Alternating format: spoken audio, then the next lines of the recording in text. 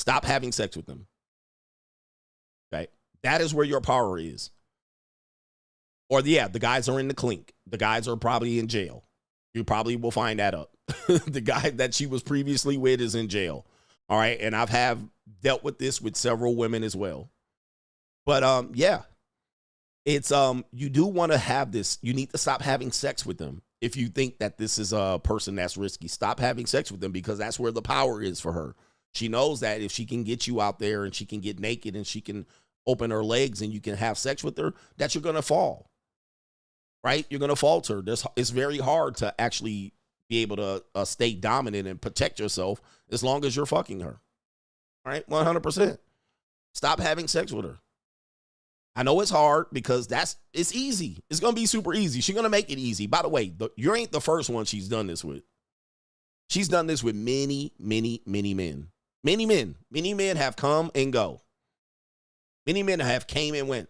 And we know that many men had to do way less than she's requiring you to do, right? She never saw marriage and kids, and she never saw commitment with these other dudes. They just came and went. They was able to get the same thing out of her that she gave to you. Okay? The same thing that she's giving to you, she gave to them with no effort or requirement necessary. She's just taking that and putting it on you. I'm going to tell you, man, I woke up to this and I saw a woman. She had basically a background in pornography. So she was trying to put me on that whip appeal. And I was like, oh, so I looked it up. Oh, there she is doing the same thing to those guys. She's doing the exact same thing that she did to me, but she was claiming she was doing it out of love. All right, but this guy was around for a day, a week, a month, not even a year. And he getting the same goddamn treatment. She slobbing on this shit the same way. He dookie on her. He pissing on her the same way that I did it. All right, just, it ain't no different. All right, she let niggas run trains on her and gangbangs, and here you are. She's telling you she loves you. You have to detach, bro. You have to detach, because as long as you're sleeping with them, it's impossible to detach. Impossible. So do your best. If you're a guy that believes that you cannot beat this, is you have to detach if you don't have the power to do so. And it can be painful. You have to go through if you get catch feelings. Again, there's a lot of so-called players over here. We're not talking about you. We're talking about the men struggling with this. And yes, there are men struggling with this. You have to detach. You have to detach. If you don't, you're going to get ran over. All they'll have to do is come over and spread their legs and you're good. And she's good. Okay, we got our brother here. It is Stiliano says, I have to check you on the replay. The job normies are tripping. Shout out to you. Okay, shout out to the replay gang. Joshua Moon says, do another Money Mindset commercial for the niggies. We will. And student loan niggies, hold that L. I don't feel sorry for these niggas either.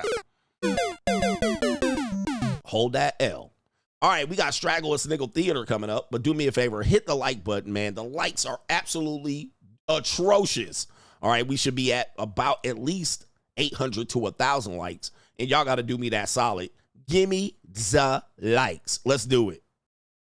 The Money Mindset 2025. Join us if you are looking to elevate your mindset to the next level and get your financial information and game back to where it needs to be. This is the Blue Chip Mindset on steroids. We have 80 plus episodes from the last 2 years that you missed available via playback. You can get all of those episodes. Also, every live stream on Sunday night with all of our great contributors with subjects, cryptocurrency, investment, money 101, money 201. Also, if you're looking to become a social media content creator, this is the group for you. 2 times a month, we give you content creator information about how much money you can make via content creation. What are the most popular forms of content creation coming forward in the next few years, and how you can capitalize on an opportunity to be a content creator. Join patreon.com/Coach Greg Adams to find the Money Mindset link. Let's get our blue chip mindset on. The window is still open. Like, ride with me if you ride with me, you can slide with me if you feel like 550 on the 5 sticky, come get high with me, that's a deal, right? Straggle and Sniggle Theater. Let's get it. Just give me the likes. Don't pass the scroll. Mugga below. We got Straggle and Sniggle Theater out here. We got Straggles and Sniggles. And we're going to start with this woman out here who she took her son took her to the prom. We got the son husband of the year right here. And we'll pop it up on your screen. Here we go right there. There's the woman right here. She says, POV, I'm not a regular mom. I'm a cool. That's all I see. Maybe she meant I'm a cool mom. And there it is. That's somebody's former torta. Well, it's not that she's not a torta. It's that that's somebody's former torta. She belongs to the streets now. Let's see this.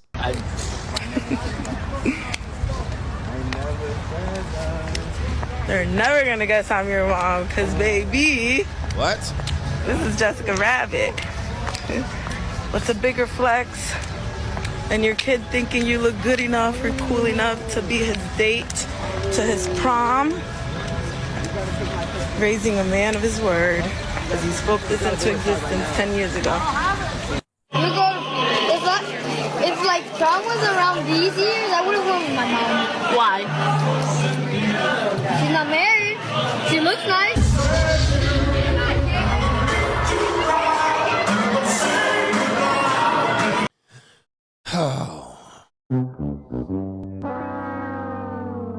Brothers, man. What the hell? Oh my God, no way. Hey, bro, come on now, dog. Come on, man. This is why fathers are needed. This is why fathers are needed.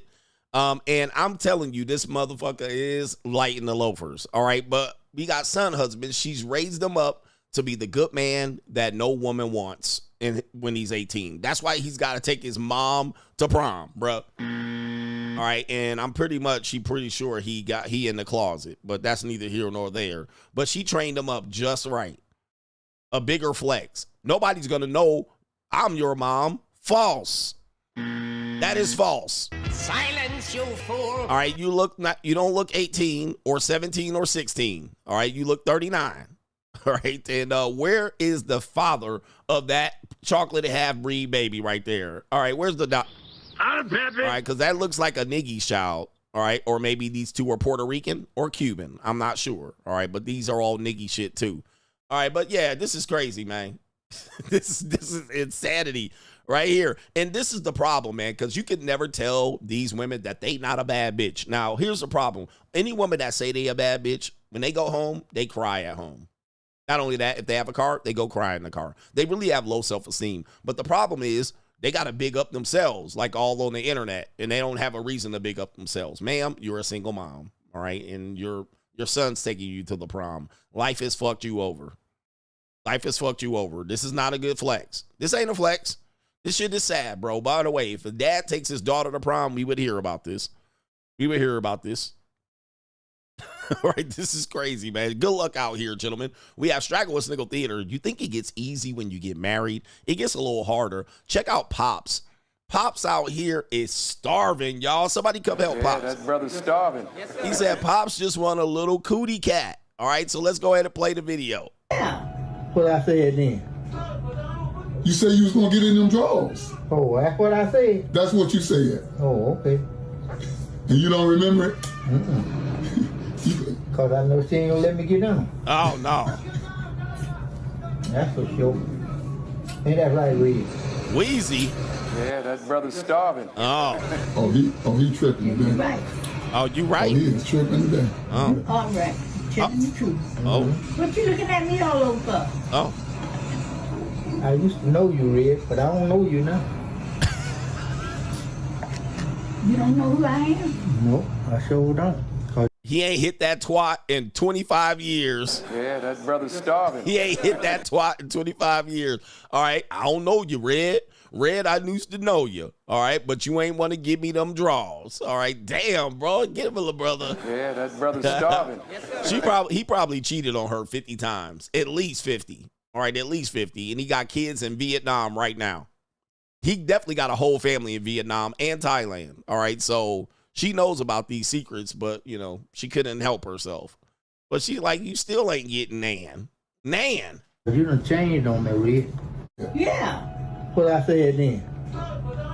You say you was gonna get in them drawers. Oh, that's what I said. That's what you said. Imagine you want to get in these draws. Like, you have to be in bad shape, all right, to want to get in these draws. Pops, get your Social Security check, head down to the titty bar, and them girls, one of them will fix your meat. All right, come on, Pops. Don't beg that old granny, them granny panties out. This is crazy. All right, we got a Puerto Rican or a Dominicana. Check her out right there. I like these Toxica Puerto Ricans. Love them. Or Dominican bitches. All right, ain't nothing better than these bitches right here. These crazy loca chicas. All right, these crazy loca chicas. Boy, do they look fantastic, but they sound like a fucking car wreck. You know what I mean? When they speak, they sound terrible. All right, these Washington Heights Puerto Ricans. All right, these goddamn Harlem Puerto Ricans and Dominicanas. All right, it says right here, New York ninjas expect us women to talk so proper. We're from the same place. All right, let's see what this woman has to say here. Bro, niggas from the Bronx and from Brooklyn be like, oh, hey, mommy. And when you respond to them, they're like, oh, you got a ghetto-ass accent, so proper. Damn, you sound like a man. Nigga, I sound like you. We from the same place. Oh. How you want me to sound? You want me to sound all extra fucking proper, have so much etiquette? Like, hi, I'm great. Like, I'm having such a good fucking time. Do you talk like that? Oh, my. Or you talk like this? Oh. Or you do that? Wow, my goodness. Oh, for humanity. Damn, I can't stand when good-looking Strags talk like this. Talk fucking like you got sense. But this woman definitely, is that her daughter dancing to TikTok? I mean, she probably had that daughter at 14 or 15 or 16. Dominicana mommy. All right, come on, mommy. Jesus. Why do they talk like this? I agree with the men who are saying, why does she talk like this? Man, get some damn etiquette. Get out these fucking streets, you street. In these streets. Street rat. All right, I can't stand that, man. Goodness, I would actually have this woman in my house. All right, I would actually let her spend the night. All right, but she a ratchet. All right, she ratchet. Look at this, man. She looks great. All right, she's gonna look like hell in 10 years, but that's neither here nor there. Is that a tattoo tear? All right, she definitely has a kid by a man that's in jail. All right, for sure, around the Bronx. Jenny from the Bronx here. Goodness, this is a little too much. Bro, niggas from the Bronx and from Brooklyn be like, oh, hey, mommy. And when you respond to them, they're like, oh, you got a ghetto-ass accent, so proper. Damn, you sound like a man. Nigga, I sound like you. We from the same place. Oh, my goodness, boy. Yeah, she's seen one of her boyfriends has murdered someone, at least in their apartment. All right, for sure, in their apartment. She's seen it. And look at this jawline. All right, never mind. All right, I'm not doing it. I got to be careful. We got Straggle, Sniggle Theater. We have this woman out here that says she's tired of you men looking at her. She's tired of you men looking at her. This is what happens when men make eye contact with her. I don't know if this happens to anybody else, but the anger I get from making eye contact with a man is like so ridiculous sometimes. Look, at the Hives, I just got literally just from making eye contact with a man. I literally feel so disgusted. I feel like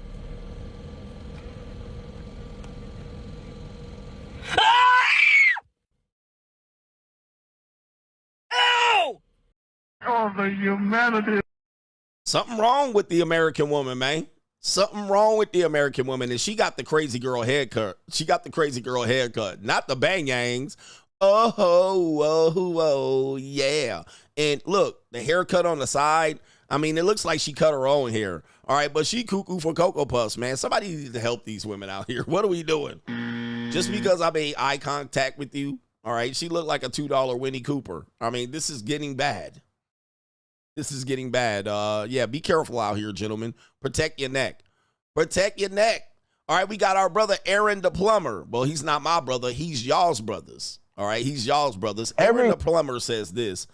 Let's see if we can find Aaron the Plumber. Aaron the Plumber says this. Every black man should go to prison for 90 days. Oh, the humanity. Now, these were the street guys that were supposed to have the mic. Benzino, these were the street guys that were supposed to be listening to. All right, so let's hear it. Every black man should go to prison for 90 days. Every black man, I feel like when they turn 18 years old, Bro, send them to prison. No, real talk. Real talk. Send them niggas to prison for 90 days. Yes. Nigga he gonna have in his mind, nigga, I knew in 3rd grade, God take the breath from me right now. When I was in 3rd grade, when niggas asked, what do you want to be? I'm like, I want to be a gangster. Hey, Benzino, these are the guys that's supposed to have the influence, not the squares, not the lames, okay? These guys, all right? In 3rd grade, I wanted to be a gangster, all right? And hence, this is where we are, all right? This is what he is. Thank you. Thank you, street people, for wanting to be better than everybody else. Thank you for your fucking sacrifice out here in these streets. So we can so-called continue to listen to you in your 40s and 50s after you done fucked your life up trying to be a gangster. Okay, but this is crazy. Tell us more, Aaron the Plumber. Tell us more. I want to be a gangster. I used to watch the game, vlog videos, and all these niggas. I'm like, I want to be a gangster.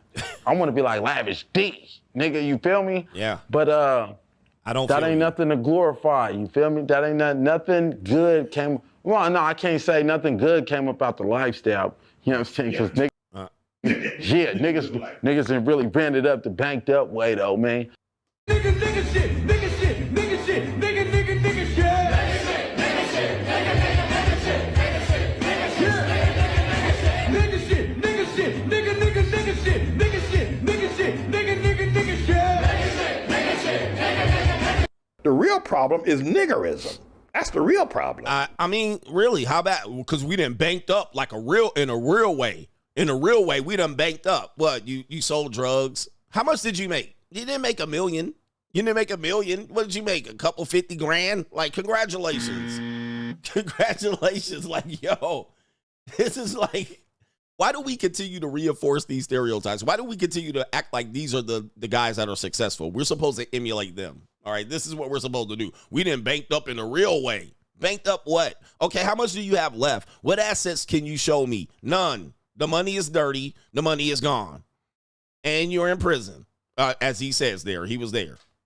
Well, I can't glorify it. We really banked up. Nothing to show for it today. Nothing to show for it. But this is your people out here. These are the people that's supposed to be the influencer. You know what I'm saying? But I'm very fortunate, you know, to be in the position that I am. Yes. Coming from the background that I came from, Badesky. So same story. If I could go back in time, I wouldn't take nothing back, bro. God, run it on replay. Oh, Jesus, man. Run it on replay. Do it again. Hey, let's do it again. Let's actually do it again. I'll do the same crimes and everything. Again, run it on replay. Yeah. Yo, this is crazy, man. It's insane. All right, it's insane. All right, how many more videos do we got? Brittany Renner is back. And yes, she is, again, without the hijab. And she's back here in these streets. See, this is the problem. In these streets? This is the problem. When I will play the video here, this is not a surprise. I called this. I said she was only being a fake Muslim for her man. All right, her man, which was Kevin Gates.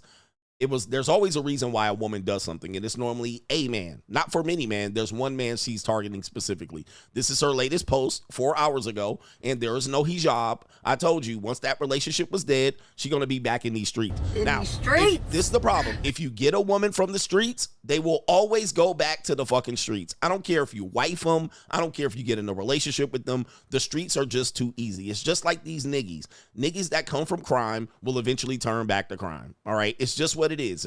Listen, the fast money and the attention is just too easy to turn away. They might take a break. As the Black Ram 313 say, a relationship is just a break from the streets. The relationship for women is just a break from the cock carousel. That's all it is. It's just a break. She took a break. She went to her final whore form, which is religion. And then now she's back in the fucking streets. It don't take long. In these streets. They'll basically tell you that they're done with the streets. I don't want the street life anymore. They'll give it up for 2 weeks. And they'll fake the funk like a nasty dunk. And then all of a sudden, when it doesn't work out for them, they're going to go back to the fast life. In these streets. I don't care if they're 20, 30, or 40. It's going to be the same fucking story. All right? It's going to be the same story. In these streets. All right? Especially if they do it for one man and that relationship doesn't work out. Give it about 10 seconds and they'll be back in the goddamn streets. All right? That's what they're going. I'm going to the streets. End of story. Listen, it's kind of like what Aaron the Plumber was saying. The fast life, they can never say that it wasn't worth it because the money came in so fast. Now he's doing plumber appointments, making, $20 an hour. All right, where he could have pitched some crack and made way more than that in 10 minutes. All right, so yeah, that's where it is. So she's back in the streets. All right, so there you go. Not a surprise. I told you that this was coming, and here we are. We got a couple more Straggles in Sniggle theaters. We have some passport Pookies. We have a guy that said he went to Thailand and he shot up the club. All right, well, not in the Chicago way or not in the real way. We have this one out here.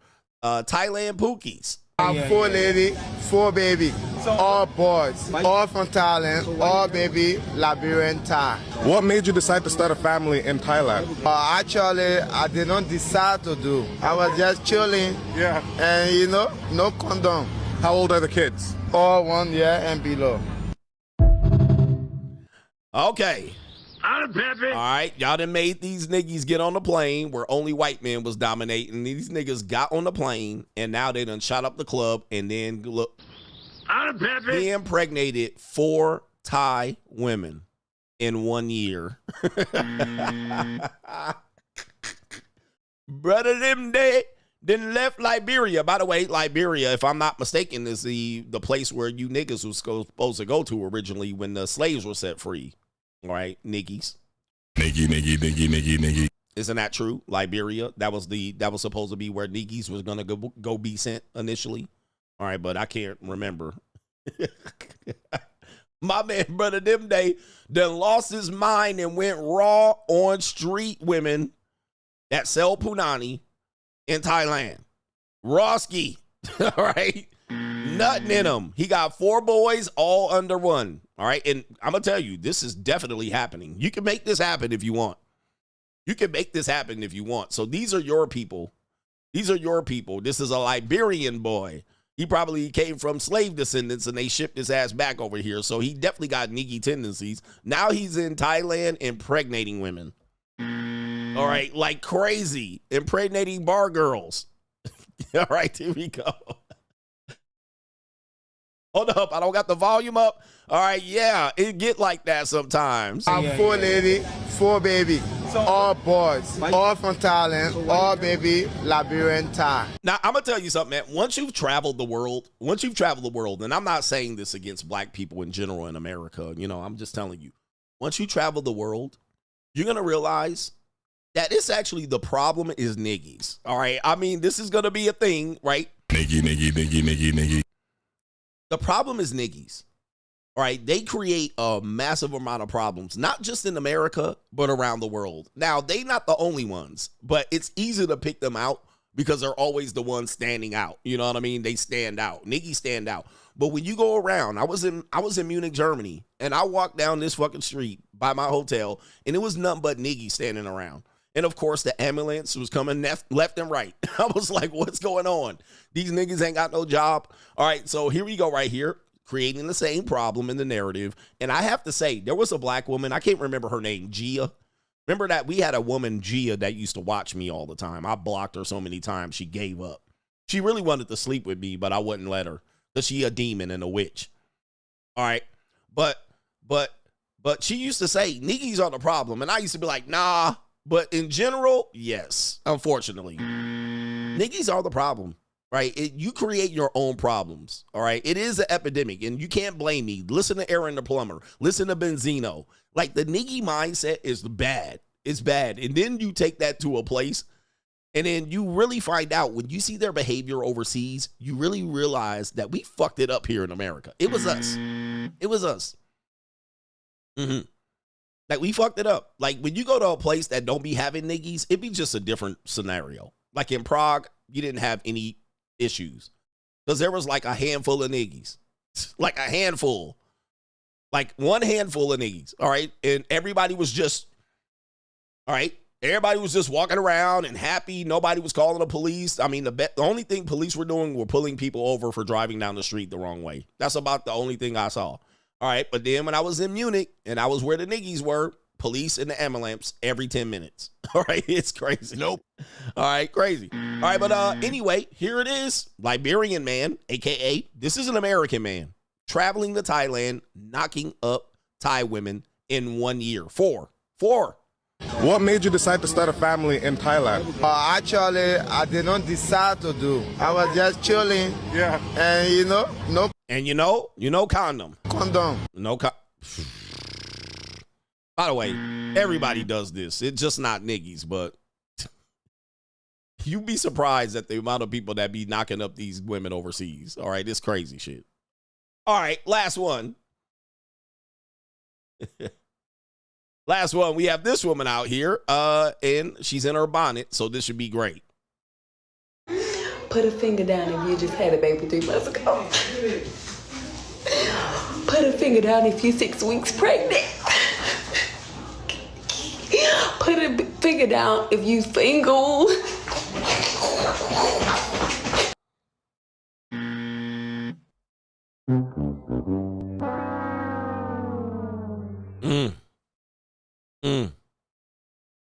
Yeah. Again, the streets are cold out here. In these streets. All right. Single, 2 kids, had a baby 3 weeks ago, pregnant again, no husband. And she jumper for joy. She jumper for joy. And really, this is pain, right? She knows she in bad shape. She knows she done fucked her life up. This is pain, but she's trying to show it like she's happy. Yeah. And she looks like a typical Chicago straggle. All right. She definitely looks like she's from Chicago. Project bitch. Cabrini Green broad. All right, for sure. Is Cabrini Green still around? This is crazy. Margaret Sanger is wanting to exterminate niggies right now, for sure. Yep, it's a Pookie, right? This is drug dealer Pookie. This is the guy that has all the drugs and they smoke out and they just nut in her. I mean, this is crazy, bruh. Where's Margaret Sanger at? And you can see the Songmeister done got her already. 2 kids, right? Well, 1 in her belly. I'm surprised she ain't aborted it. Put a finger down if you just had a baby 3 months ago. Put a finger down if you're 6 weeks pregnant. And she ugly. You know what I mean? Like, that's the crazy thing about it. She ain't bad looking. It ain't that bad, but she ain't that great. But Nikki's still going to shoot up the club. All right, they just going to use her as a cum dumpster. 100%. Put a finger down if you single. Look at this. Look at this muskrat. I've never seen a black muskrat. All right, but we seen one. I mean, yo, just, whew, it's a tough life out here. It's Straggle and Sniggle Theater. Your people. Like, ride with me if you ride with me, you can slide with me if you feel like 550 on the 5 sticky, come get high with me, that's a deal, right? All right, keep them titties jumping. All right, shout out to her. She had her titties jumping, and that possibly why she recorded the video. All right, because ninjas will still hit, that's for sure. All right, coming up next, we have Agree or Disagree coming up here, but we might have a little bit of motivation on Good Egg Greg. We got Good Egg Greg in the building, yeah. Shout out to our brother NGN says, but CGA, snake oil salesmen, PUAs, and wannabe players say you not a real man unless you done made stupid mistakes in your past. Like cold approaching 1,000 women. Meanwhile, making fun of guys who are making millions streaming video games being safe inside. All right. And he says this one right here. The real problem is niggerism. It is That's a problem. the real problem. I agree with you, Reverend. I can't remember his name. Pastor Porkchop. Like the game is still this idea that you have to be outside just making mistakes. Like just throwing your life away. And I don't think people don't realize how much women play a part in that. Women play a part in this. So because they end up in their early lives having sex with these men and having relationships or having unconventional type relationships with them. They'll play with these men for years and be on their roster. And they'll be on their roster faithfully. But what'll happen is they'll want you to be loyal to them. You're like, I'm sorry, what? So the women then, early, because these men are prominent, they got status. And of course, when they're young, they're dumb and fun and they got access to the smokes. And so these men will mate with these women and then they will ruin them. And then they'll come out and then men will judge the women based on their past association with these men. And then they will say it's unfair for us to do so. It's unfair. You shouldn't judge me by these relationships. But I'm like, you gave this man your prime fucking years. You gave this man your prime years. And we're supposed to just sit back and be like, well, it's okay. Yeah, the fact is men have a problem with this. And the fact is people are not acknowledging that this is a problem. We're supposed to just be, well, that's your problem. That's your self-esteem. But what'll happen is if you commit to them, these women will run back to the streets. All right, so you already know what's going to happen. All right, this is not a surprise. This woman's going to close down shop. She's not going to fuck you anymore, right? And she's going to probably divorce you, or she's going to return to the streets. We already know what's going to happen. Now, she's going to play good for a year, 2, 5, 7. She's going to play good for a little bit. But the streets, she's going to want to go back to. And then you made the risk. Oh, ain't nothing wrong with a woman like that want to change her life. You took the risk. The guys, the Chads and the Pookies are still hovering around. She's still attached to them. She's still imprinted by them. She's still loyal to them. And when they come back, return, they get out of jail, she's going to go back to them. It's going to be the thing. Now, this is the sad reality. So we're telling men a new strategy around this. There's a new strategy. If you want to be able to understand this and know what to do, okay, we're giving you the strategies around this. But you cannot think that women are not going to do this. Right? There's women that are going to do this. And by the way, Nia Long famously said, when I was 14, I was dating a 32-year-old man. When I was 13, I was running around in the streets with the drug dealers and the gangbangers. And then what happens is when they turn 40, they start crying on the internet. What happened? All right, they're like this. What happened? Where did all the men go? What happened? All right, they at the nightclubs, they want to take a break, a breather, and then they get done with the nightclubs, and then they want to go ahead and parlay that into a regular relationship. They want to take a break from the carousel and the street life, and then guess what? Then they want to put on you, and then you take the risk. They marry you, they get a kid or 2 or 3, they divorce your ass, and return right back to the streets. All right, this is what you're dealing with. This is what men are dealing with, and this is the female reality epidemic that we're dealing with. By the way, the support is atrocious, all right? Just so you guys know, it is absolutely terrible. And we're still got what? How many hours? All right, we're still at the hour mark. All right, good luck making it to hour 3 at this pace. All right, at this pace. Let's see here. We got our brother here. It is the 3rd. Okay, it is the 3rd. No. It is, let me see here. Shout out to Landy Chapman. You're not lying, coach. He says, tell these dudes the truth. All right, I'm going to say it again. You're not lying, coach. Tell these dudes the truth. I'm only here for the truth. This is a co-sponsorship. I'm rich, all right, but what I'm telling you is the truth. Okay, I know there's some people out here. Ladies, are you here? Where are the ladies at? Ladies, come on. Meow. Meow. Come on out, ladies. Ladies, come on out. And by the way, it doesn't matter how old you are as a man. You're going to deal with this. Where are the ladies at? Ladies, number 1. Yep, number 1. Y'all need to be honest with these men. And the reality is they're not honest. What they're saying is my past shouldn't matter. That's what they're saying. When you hear this, guys, that is a symbol of do not marry her, right? Do not marry this wench. Well, my past shouldn't matter, all right? Yes, that's the international symbol of you're about to get cucked. You're about to get cucked, disappointed. You're probably a kid that you had ain't going to be your fucking kid. Okay, you better get a DNA test on one of them kids. All right, because if you have a baby by that kid, like most of the guys that she's been with are probably similar looking to you. So she's going to say, of course it's your baby. And then you're going to be taking care of a kid because you don't want to run a DNA test.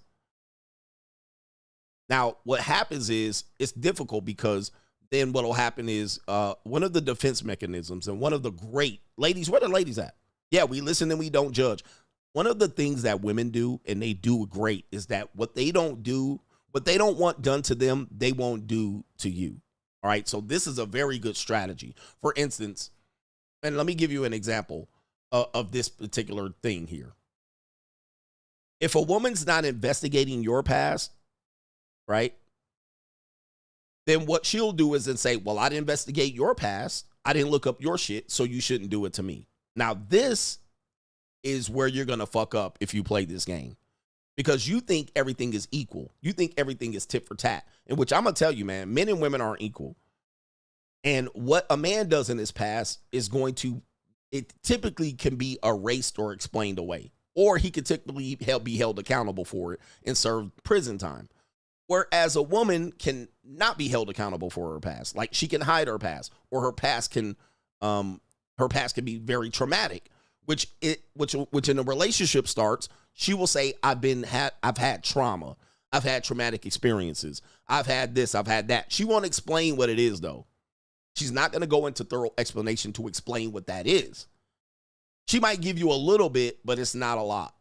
It's not going to be what it really is unless you investigate. And when you investigate, you're going to realize that past was not so much in the past. It was literally like 4 weeks ago or less than a year ago. It was literally currently. You knew it. Like, you knew her at that. It was not in the past. All right, you can track it back 8 weeks. It was 8 weeks ago. And she basically just shifted and say, I don't want to talk about it. I want to progress forward. It shouldn't matter. Oh, it'll matter, bro. It's going to matter, right? Because you're going to realize that past is, women do change very quickly. They metamorphose. They're like caterpillars and butterflies. That's why they like butterflies, right? They always want to tattoo a butterfly. So what'll happen is she will say, I'm in another era. I'm turning the page. I'm starting a new chapter. All right. I'm on a new journey. This shit is weeks ago. She just flipped the script a week ago. So she don't want to talk about anything before that week. Right? It doesn't matter. But the problem is her past is what you're investing in. A woman doesn't invest in your past. She invests in what you have going on, your potential, your future. What does your future look like? That's what's important to her. Now, she might say, well, you was out here getting ran through, which a man can't get ran through unless he's a Duke shooter. I can run through broads. Yeah, I was out here running through broads. But most of that time, I think in general, that's not a disqualifier for women. That's not a disqualifier. She don't disqualify men because men run through broads. It actually makes it so that he might actually be a better sexual partner. They actually get the ick when the man doesn't have any hoes or any track record of having women. So that's not a disqualifier. For the man, that's a disqualifier. So it's not equal. It's not tit for tat. Well, you was out here running through hoes. Yeah, and that's why you want me, bitch. All right, you want me because you know I got hoes. All right, but in the end, when we know women got hoes, we're like, we don't want nothing to do with it. So having a man that has run through many women, that if she backtracks that history and says, you ran through 100 women, that's not a disqualifier for that man, because she's been fucking men already that ran through hundreds of women, pause. She's been already fucking men that have already ran through 100 women, and it never bothered her. She just jumped on the dick. Now, you, on the other hand, it's not a disqualifier for you either. It's a disqualifier for men. If we find out she got 50 guys, we automatically like, yo, like, this is crazy. Don't let her be under 28 with 50 guys. You'd be like, this is crazy. But this is why they don't want to discuss that, because if you find out, that past is not that far away. All right, especially if you're dealing with younger women. When you're dealing with older women, it could be very far in the past. But I implore you guys, this is an important thing. All men, please investigate the women that you're with. Please. You will thank yourself for this. And if she avoids it, just move on. I know it's going to be hard. You're going to wish you did it. And that includes mental health history. That includes her sexual partners. You don't need to know all of them, but you probably need to know the most recent ones. You need to know who they are, what their names are. And this is if you're getting in a committed relationship. I'm talking about a committed, and you're talking about marriage and possibly impregnating her. You want to know.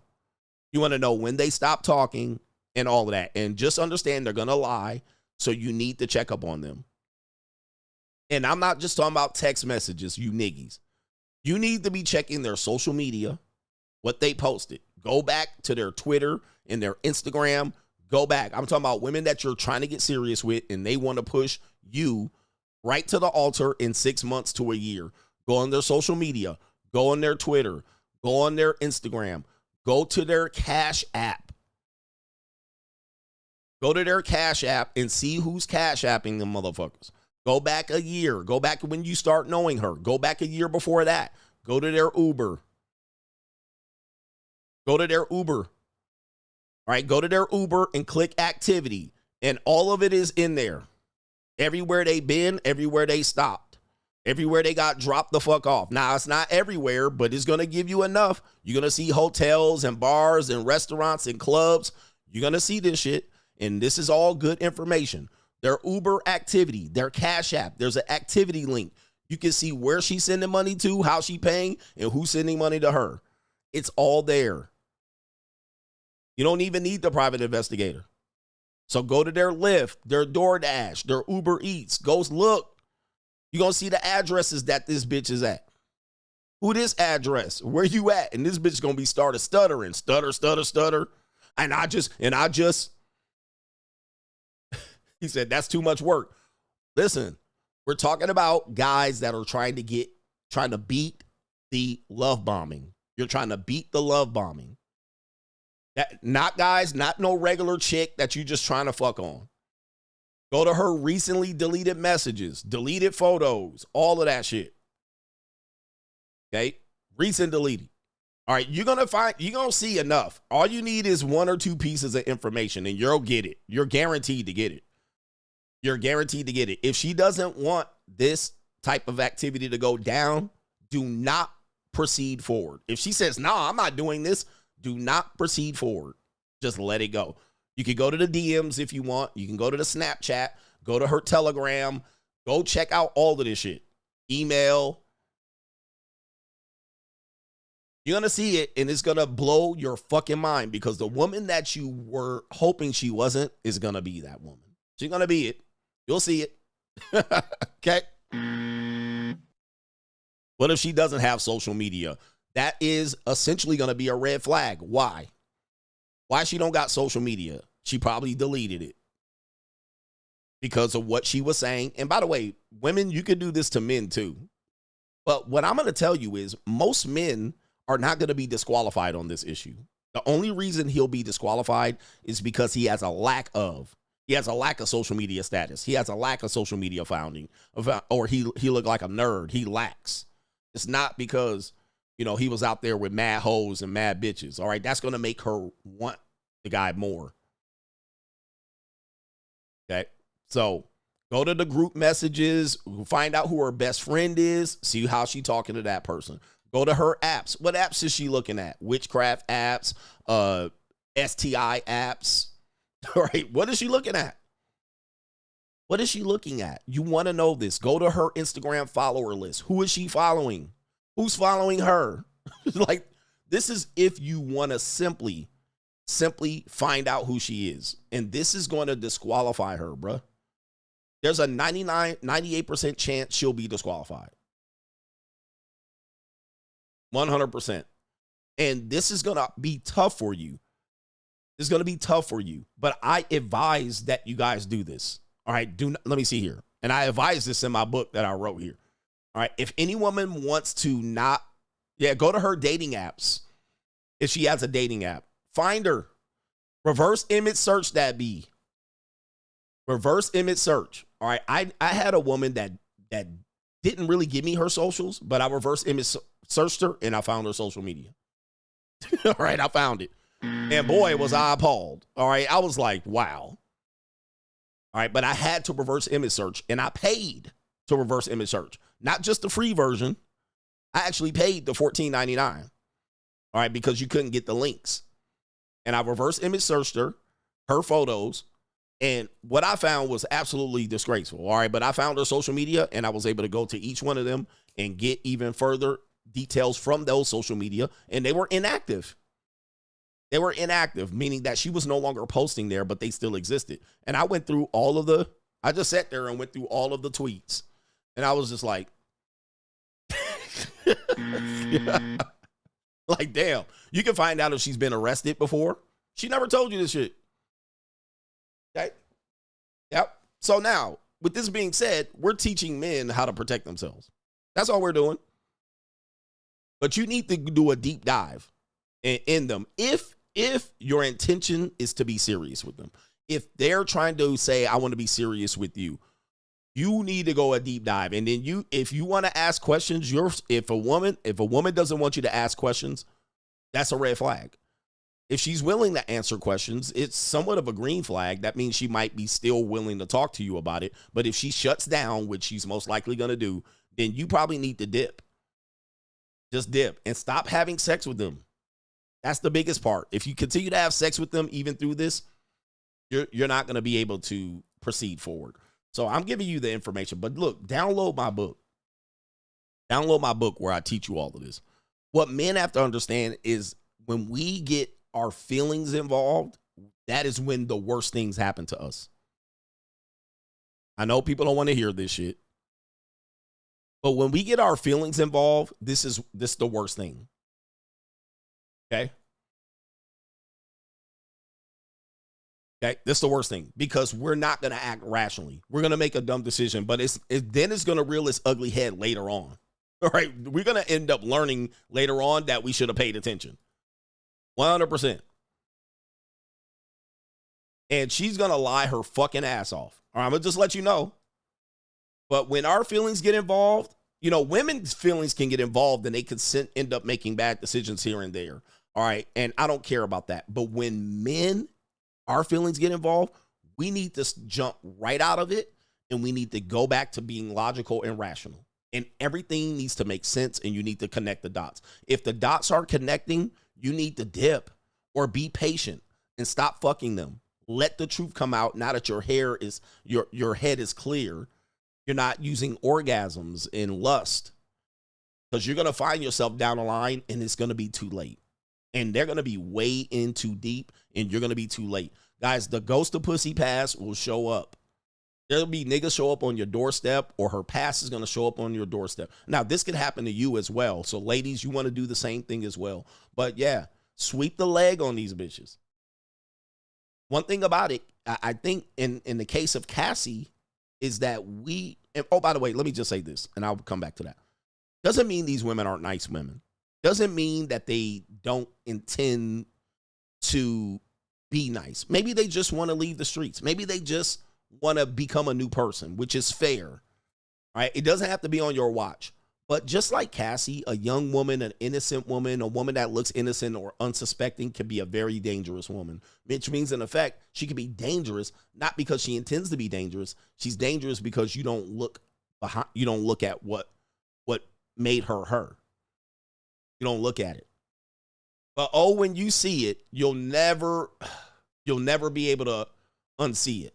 And for men, this is not anything related to insecurity or anything like that. But these things will come up. I'm going to tell you, man, look, you want to see the men she dated before you. You want to see this shit. I know you don't want to see it, but you do. And when you see it, if you happen to see the men that have sex with her, okay, or dated her, you're going to go, because it's going to put things in perspective. You're going to go, wait a minute. There is no way that this person have been honest with me the entire time. There's no way.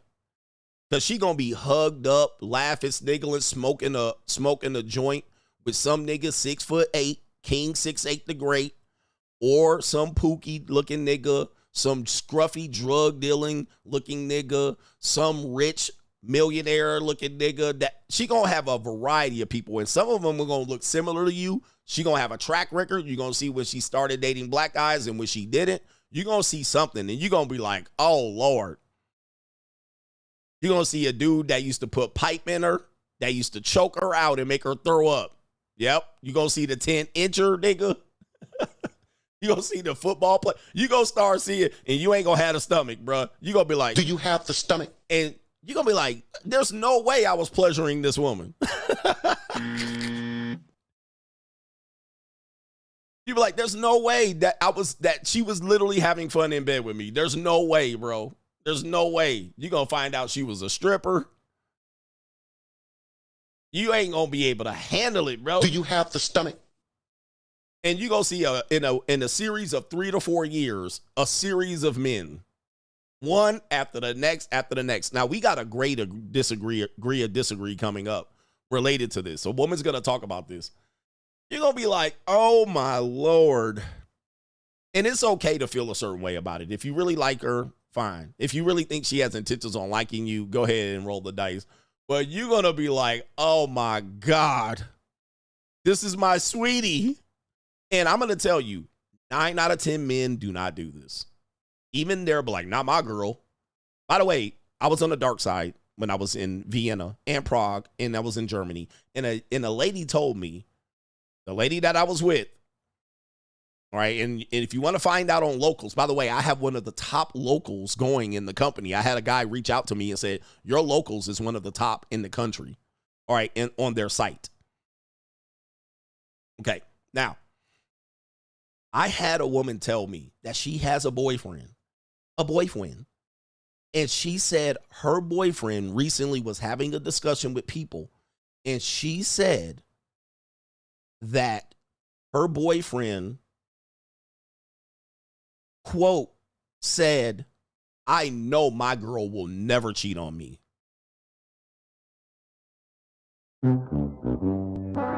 This is a woman sitting across from me in another town away from her boyfriend, right?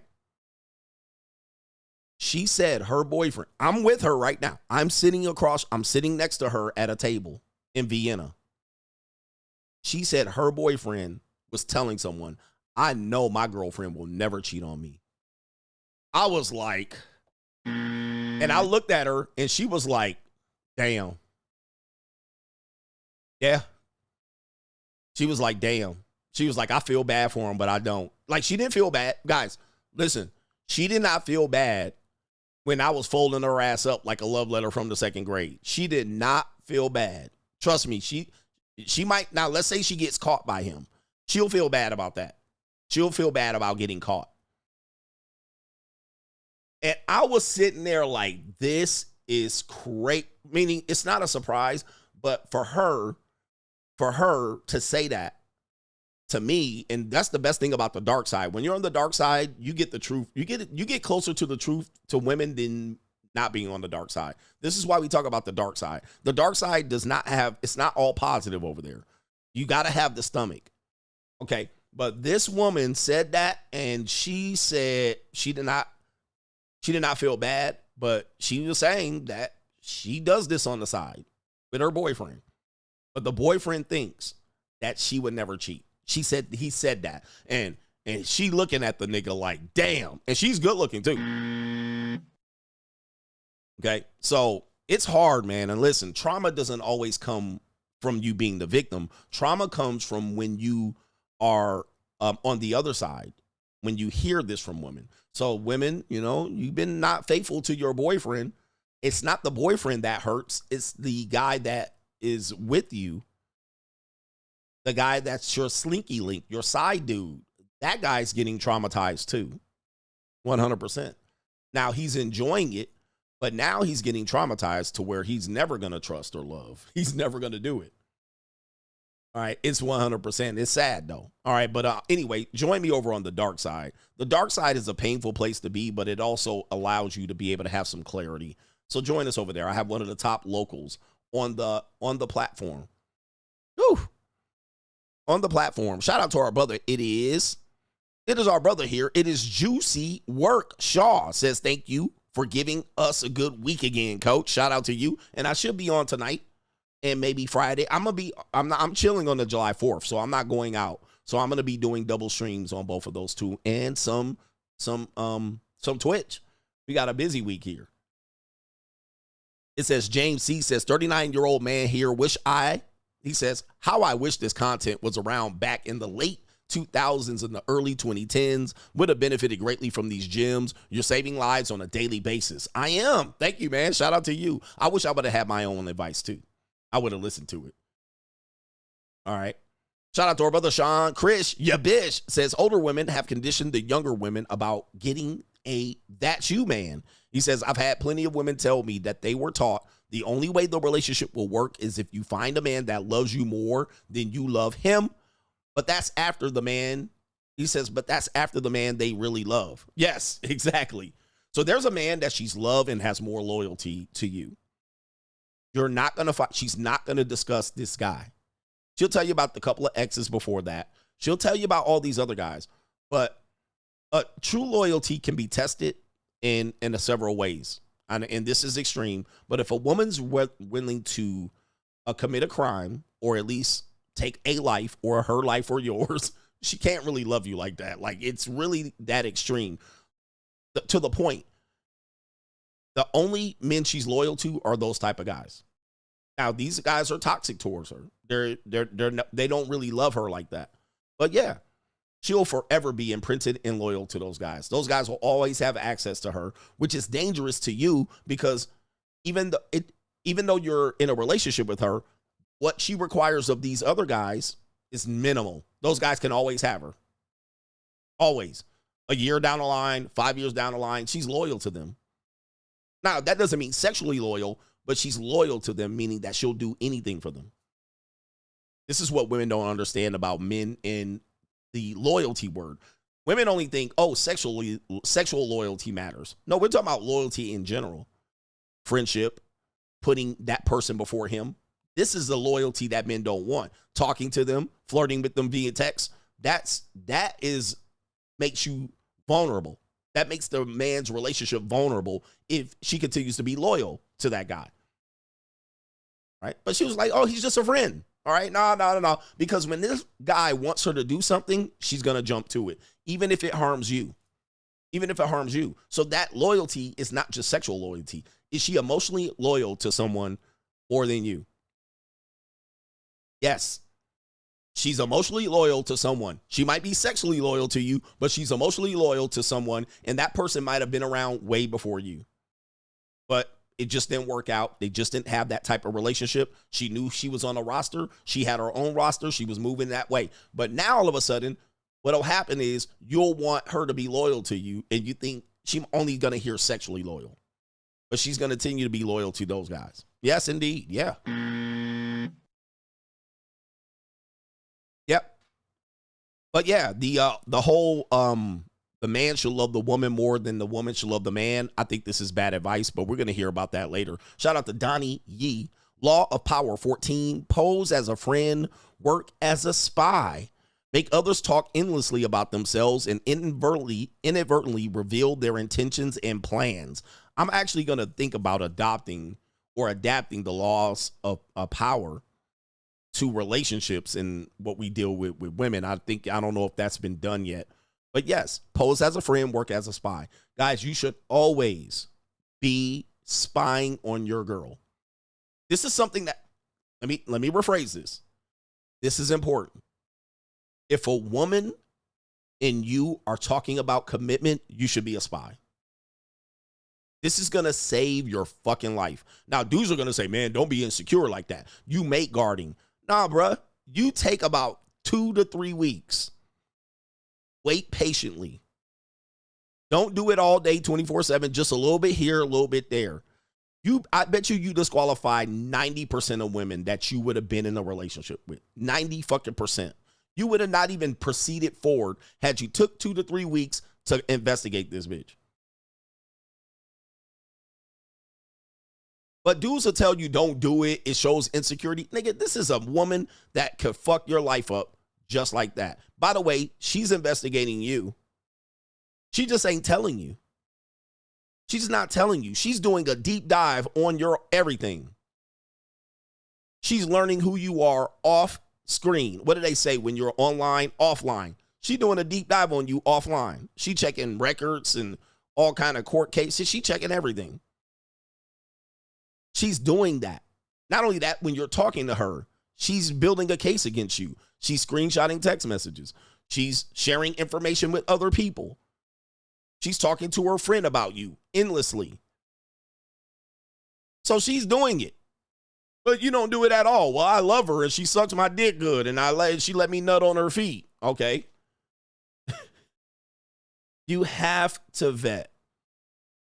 The number one red flag is going to be the mental illness. That should be number one. And anytime she mentions trauma, this is red flag number 2. This should get you in a deep dive to where you ask questions. Okay, hold up. You said you're on mental health. Why? And it's going to be bang, bang, bang, bang. All right, that should get you to run, but you don't. All right, then you're going to hear, okay, you've been in therapy. Why? When? What? How many times?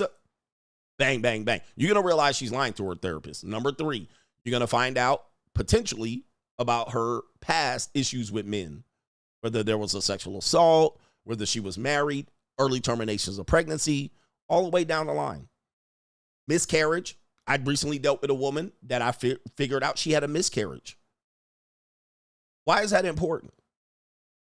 Why is a miscarriage important? And it was a recent one, relatively, because the woman was young. I think she was like 26, 27. All right. But she had a miscarriage within the last 3 years. Why is that important? You're going to then find out a whole bevy of information once you go down that rabbit hole. She said, oh, I was traumatized. This is what happened, and I'm not trying to give out too much information. But the woman said we were planning to see each other, but she couldn't see me on a Thursday. All right. And she said, I have a meeting that I go to every Thursday. Now, eventually that came out, but she was like, I can't do it Thursday. That happened a couple times, and it came out she goes to a meeting on Thursday. Now, it did come out that she had some drug. Now, most women and drugs go hand in hand. So she had some drug issue. I thought it was related to the drugs. But I continued to ask, but I didn't press. What's the meeting about? What's going on with this? I didn't get the information, but later on she let it slip that she had a miscarriage 3 years ago. All right, so she was like 23, 24. She had the miscarriage. Then she said that's why she goes to the meetings. This is why she had revealed it. Well, I was traumatized by it. I haven't recovered from it, blah, blah, blah. There's a support group that I go to, and this is one of the things she goes to. All right, now, I'm like, okay, whatever. I'm going to eventually get the truth. But here's the problem with that. The person that she was intending to have that baby with, you need to find out who that is. Okay? That's what you want to know, because that person is still around. Not only that, she intended to have a baby with this person for life. She intended to be with this person or this man to be around for a long time. Who is that? That's who you need to find out. Then you're going to find out she still talks to that guy. This guy was somebody she slightly introduced to you. Oh, this is a friend, or this is a guy. I talked to him, but he has a girlfriend. He's married. So he's already married and moved on, but she still talks to him like a friend. And they probably still fuck on the side. Now, we often think women are running around cheating on 15 guys. It's normally 2 or 3 guys. All right, they don't got really all of that to cheat with 15 guys unless they're just in the hoe phase. All right, they're really got like 2 or 3 other guys. And they continuously revolve around those 2 or 3. Who's he? Who's the guy that you were going to have his baby? That's the guy you need to know, because what you're going to find out is she was willing to do some risky shit with that guy, right? You're going to find out that that guy somebody said he might be in jail. He's married to another friend, and she still talks to him. It was a guy that she said she met up with, and she just said, oh, I'm meeting up with my friend Jake. You're going to find out weeks later, Jake was the man that she was impregnated by. Jake is the boyfriend. Jake is the guy that she texted and said, oh, that's Jake. Don't worry about him. You're going to find out there was a longer history with Jake. You're going to also find out that Jake comes over there and still beats that motherfucking punani up every now and then. Every now and then. Every now and then, Jake comes over and still nuts in her, right? They still have this long-term emotional connection. This is one of these things that you're going to have to realize. You want to do a deep dive on. If you do not ask these questions, you're going to get got. You're going to end up finding this when you're in too deep. You're going to find out about this when you're engaged with her. You're going to find out when you're married to her. And then you're going to go, why didn't you tell me about this? Oh, I didn't think it counted. I don't think you should have known that. I don't think it was important. Okay. Yep. I found out a woman said this about a guy, and I had to look at her Cash App, and there was a whole history of Cash Apps between, but he was only around for this amount of time. We kind of hooked up once. But then I looked, and they had years of history together. And I was like, oh, you actually were with, oh, okay. And then it eventually came out, oh, people knew me as his girl. We weren't really together, but the problem was with that was when I was with her, all right, that guy was around the entire time. But she claims, oh, but we didn't do anything. See, this is why you have to deep dive on them. Because did they do something? Of course they did. But because it doesn't count, oh, well, I didn't really thought that he didn't really count because he was kind of before you. When you don't investigate, you're going to set yourself up for failure because they're going to keep this information and guard it away from you unless you ask. If you ask the right question, you're going to get the answer. If you don't ask any questions, you're not going to get any answers. If you ask the wrong question, you're going to get partial answers. So we're teaching you this as a way to guard yourself from making a mistake. Okay? Yeah. Now, yeah, somebody said, if you're just casual with them, please do not do any of this. Do not even waste your time. All right? We're talking about people that you're getting serious with. And she even say, I didn't think you worried about people that I wasn't in a relationship with. We're having sex. All right. And they're comfortable. And you're like, what? He said they don't answer. That's why you have to take over the investigation. That's why you have to take over the vetting. This is vetting, and no problem with vetting women. Any woman that has a problem with the man vetting them, you are the problem. And really don't penalize her every time she fucks up. All right. Because then she's going to shut down on you. Okay. So every time she gives you an answer you don't like, do not penalize them on the spot. You can penalize them later. All right, but eventually she'll shut down. But how much information do you need, Nikki? Okay. Shout out to our brother Ko-Fi supporter says, keep teaching and preaching the truth, coach. He says, always do your research and don't be blinded by the booty. Booty. I'm rich. Shout out to you. That's a co-sponsorship. Yes, do not be blinded by the booty. Okay, do not be blinded by the punani and the titties. Do not be blinded by her batting her eyes and her words. These things are useless to you.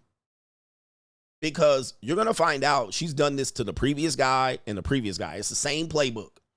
She just brought it to another guy. Same fucking playbook.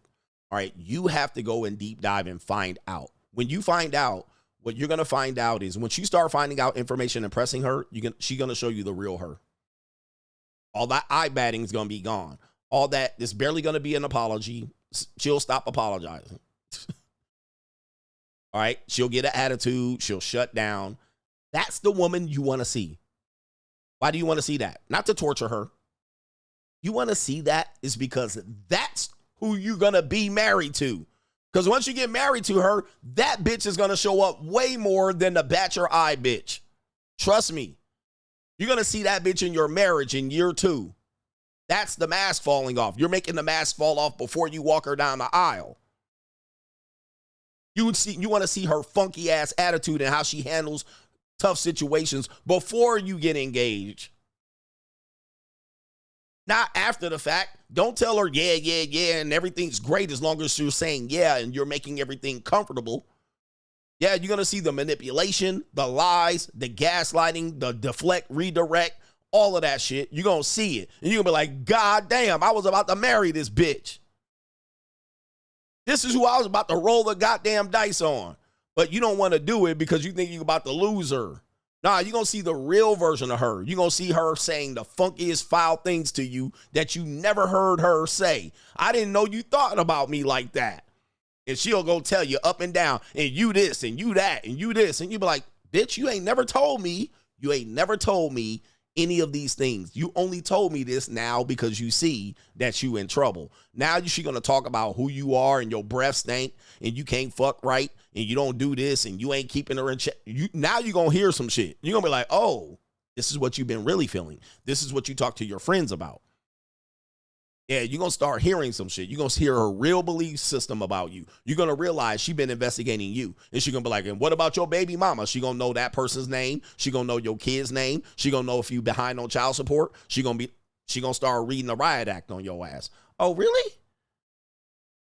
Oh, I didn't really realize you was doing all that goddamn investigation on me. I didn't really realize. Yes. That's what you want to see. You want to see that way before you get in there and you tell her, I love you and I'm ready to be committed to you. You're going to realize that shit. And so this is what you have to guard against. You're going to realize she don't like your hairy back. She don't like your little chorizo. She don't like your stroke. You're going to realize it. She don't like sucking your dick. You're going to realize that. You're going to realize she flirts with other guys. She goes to bars and flirts with other guys. You're going to realize she talks to her little boyfriend. You're going to realize it. So this is what we're telling you guys. You guys can't be the man. You can't be the one that loves her more than her. Because if you do, well, then she got you in Alec Fine position. She got you in Russell Wilson position. Right? So she got you in a position she wants to get you in. You, on the other hand, can't do this because she's playing a game that you don't realize she's playing. She's investigating and betting you. She's turning over every stone. She knows all the girls you fucking fucked around on or with. She knows it. She's not leaving, though. She just accepts it like, okay, it is what it is. But that does make her say, well, I ain't going to be loyal to him. So she'll be unapologetic about that, too. She's like, well, he got a pass, too. I got a pass, so it is what it is. All right. Sorry to go off on that.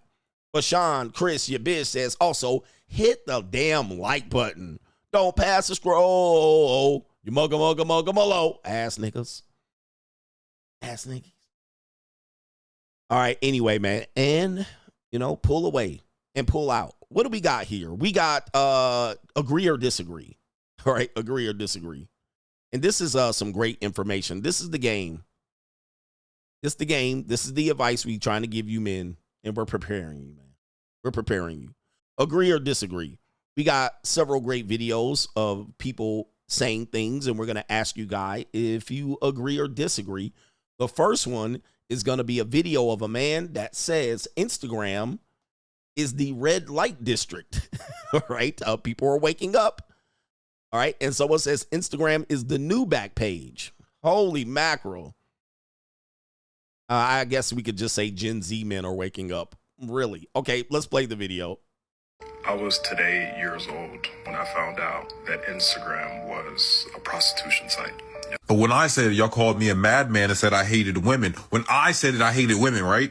I remember I made a post saying that the most unattractive Instagram for a woman to have is an Instagram with a whole bunch of different city and country highlights where she's always at some fancy brunch or restaurant spot and she's always done up in every single post. That's all you ever see. Her on the beach in a bikini, like I said, in the restaurants, and all her highlights are different countries. You know why? Because she's an escort. That's why it's unattractive. But that's not, look, if you're not an escort and that's what your Instagram looks like, that's what you look like. You look like a hooker. I'm sorry to tell you, babe. I'm sorry. You look like a hooker. I'm sorry. Because all those Instagram baddies that you see, and that's what their highlights look like, and their whole thing is that they're an Instagram model, and then they got like email for inquiry. I can't speak inquiry. Yeah. If that's what it says in her bio, she's a hooker. I'm sorry to tell you. You think she's 19 years old in Dubai on a yacht because how? She's 20 on a yacht in Spain. How? What do you think she does to get money? She's college age or just graduated high school and she's in all these different countries. The only excuse is if her parents are rich. Okay. All right. I mean, come on. Listen, I can stop this right here. This is obvious. This is something that we've known and I've been saying in this space for many, many years. And the space has been saying it. This should be obvious, but not for many people. A lot of people had their head in the sand. And so he has a bonnet on his head. But so this should be obvious. If it's not that she's selling punani, she might have sold punani, or she also might have had some sort of Snapchat premium or OnlyFans type content. This should be fairly obvious. I even know mainstream influencers, if you will, that have boyfriends and husbands that have this. Oh, she sells workout plans, coach. Okay. You think she's behind the computer selling workout plans and making custom workout plans for people? She's not. She's not. Don't think she's making. She might make a few here and there. All right. She might copy paste a few here and there. All right. She's not getting rich off of that. All right. I know one woman that got a whole boyfriend that tricks on her like crazy, and she got OnlyFans. All right. So that's where her bag comes from. That's her primary income driver. But yeah, this is a common sense thing at this point. This should be an obvious. And I've actually dealt with women and met with women on the dark side that have these profiles. So I know this to be true. I'm with them. I'm with those women that you see that have those type of profiles. Like, that's who I be with. All right. And yeah. And sometimes they even will, front and say they have a front organization. They do real estate, personal training. This type of thing is just front. It's a front. If it doesn't make sense, it doesn't make sense. Oh, they'll also hide behind the fact that they have their family took them to Dubai. They'll say that. My family took me to Dubai. Okay. All right. Sounds like a family place to go. Yeah. Yeah, that's great.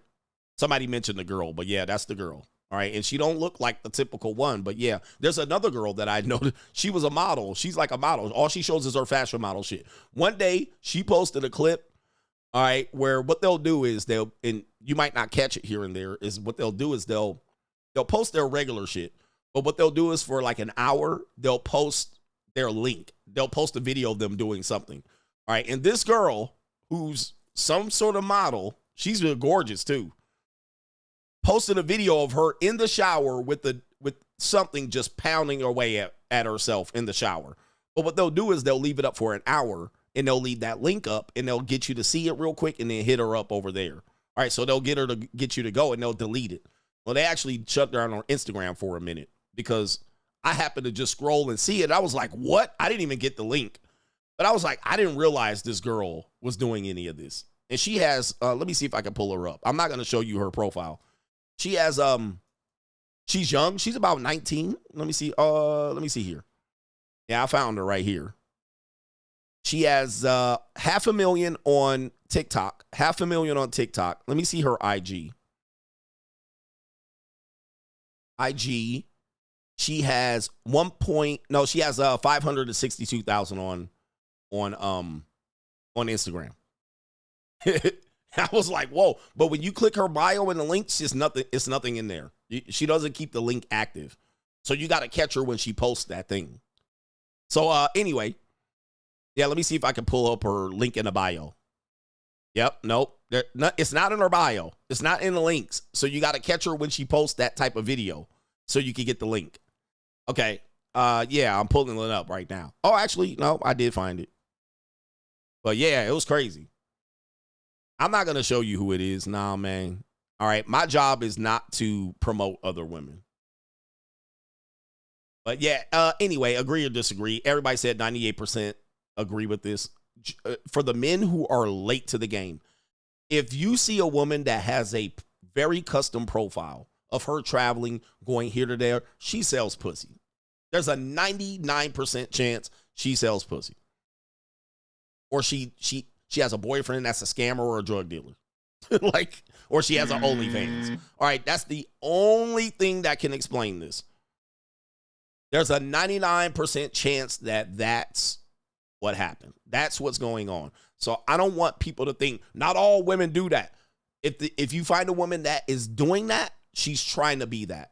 All right. So there's no other way around this. It's the case. I don't care if she got a job. She sells skinny tea. It don't matter. I don't give a fuck what she sells. I don't care what she said. She's an actual real model, coach. I see her walking down the runway. I don't give a damn what you see her doing. There's a 99% chance that she sell pussy on the side. All right. Or she has a sugar daddy that is mainstream, or several of them. All right. It's the 100% fact. Anybody that thinks opposite is delusional at this point. Delusional. And if you're dating a girl that is a model like that, or you want to date a girl like that, just offer to pay for that pussy, and you will find out she will come drop it off on you. Period. But don't think that. And girls that do this when they have boyfriends, their boyfriends are pretty much clued in on that's what she does. They've accepted that position, and they're cool with it. They're good with it. So just know that. Well, she got a boyfriend, coach. I know a girl that got a whole husband. Let me pull her up. And she on OnlyFans. Yep, she's married. She done went and got married and all that. And she supposedly sell fitness fucking, what does she sell? She apparel, and initially she was selling fitness programs. 5 million followers. She got a husband and everything, and multiple OnlyFans. So come on, guys. It is what it is. It's just a reality of it. It's just what it is. Accept it or move on. All right. So, but if you're in lust from some of these women, just understand that this is what they do. Well, she was making protein shakes and shit. I don't give a shit what she was doing. I don't care what she showed you. Right. But if it don't make dollars, it don't make sense. I'm trying to find a picture of her with her boyfriend or husband showing that he tricks on me. He bought me a car. No, he didn't. Y'all bought that with y'all OnlyFans money. All right, but it's all good. I ain't hating, but we're just trying to teach men what to look out for. And yeah, she's married. She is married. So, yeah. And actually, you guys saw me on the Soscast, and there was a woman that had a whole husband. Okay, here we go right here. Agree or disagree. We have a woman. This is feminism science. A woman says that women are the prize. Even on a cellular level, that we were told wrong about how pregnancy works. That it actually works, not that the sperm races to the egg, the barren egg that does not have any life to it. It is that the egg picks the sperm. Okay, so here we go right here. Agree or disagree?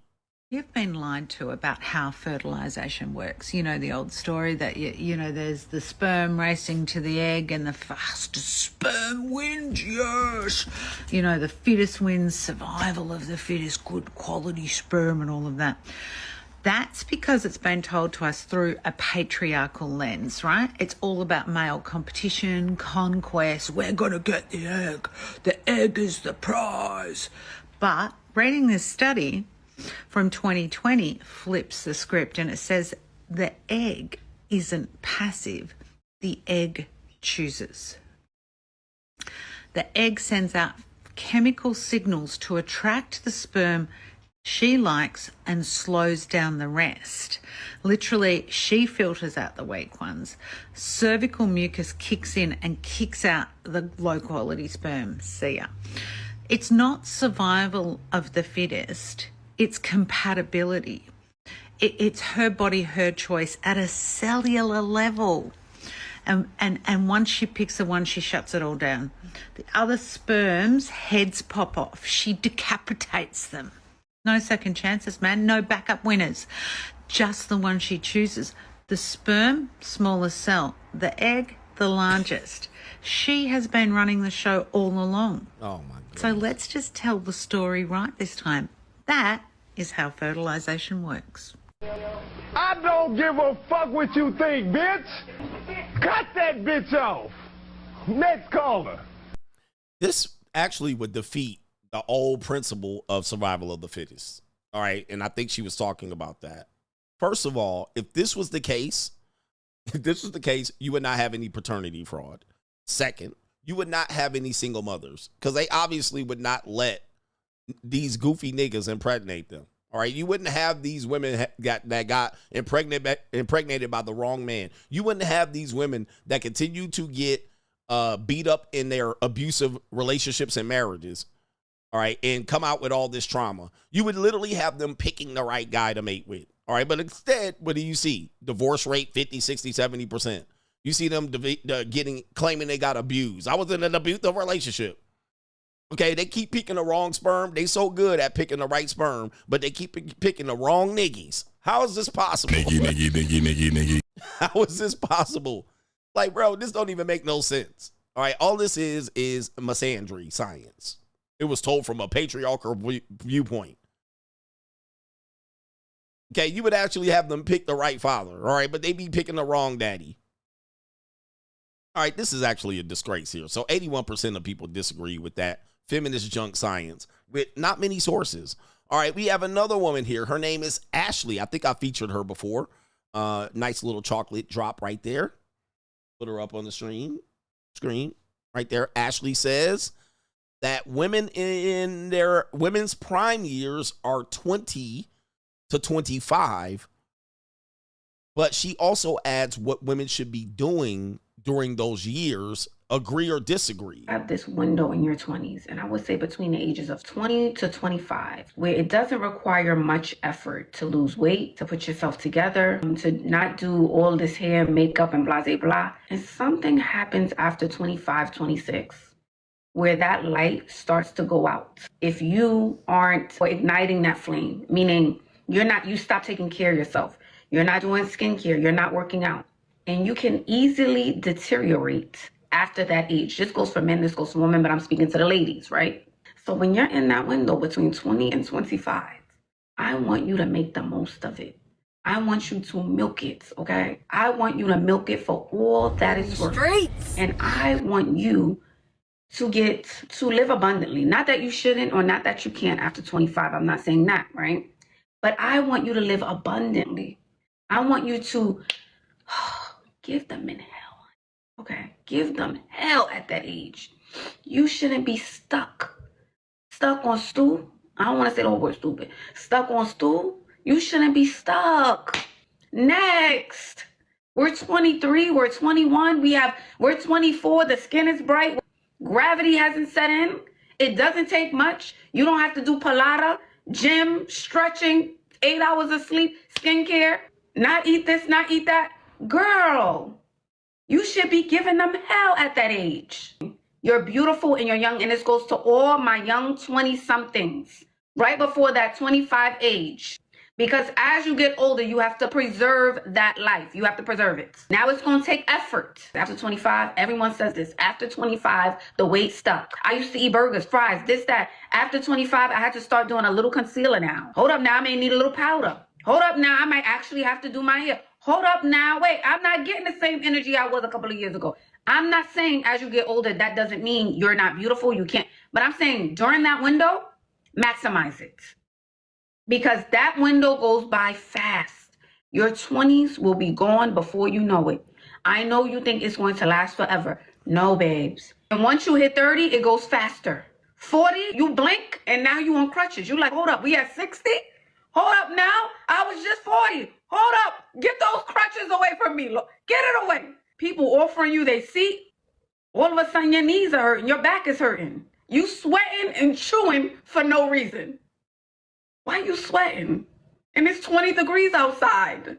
Okay. All right, I gave her too much floor time here. Give me the microphone. All right, so agree or disagree? She's essentially saying what people have been saying a long time, 20 to 25 is a woman's prime. That's obvious. I mean, this should be very obviously, and it's really 18 to 25, but y'all been too convinced that these women are still young. But fertility tells us otherwise. We're going to hear this later on. This is obvious what she's saying, but she's saying how to use it. She said, give these women hell. I think what she's saying is, number one, don't settle. Don't settle for a lesser guy. You need to vet, be stronger, and get the guy you really want. Put yourself in a position. After 25, she says it gets difficult, which is obvious. That we can all agree to that. It gets difficult, and this is when they settle. And that's She also says, go out there and have fun. Fuck off your 20s, early 20s, by getting what you can, monetize it, maximize it. She used the word maximize it. All right, but essentially, I'll say monetize it. That doesn't mean sell vagina out directly, but monetize it. Don't take no shorts or no losses. Do you agree or disagree with what she's saying here? I mean, that's interesting, and we have to realize that women do take advice from these people. We're going to talk about that later. Do you agree or disagree with Ashley? It's Ashley. So we got this woman out here, and she says, hot take, women pissed in the dating pool. Okay, so here we go right here. Agree or disagree. Why do women jump up? I mean, these people ain't even dressed. Okay, I guess if she had her hair and makeup done, we would criticize that. Yeah, we could be quite critical. Okay, agree or disagree. Women pissed in the dating pool. Let's see what she has to say. It's time for women to take accountability for how terrible the dating pool is. We started taking advice from hoes. Not the old school hoes either that was on Backpage and Craigslist. Hoes that get online showing their full face, their full government is on their page, and they're telling hoe stories, but they're not telling the whole story. So now women think that they man and they trick is supposed to act the same. Tricks and boyfriends, they supposed to pay rent and buy bags and buy shoes and take you out to eat 4 times a week. And it's never going to fucking happen. Boyfriends usually ain't got no money. Tricks usually have money because they're emotionally unavailable and probably just terrible people who are only looking for power and control over a woman's body. But y'all want to take advice from these women. Y'all, now look. Now men think they can buy pussy. Now when you looking for love, you go on a date, you shocked that the man think he paying for pussy by buying you filet mignon and some risotto. Yeah, we did that. We were a part of the problem. All these BBLs and stuff, y'all don't think that got something to do with how sex work and normal love life have somehow become intermingled and stuck together forever in a way that's irreparable? I'm just a bitch who smoke weed. Don't ask me nothing. She said, I'm just a bitch that smoke weed. Yeah, at least she was honest. All women smoke weed, almost all of y'all. So agree or disagree. All of y'all hoes addicted to weed. But agree or disagree on this one. This woman, I think she hitting the nail on the head here. She definitely hitting the nail on the proverbial head. I think she's right. That they don't tell the whole story. See, what she's right. Women pissed in the dating pool, agree.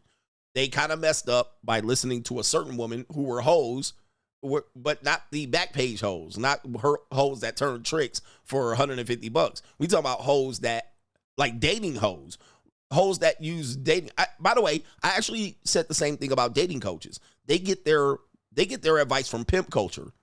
So I agree with her. The hoes are getting advice from hoe culture, and men are getting advice from pimp culture and wondering why relationships aren't working. All right. But I said that as well. But then she even adds that that the women aren't telling the whole truth about what they're doing. Oh, I get my guy to pay for this, and I get my guy to pay for that, and I don't have to do nothing. I don't have to do nothing but talk to him on the phone. He's my pay pig. He's my trick. My trick does this. But they have a boyfriend. They all have a boyfriend on the side. The boyfriend is a bum. The boyfriend is a pookie. The boyfriend, the guy that she lets fuck on her and nut for kind of free. Every now and then Pookie will pay, but he has her for years not giving up anything. Now, this is what dudes will do. I'll Pookie max. I'd rather be Pookie and not pay, or pay sparingly, as opposed to being the trick that pays all the time. Well, the trick, she even defines the trick. The trick don't really care. He just wants power over her body, which I agree with that. All right. So he just wants control and power.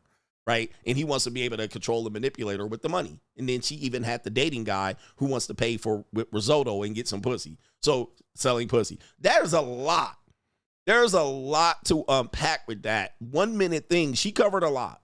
She was able to cover a lot. But she's saying it was the women that pissed in the dating pool, taking advice from hoes. But I can also say from men. But men have taken advice from players and pimps. Well, these men know the game. But y'all fucking up the men too with this pimp dating advice, right? What you do is you keep a bitch in check, and what you don't do is you check your trap. And you, like, this is not gonna work in regular life. It's not. It's never gonna work. All right. Just like these hoes taking advice from Straggs that don't tell the whole story about how they get violated and run up the Duke shoot and nut it on their face, and they have to do this to men, 2 or 3 men in a week. Right? Get humiliated. Go home to a lonely ass kitchen. Go home and it's cold. They don't get to spend the night. All right, but it sounds good. They getting a couple dollars and they getting a trip here and there and they getting some restaurants and dudes just cash. It sounds good, but it ain't a good life. It's not going to be a life that they can sustain. And they got to go into hotel rooms and take Ubers in the middle of the night.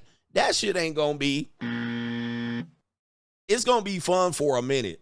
Going to get STI checks, getting yeast infections, like getting pissed on down the throat. It's going to be good for a little bit, but they ain't going to want to do it. They ain't want to do it for that long. And that they're going to sell their soul. Their soul's going to be, and then of course these men eventually she'll want to try to convince to be in a relationship or marry them. And then guess what? They can't do it. The guy just have too much. He's got the cheat code. I could just get access to you, rent you off, and then discard you. But women take this. A man should be paying this, and a man should be doing that. If he ain't doing this, yep. And now guess what? They got to live this out from what? 28 to 50. And then they be old hoes like that sprinkle bitch. All right. They be old hoes. Guess what? Yep. They got the Cassie highlight reel. They got the Cassie highlight reel, and then all of a sudden they just waiting for an Alex Fine. Not because she loves Alex Fine. They just need an Alex Fine. All right, so agree or disagree with her right there. Women took a piss in the dating. I'm gonna actually keep that video. That actually was a good video of a woman saying exactly what we've been saying over here. Okay. Yep. All right, we got a woman that says she likes the idea of having a friend's baby. Okay, we have a woman adjusting to relationships, dating, marriage. All right, this is why women have never been allowed in societies to make decisions based on procreation, marriage, and the likes in relationship. This woman now doesn't want to have a baby with a husband or a sperm donor. She wants to find a friend to have a baby with. However, the friend doesn't get to have sex with her. Okay, here we go. What about a friend's baby? A friend's baby? What's that? I really like the idea of a friend's baby, but... What does that mean? So it's where you have a baby with your friend and you co-parent the baby with your friend. But did you fuck for real? I don't know. It depends on what you and your friend agree. Yeah, you have to fuck for real. That is ridiculous, isn't it? You don't have to. Yes, you do. What? So you and your friend have a baby just by taking his sperm and your egg, and then you're raising a child together. You didn't even get to fuck. That just seems... No, it can work. That just seems backwards. I think it can work. I would consider a friend's baby before I'd consider a sperm donor. Yeah, but a friend's baby without any intimacy. It depends who the friend is. Well, what? Yeah, actually, yeah. What? No, that is bizarre. Okay, why wouldn't you want to touch him? You would have his child, yeah, but you don't want to have any intimacy with him. You wouldn't touch him because he's your friend, and that would be great. But you're having his baby, for God's sake. Yeah, that's fine. That's fine. It's just DNA. This part I'm clipping out. I'm 100% clipping this out. But what about a friend's baby? Okay, all right. So this doesn't sound far much different than this. And that's you. Okay, so that sounds like what women do strategically when they settle for a guy. Russell Wilson is Sierra's friend. He's not a sexual partner. He's not a husband. In fact, I think they were having babies out of surrogacy. So that's a prime example. Like, that's not Sierra's best sexual partner. I don't think she has sexual lust for Russell Wilson. Right? They're just playing a role. All right. So, yeah, in essence, that sounds like a marriage. That sounds like that's you guy. And that's you. And then she just stops having sex with him. She lets him pump and knock her up once, twice, maybe 3 times, maybe. And then she shuts down shop. All right. Or if she's too older, they do the old test tube baby, the IVF. So, and then once the IVF baby comes, good luck for him getting some pussy. All right. So there it is right there. Okay, so now we got a friend's baby. That sounds like everything but marry the simp. All right, yeah, okay. And we can't marry the simp, so I'm going to get a friend's baby. All right, wow. And he's going to pay child support. Yes, he is. All right, we have this woman finally on the agree or disagree. This woman's name is Paradise or Paris. All right, and she is definitely well developed. All right, she can feed a village. This woman says that women be on bullshit related to the men that they can pull. Okay, 90% of people disagree with the friend's baby. So let's hear her out. She basically says a lot of women say they got access to a guy, but they really don't. Have anybody ever heard this where a woman will say, I got a lot of rich dudes that want me, but she with you and you make 50 grand. I got all the guys I mess with got Lambos. You hear this, but she's sitting up under you saying, I love you. Right? Or she'll say, all the men that I used to be with, you know, they used to take me out on vacations and they didn't care if I fucked other guys. You hear stuff like this, right? He really didn't care. He was with me for many years and he paid for my whole rent and he knew I had other niggas. All right, you'll hear this, right? So I had guys, they all take me out to the finest things and shopping and they always used to buy me gifts and pay my rent. We always used to hear that, right? We hear that. Well, this woman's going to challenge that assertion right here and call it out.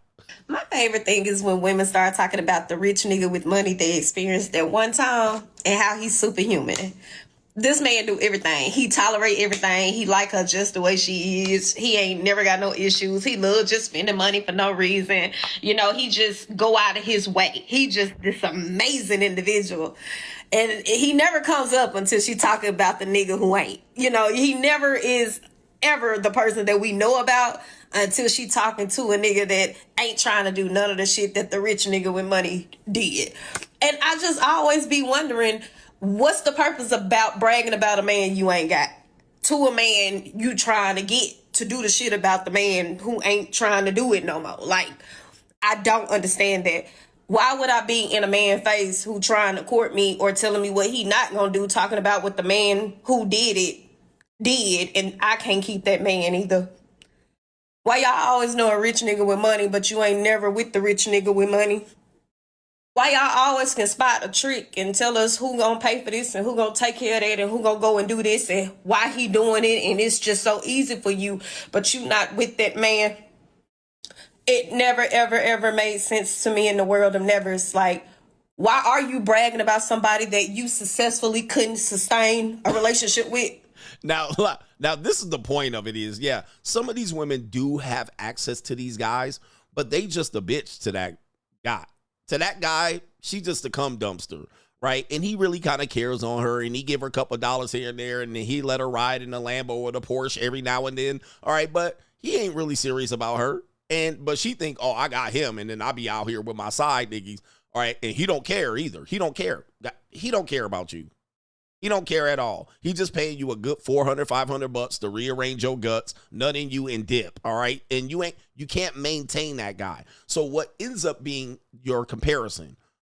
She compares you to him, but she can't keep that guy. She can't keep him, and then she kind of side pressuring you to put pressure on her. All right, put pressure on me. Where's the millionaire guy with the fucking the fucking apartment in Tribeca? Where's that guy at? Go to him. Go to him. Why don't you go to him? Well, he'll fly her out and rearrange her guts, send her back home. And she back in a 1-bedroom apartment that she can barely pay rent for. Okay? All right? So, yeah, they out there kind of doing a little bit of mahi-mahi. They end up running up on these guys. I date celebrities and athletes and guys that's 6'5". Okay, where he at, though? Where's he at? He ain't nowhere to be found. Call him up and tell him to pick you up right now. Tell him to pick us up. All right? Tell him to pick. Hey, look, you got him? Tell him to come pick us up right now. And take us out and see what the fuck's going to happen here. Sleep over his house for a week and see what happens.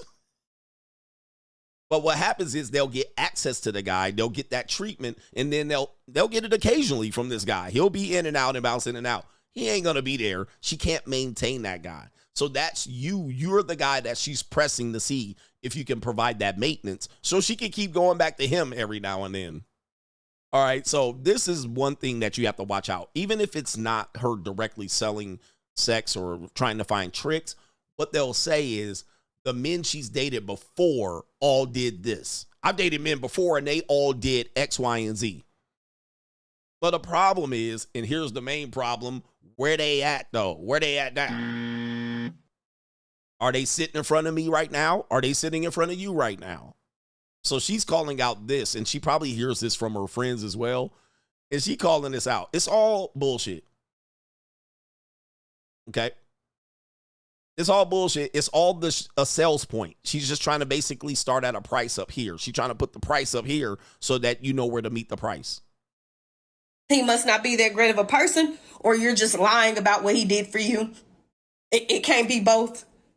Or it could be you made him up in order to entice the other man to do those things for you. There you go. That he's not interested in doing. Exactly. So sometimes they do make them up. All right. They are made up, which I know these women listen to these other women, Sprinkle, Lizard Wiz. All right. Wiz Lizard.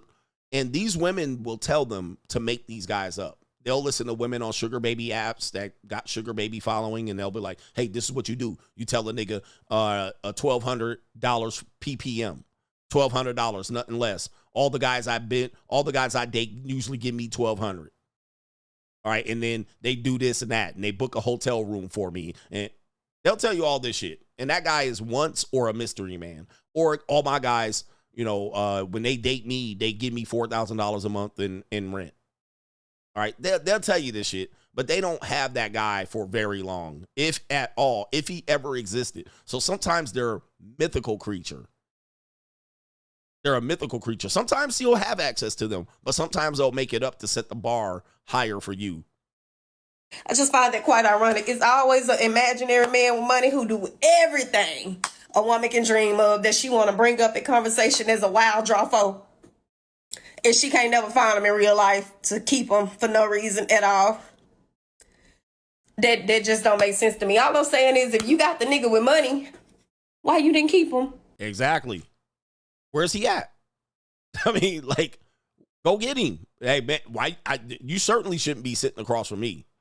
All right, you definitely got the wrong one. If you sitting across from me, there's a problem here. There's a problem with your choice. It might be to the fact that you have access to him once a month, okay, when he gets tired of all his other hoes.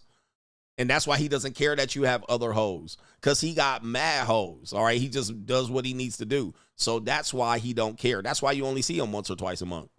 But don't say he's yours and he does this for you just because you're special. He does this for you because it's easy and it's just a drop in the bucket.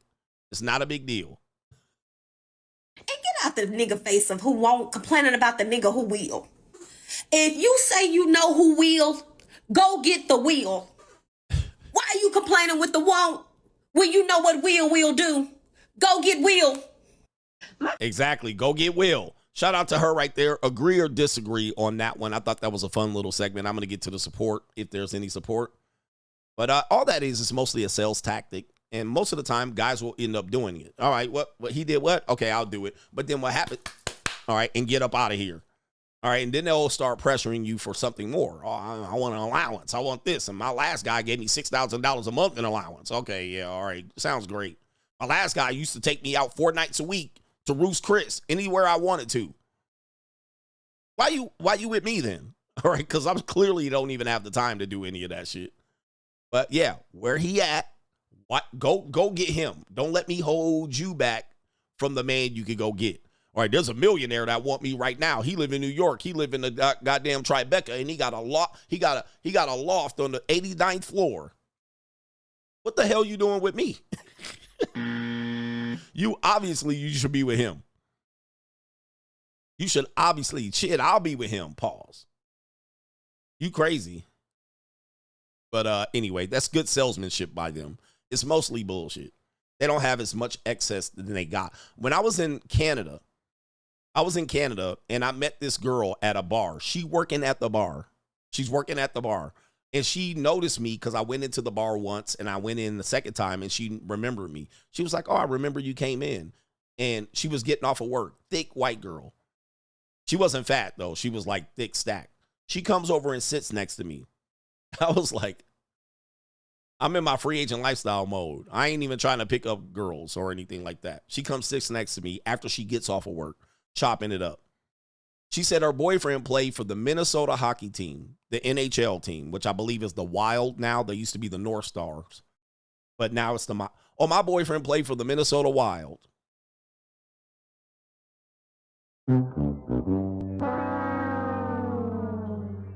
Bruh. I'm like, you falling for this in Vancouver? Stop. Stop.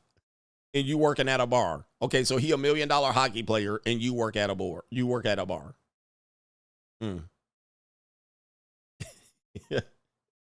It's just like, dude, when I was recruiting a basketball player, I remember she was like, I'm Baron Davis's girlfriend. And Baron Davis he was in college and she was in high school. Because we're recruiting her to come to the college. Baron Davis was at UCLA at the time, about to go be a top pick in the NBA. I'm Baron Davis's girlfriend. We was like, like, really? Really, bish? Like, why do y'all do this to yourselves? Why do y'all do this to yourselves? Just set yourself up for eternal disappointment. Trying to always tell us that you got somebody that's just... I was like, okay, Baron Davis is fucking you. You know what I mean? The guy from the hockey players, you're one bitch in the town that he comes to play in. All right. It's crazy, man. But they do this. They will do this. But look, when they go home, they be going home by they lonely. All by themselves. No nigga, no rich nigga. All right, every now and then they cash app a light up with a $300 here, go get your nails did type shit. All right. But they never with the dude permanently. Always lying to your goof ass. It's a weird shit going. It be some weird shit. But I've heard women say this for years, decades. Like, why are you doing this? Just leave me alone. Just leave me alone with this shit. Shout out to Joshua Moon says, Coach, you do more 48 Law of Power lessons. All right. I'll do more, but I do more than that. I'm going to organize it. I need to organize the thoughts, but I can't really call it 48 laws. Shout out to Dotto says, CGA, we need the slap your mama barbecue ingredients. I might do that. Yeah, it's for the 4th of July. I need that. H every day, hustle every day, all facts masterclass. You better save this. Save this. And people often ask, Coach, do you actually go through a woman's Cash App in a Uber? Do you actually go through this? Yes. If a woman wants to be serious with me, I do. All right. And if she says she don't want me to do it, well, I'm not going to be serious with her. All right. This goes to any type of relationship you're in, whether you're in a normie relationship, whether you're in a sugar daddy, sugar baby, she want an allowance. Soon as you go cross that line, soon as she wants to cross that line, okay, soon as we cross that line, this is what you have to do. Show me your location. You need to share your location on your phone. She's going to be like, what? I'm going to be like, she's going to say, you need to share your location. No. Listen, that ain't going to happen. See, this is not tit for tat. This is not you do and I do this. All right. I'm in the leverage position. I'm in a leverage position. Go find another me. I can find another you. You can't find another me. So go find another me that's going to share the location. But yeah, this is also what I told you. A woman wants to be in a relationship with you. Oh, you want to be in a relationship? You want to move in? Okay, good. Guess what's going to happen? What am I going to ask her to do? I want you to direct deposit your paycheck into my account. You want to move in with me? Direct deposit your paycheck into my account. That's going to be required for you to move in. Now, men typically don't put parameters around women. Women put parameters around men. Like, they'll ask you for favor after favor after favor. Have you ever noticed this? A woman will ask you a favor. Can you do this?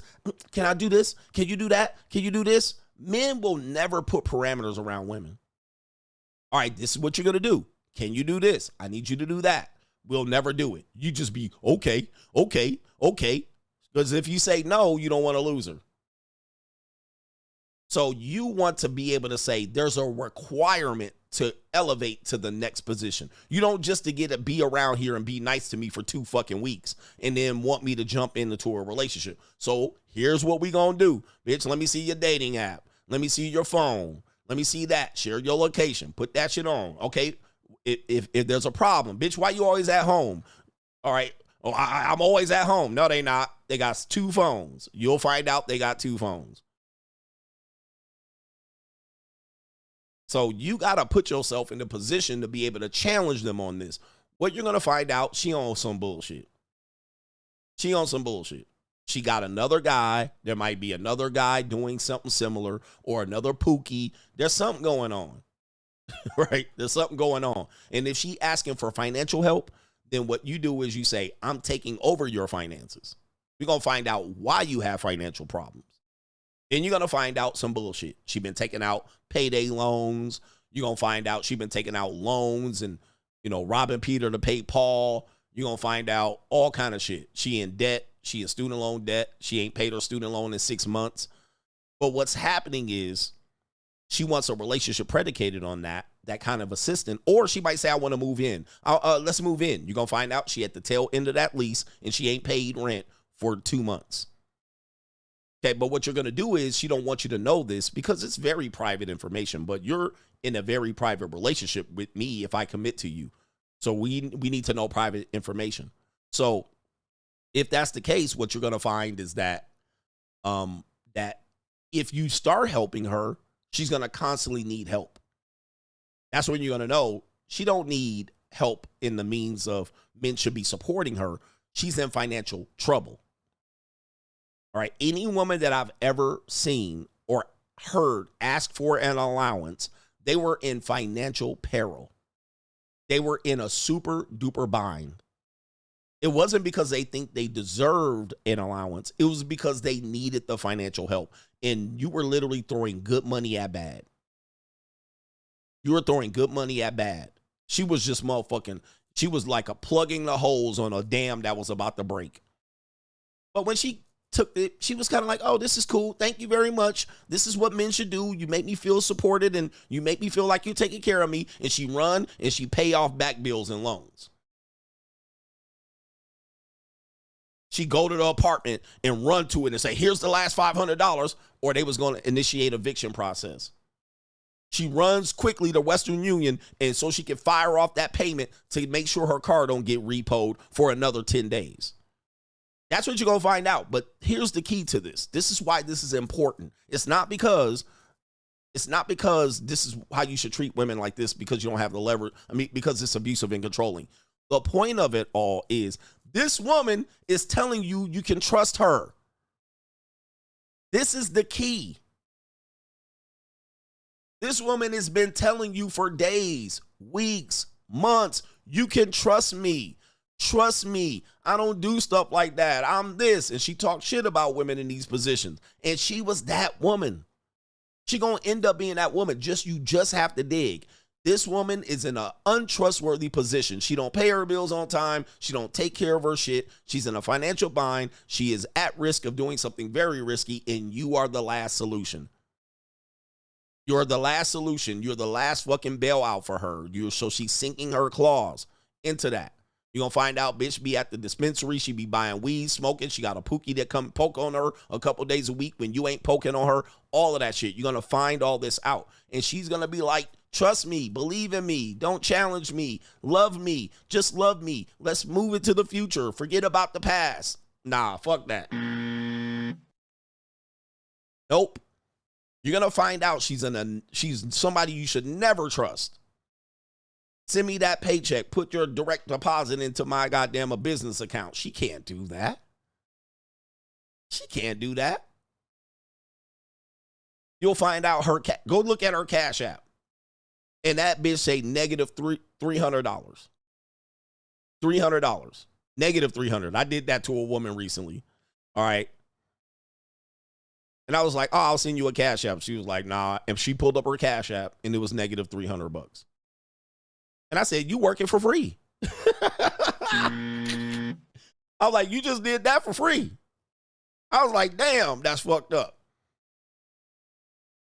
So think about that. You thinking that these dudes will be like, these women getting over. They're getting rich. I'm like, no, they're not, bro. They are not getting rich.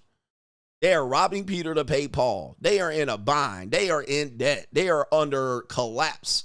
And that's why they there, bro. And they'll tell you, these men used to do this and do that. And you find out they underwater on their Cash App. In the negative.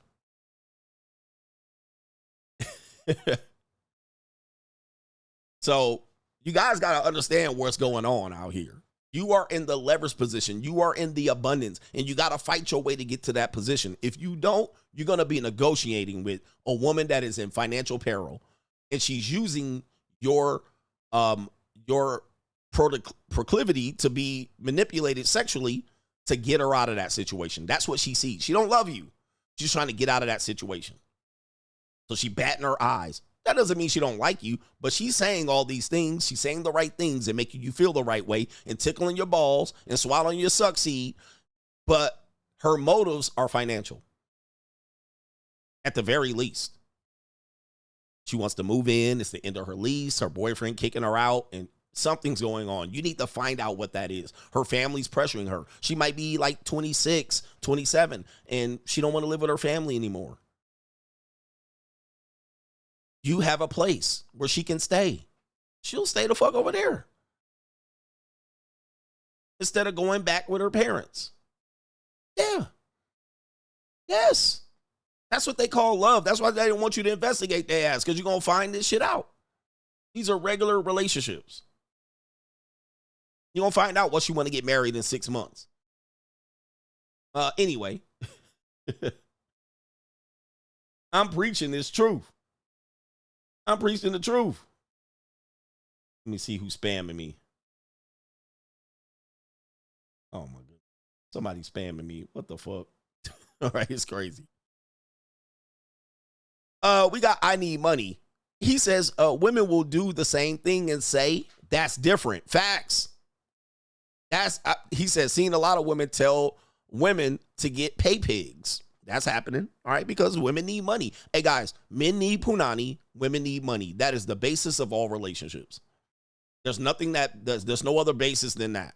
That is the base entry point of relationships. Love and romance, this is all decoration, right? Romantic gestures and flowers and all of this stuff and hugs and cuddles, this is all decoration. Spending time together and going to meals and events, this is all like cherry on the top. But the basis of all relationships is women need money, men need punani. All right, let's start right there. Let's start right there, and we'll start the basis on that. Because that's then when you're going to get down to the real facts. You're going to find out what time it is. You're going to find out what it is. All right, and if you think it is nothing different than that, bro, you lying to yourself. Your wife needed a place to motherfucking rest her head for about 20 years. She picked your goofy ass. So that's money. She needed that. She thought she would at least pay a quarter, 3/4, or the full rent. So here your motherfucking ass is. And you needed access to punani. Everything else is the garnish, nigga. It's the cherry on the top. It's the whipped cream on the motherfucking ice cream. It's the extras. It's the sprinkles and shit. All right, that's all it is, man. Ain't no love out here, really. It's all resources and shit. That's what it is. So start right there. You need some money? I need some punani. Let's start with this bitch. All right, come on. Let's negotiate backwards. But dudes are negotiating out here with these women. That's what you're doing. When you ask her for 50-50 dinner and she says she wants you to pay it all, you're negotiating right off the rip with someone that is in desperation, right? She don't need you to pay the dinner because it's a romantic gesture. She wants you to pay for the dinner because she got negative $3.85 in her bank account. Number one, or number two, it proves that you will give her security.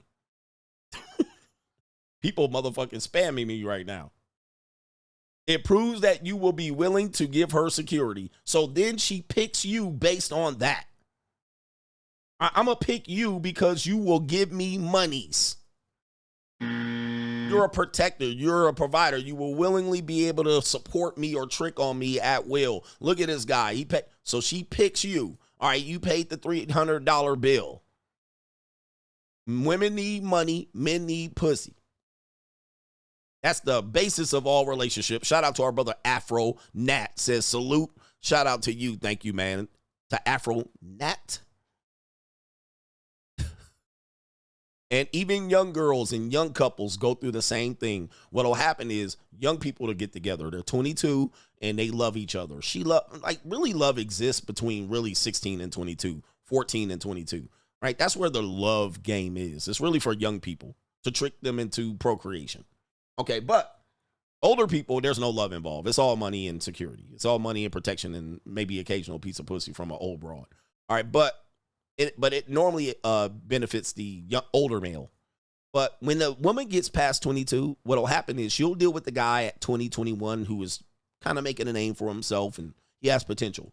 But if she gets pressure from a guy that has money, she's going to jump on that. She's going to jump on the deal. She's going to think about it.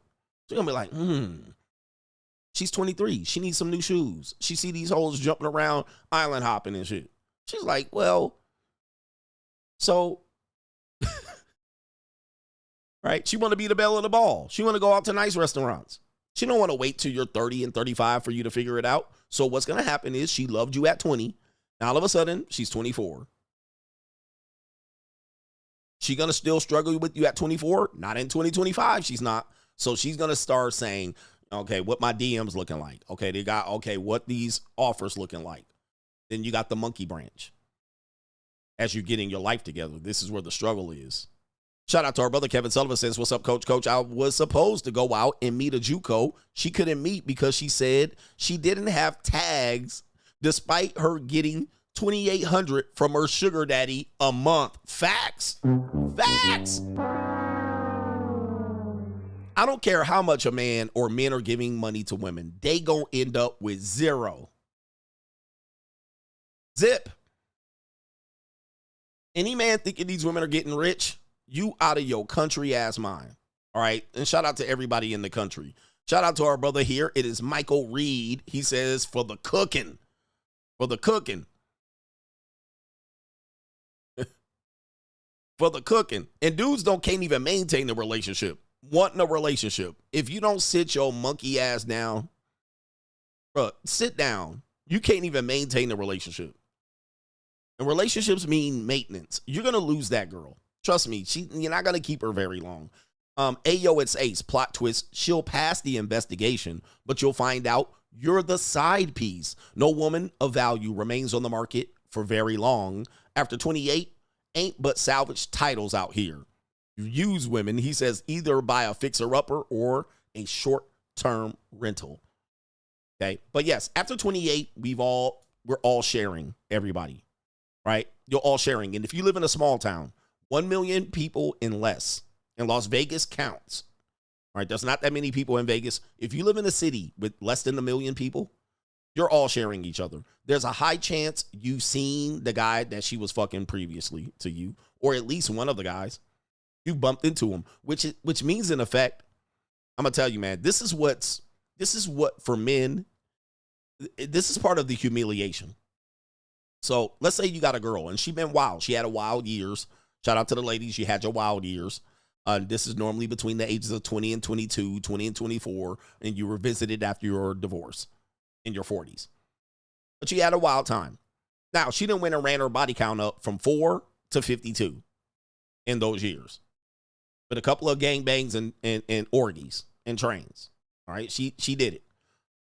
Now, what's going to happen is, you don't know, but that woman eventually is going to kind of shapeshift. She's going to change. And then she's going to be more romantic and more mature. Her brainstem's going to develop. Now, you're going to be walking this bitch around town of a neighborhood, a town of less than 1 million people.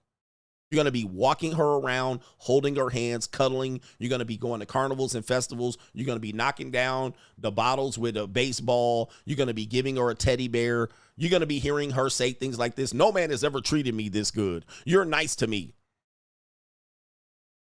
This should be a red ass flag, but we will take it as, wow, I'm doing better. No, you overdoing it, because them same niggas going to see you at the festival and they going to see you walking hand in hand with a bitch that they pissed down her throat. But she was in her whore phase and she caught something from it. She caught gonorrhea in her throat. She ate, that same women used to eat these niggas hairy assholes with toilet paper and dookie crumbs in it. And they used to smear their face into her nose. And you're going to be walking around hand in motherfucking hand with this woman. And they going to be sniggling and laughing. Because it's going to be 52 niggas previous to you that didn't do nothing. No pressure, no nothing. They didn't trick, nothing. They didn't do nothing but use her as a cum dumpster for a series of dates and years and the time. And you going to be kissing her all about the mouth in front of them. They going to be on side.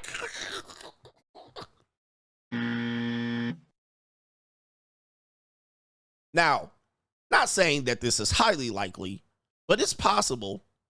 And that's embarrassing. That's embarrassing, right? That's embarrassing because these niggas ain't never going to forget, right? Even if it was their first train, they ain't never going to forget. They going to be like, and they going to see you hugged up, cuddling and shit. You going to be on the goddamn Ferris wheel trying to get a kiss. And she going to be like, I'm a shy. And you going to be like, damn. They're going to be walking by you. Now, see, the reason why men are not equal to women, because women are never going to be in that position. No man will ever put a woman in that position. No group of women will see a dude that man is fucked these women and they having brunch and he walks hand in hand with her and then sits her down and has a fucking they start drinking mimosas and eating croissants. And the other bitches are laughing at her. Like, he gonna treat her like he treated us. They gonna be mad and jealous. Oh, damn. All right, he never used to take me to brunch. So it never happens in the flip. All right, maybe the only thing they'll say, he gonna use and abuse you like he did all of us. Well, they gonna look fucking silly. They gonna look silly. Not him. He ain't gonna look silly. She not gonna look silly. The bitch is gonna look silly. Well, he did us dirty and got us out here and left us all out here by ourselves. So it's never going to be the humiliating position that, unless it's a side chick. So it's never equal. A woman will put you in that position to embarrass your motherfucking self and humiliate yourself, because her whole phase is never going away. It might say it's in the past, but it's in the future. Because you outside with the bitch. You outside holding hands, and they dookie down her throat. On the other hand, you treating a woman nice in public, it actually makes the other women jealous. So it's never the same. Shout out to Tranisha, says, I'm not sure if it's an insecurity, but concerning. He says that the concern I have with getting with the man that sleeps around right on time is that he's had too many spinners to not end up bored sexually with one woman who is average in bed, can't ride or suck the best, and he constantly compares her and he cheats on her anyway. So there's the humiliation there.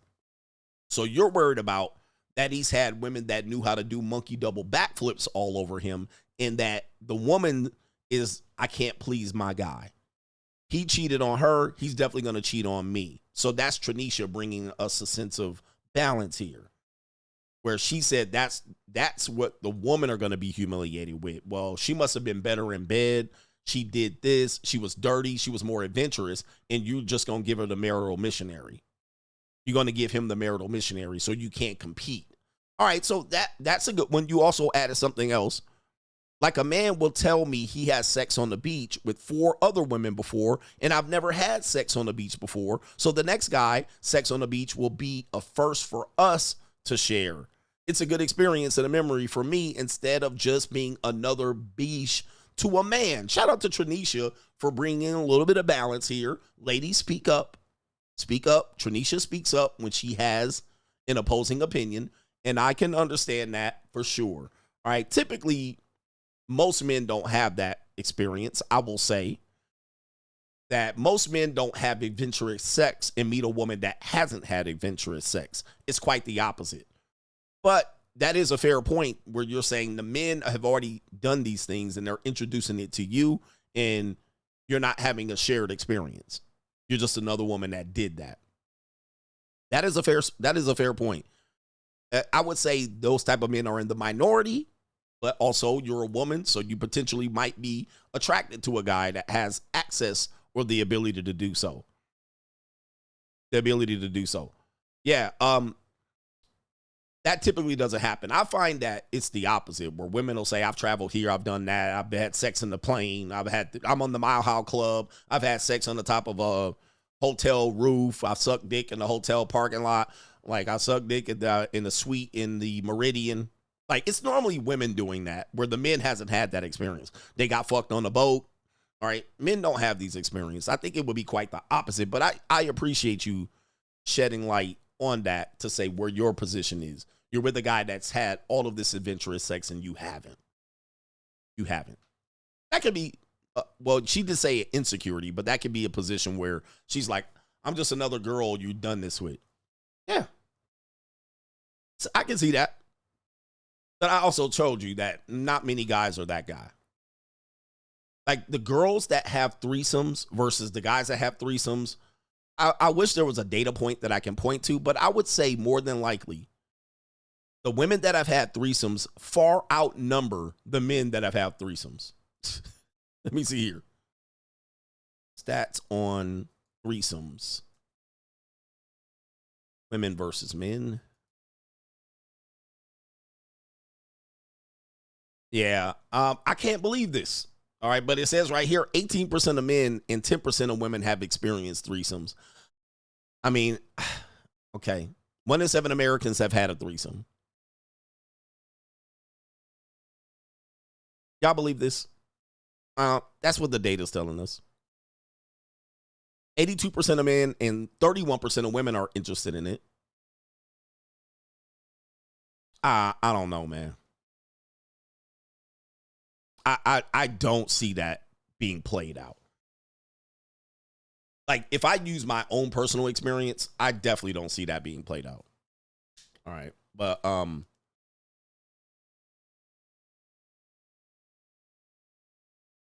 both groups are lying. I can't believe that is the data point, but hey, we'll quote it. And no government name coach got hustled for a few dollars this morning from a JUCO I was planning to meet. She was sketchy all week. Come to find out, she got a felony case pre-trial on Monday, considering going to mess with her. Dodged a bullet. Trust your intuitions, gentlemen. Karma. So right here. She got a pre-trial felony case. I actually had a JUCO in that situation, bro. JUCO. And she was pushing the whole, we were like, I don't know. It was kind of weird. I moved to another place on her. But it was a white girl.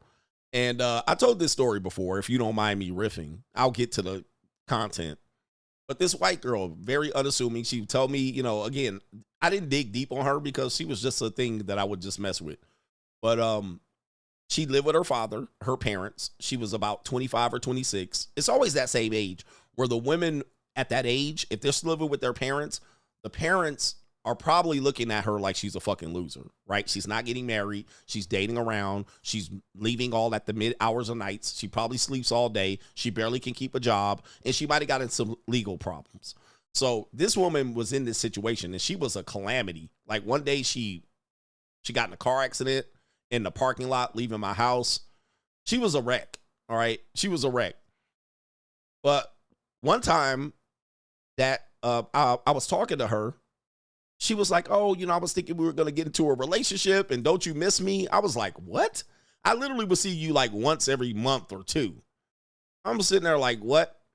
Well, come to find out, I was like, well, come visit me. I moved to Las Vegas. I told her Arizona because I didn't want to tell her where I lived. But I was like, come to Arizona and visit me. She was like, I can't. Why? She was under house arrest. I was like, what were you under house arrest for? She laid out the fucking details. She was with a Pookie. She was with a Pookie. The Pookie got arrested. Drug dealer Pookie. Like, you know how many women date drug dealer Pookies? It's fucking phenomenal, especially on the dark side. It's like one of these things that keeps coming up. I'm like, what the fuck? What's wrong with these bitches with these drug dealer niggas? Like, what is going on? So anyway, she was dating a drug dealer Pookie. He got arrested, or no, he wasn't arrested yet. No, he was arrested. So he ended up getting arrested. And he was in jail. But she still stayed at the trap house. She still stayed at the trap house. Because she stayed at the trap house, people would come over to pick up product because they knew it was there, but the Pookie got arrested. Yep. And so she kind of moving drugs here at the trap house. She at the place where the money or the drugs rest. So everybody knows he's in jail. So people were coming over to her spot, but she's there. I'm like, how the fuck do these people get in these situations, man? Like, anyway. So one dude goes up in there, and I guess he dies. I don't know how he died, but the guy dies in the house. Or somebody gets into some, a drug beef, and it goes bad. He dies in the house. This bitch let the dead body in there for 72 hours.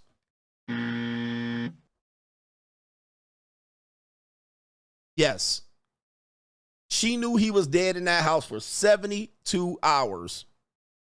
This woman, and I'm telling you guys, you won't even suspect. I've had women who've been valedictorians that done this, women that were honor students, 2-parent households, all this shit, fathers, all this shit. And they be finding themselves in this situation. This is why you guys have got to watch out for young women. This woman had her father in her life and all that. So she not staying with the dead body, but she know the dead body in there, right? So she don't call the police.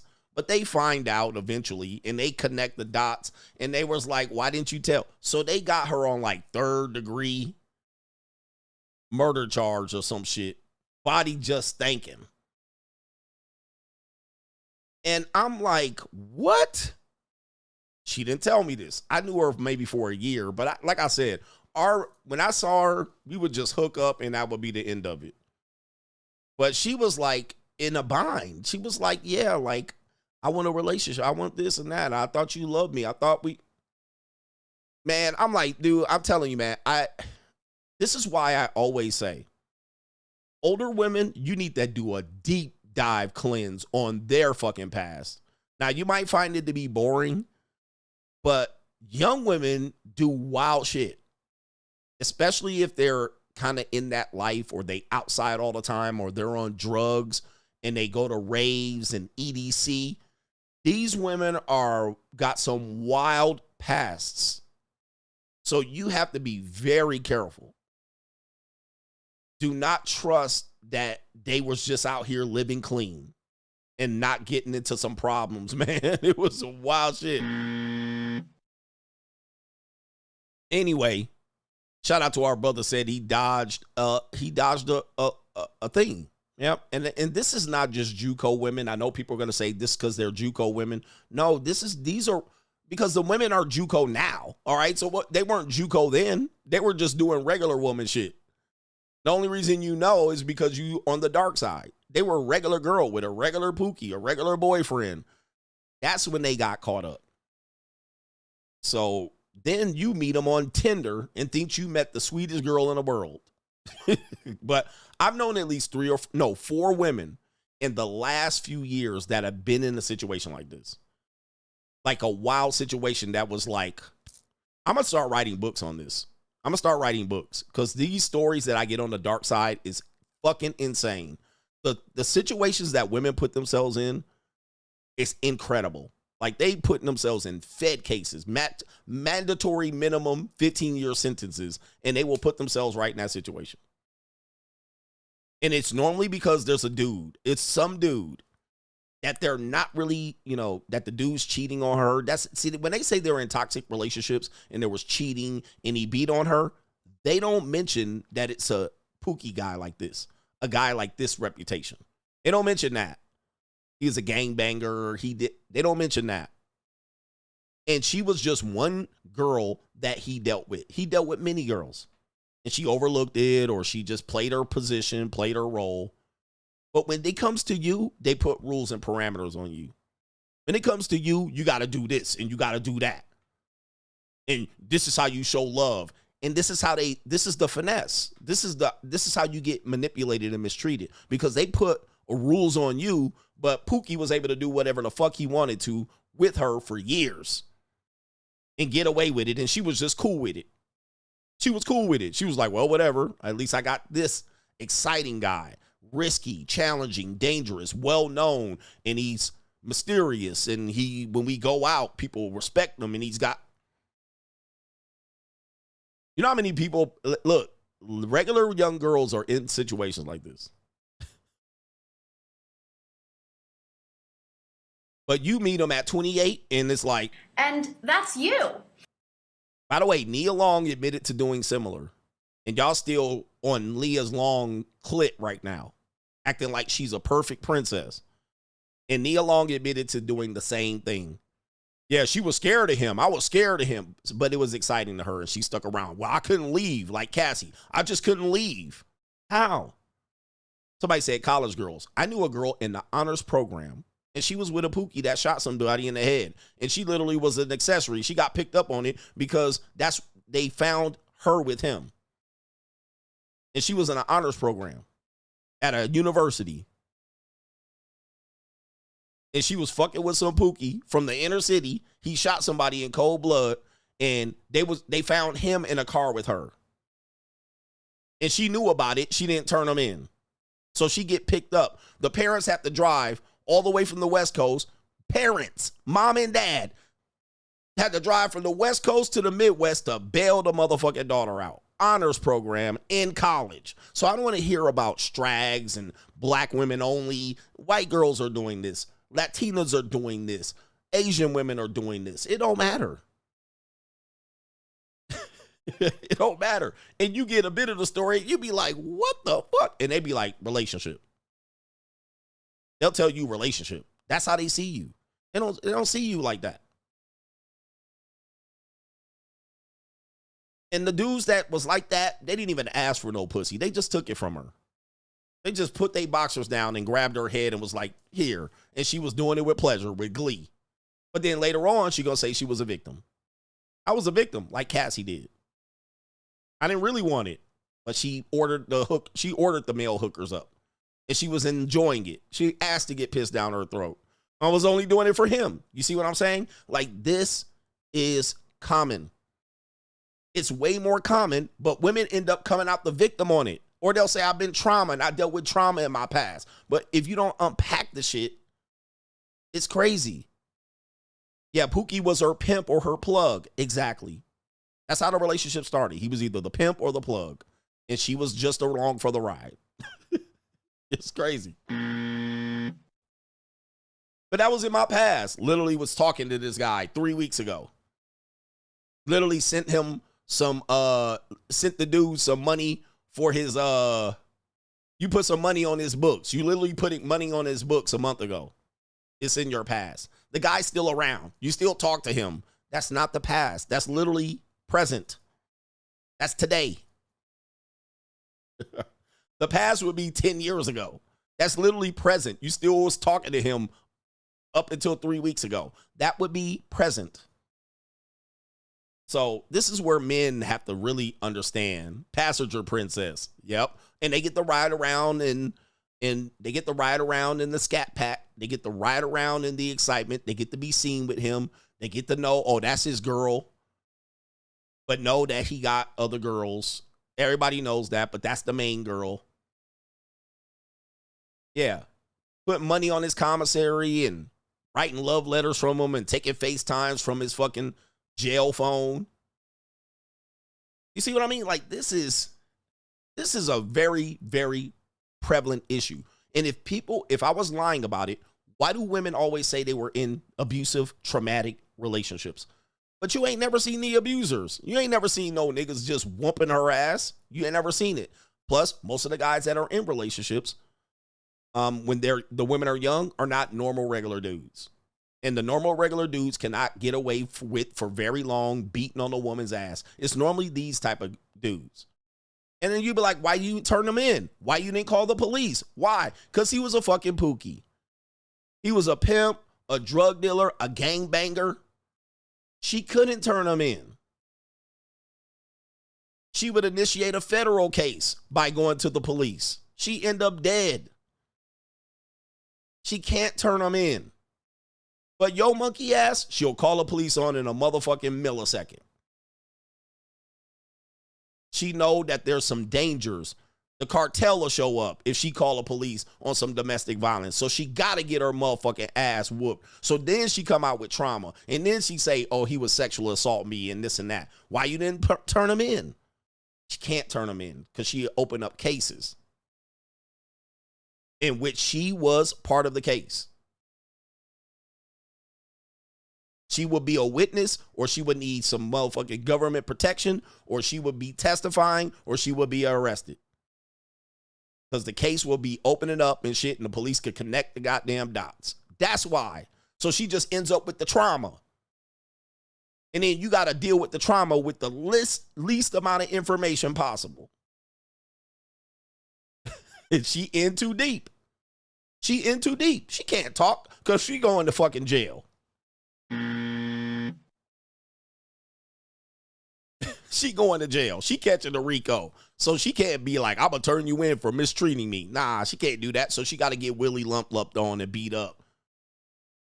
All right. And then she comes to you telling you how to treat her and shit like that. Okay. All right. Look, anybody that don't want to believe this, I'm sorry for you, man. But young women find themselves in very curious situations. I don't care if they, I don't care if they're regular women with 2-parent households or single women raised by single mothers are way more likely to be able to participate in this. But I've seen this with parents in 2 stable households, women that had GPAs, 4.6 GPAs, took honors courses and went to college. And I've seen them get in the same goddamn situation. Like, what? Like, wow. Wow. You gotta investigate. And then sometimes they bring the case right to you. They bring the situation. They running from the case, hiding at your spot. They hiding from him. They hiding from him. And you sitting there like, who knows about this, man? It's a sad thing, man. It's a sad thing, but you know, I'm here to speak the facts, and I experience these things. And not just once. So I'm not talking about this once. I've seen this. I've seen girls that I've coached and managed do the same thing with similar men. I've seen women do it on the dark side. I've seen regular women do it.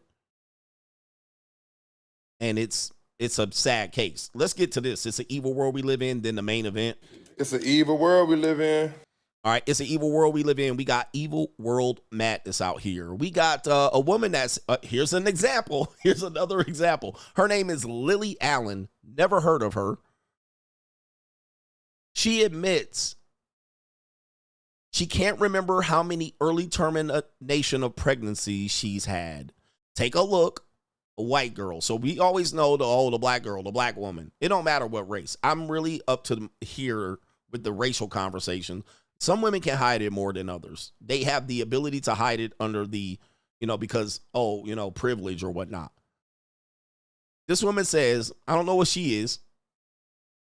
She's a singer. She's now 40 years old. She opens up on her Miss Me podcast about multiple early terminations in the past. There's the past again.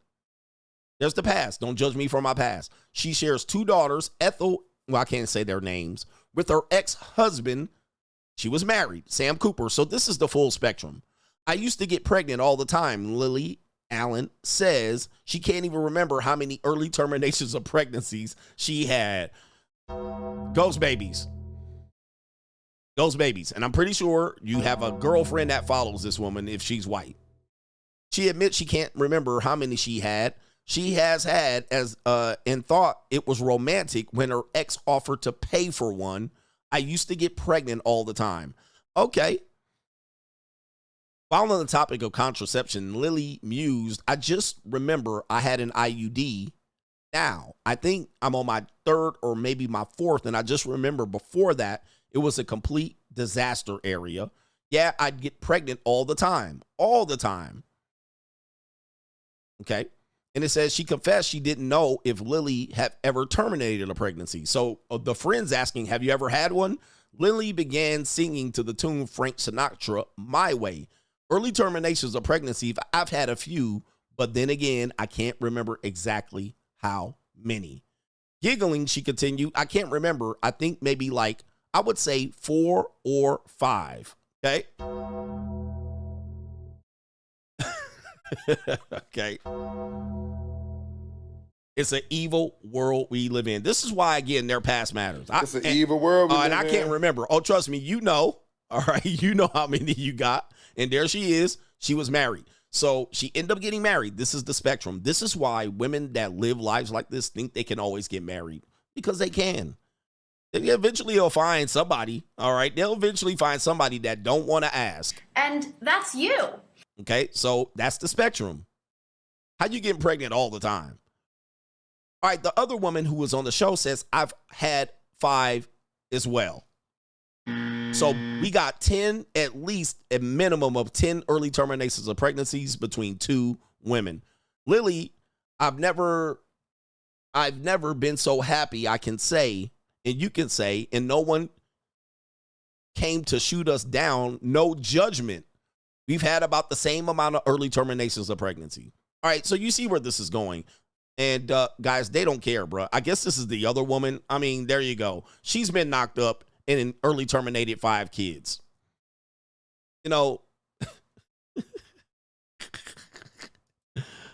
Oh, man. Yeah, but the red pill, misogyny. All right. And all of these things. Let me see if I can pull. Where's this up? Okay, wait. Where's my page at? Let me see if I can pull my page up. There was a chart related to this. Let me see where that chart is. So, yeah, this is why people are typically against these type of things, because women are using them as birth control. So, you know, it's not the one time. It's not the incest. It is the multiple usages of them. I guess there was a chart. I guess I can't find it. All right. Wow. Wow, guys. Okay, it's the evil world we live in. All right, the chart, it was basically showed a chart of how many people have died and how much was related to war and how much was related to early terminations of pregnancy. I can't find it. All right, we got this one here. It's the evil world we live in. Oh, man, we got a lot of show left. I hope you don't mind. This woman, we got a stand-up comedian. All right, shout out to the stand-up comedian. This guy's name is Max Amini. Shout out to Max Amini. Okay, Max Amini meets a couple in the audience. Let's hear the interaction, just so you can see, and does this confirm the dark side? What do you do? How did you meet Gary? Online? Was it an app or, yeah, which app was? I love your vibe. You're freaking comfortable as hell. I love that. Yeah, you see, she's on a dating app. All of you pretending you're not on Tinder. Was it Tinder? Okay, boring. Huh? Which one? Millionaire Match. Millionaire Match?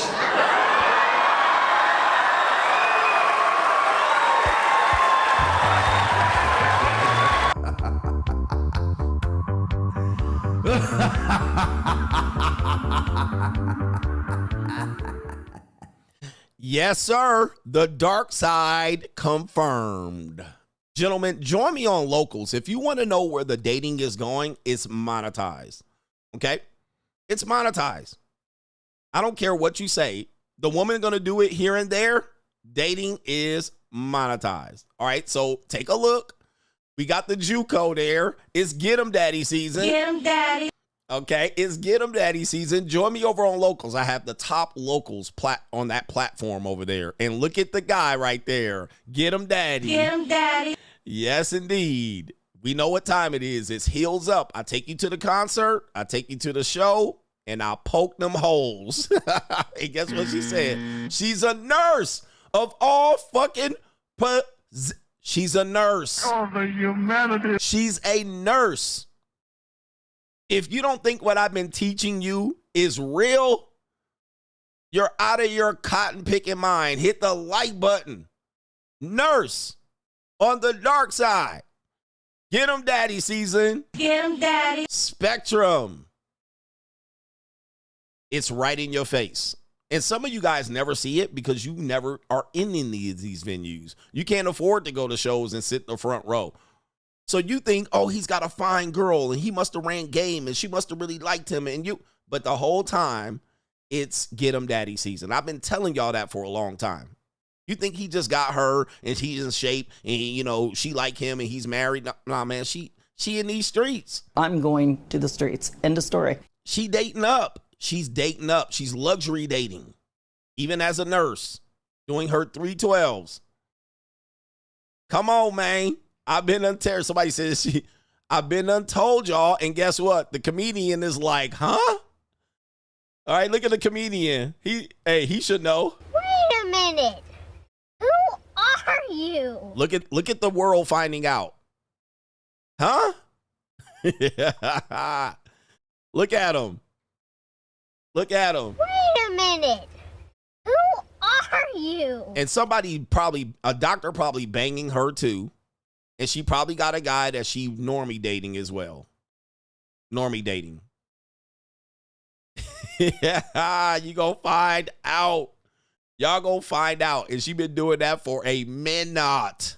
All right, we got, oh man, okay. It's an evil world we live in. How many more do we got here? I got a lot of show left, if you guys don't mind. If I can. Oh, nope.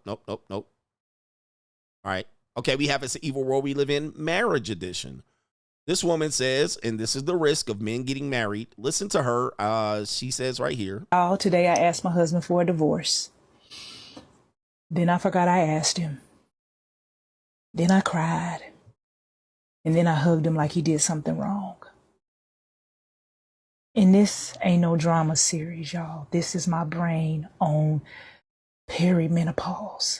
1 minute I'm overwhelmed, the next I'm empty, the next I don't even know my place in life. I'm sad, I'm sweet, I'm spicy.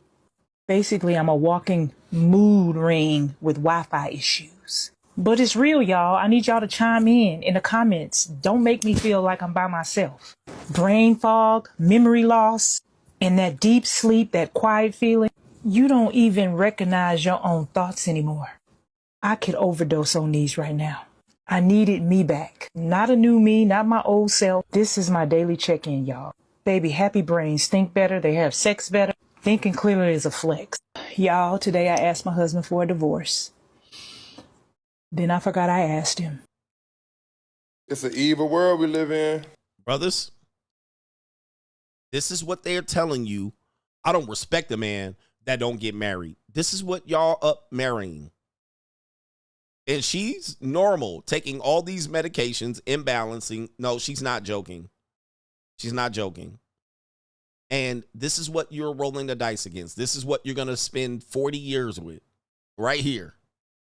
This is what you're going to get divorced for when you start cheating on her, because she's going to show up crazy like this. And she knows this.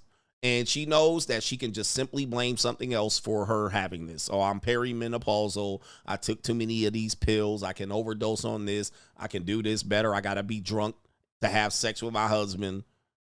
But you're supposed to put up with this, right? But women typically will act like this and be like, yeah, but you got to put up with it. I'm not sober. You are sober. You got to put up with it. And I asked her for a divorce. Then I forgot I asked. Then I cried. And then I hugged him like he did something wrong. Yep. But you're supposed to figure this out, right? You're supposed to be able to figure this out. You're supposed to hold masculine frame. You're supposed to hold masculine frame on this. All right, this is what I'm telling you. You're getting into the, and when this happens in your house, nobody will believe you. She's so nice. She doesn't seem like she would act like that. I see her at my job. I see her at church. I see her at the grocery store. I see her picking up the kids from school. She seems like a nice woman. But there you go right there. And you be telling her, man, she be acting crazy and strange. Well, what did you do to her? What made her act like that? You must have done something like that. Or, of course, if you put her ass in the DDT and you put the snake on her chest, guess what? You're the bad guy. You're the bad guy. You have to put up with this shit. You know, as a man, Steve Harvey, you have to put up with it. Just going in your old man cave. We got this evil world we live in, and we have this guy. His name is C. Bryant. Something else. He says, get married, they say. There is a lesson in everything. Hashtag trust the process. There he is. Marrying someone that he rocked with. Marrying my forever, my lady, and ready to build life together. Take a look at this. That's a nice rented tuxedo. Very good. He's got a nice beard just for men and rocking the baldy. All right, he says right here, marrying my forever and ready to build forever. There he is right there with the thumbs up. Congratulations, sir. Filed for divorce a year and some change later. Accumulated debt, depression, ended up on a dating app. Just like that. A year and some change. All right, this is what you're up against out here. And of course, who had the depression? Okay. He says the thumbs up was from my uncle who asked, was I okay while I was waiting? LOL. You thought you were doing the right thing, but uh-oh, it's the wrong thing. Shout out to Key Sweat. Just like that. All right. It happens. Debt, depression, and now you out here on the dating app. Was that the woman? All right. Or him? Just like that. Life comes at you fast in 2025. If you got married in the year 2003, okay, shout out to y'all. But life comes at you quickly. And we got this last one right here on It's an Evil World We Live In. All right, this woman right here. Again, we let the world. Listen, what I do is I let the world tell my talking points now. Like, you know my talking points. I don't have to keep reiterating it. What I do is I get the people to say it. I get men to say it. I get normies to say it. I get women to say it. I get people to admit it, and I cover that now.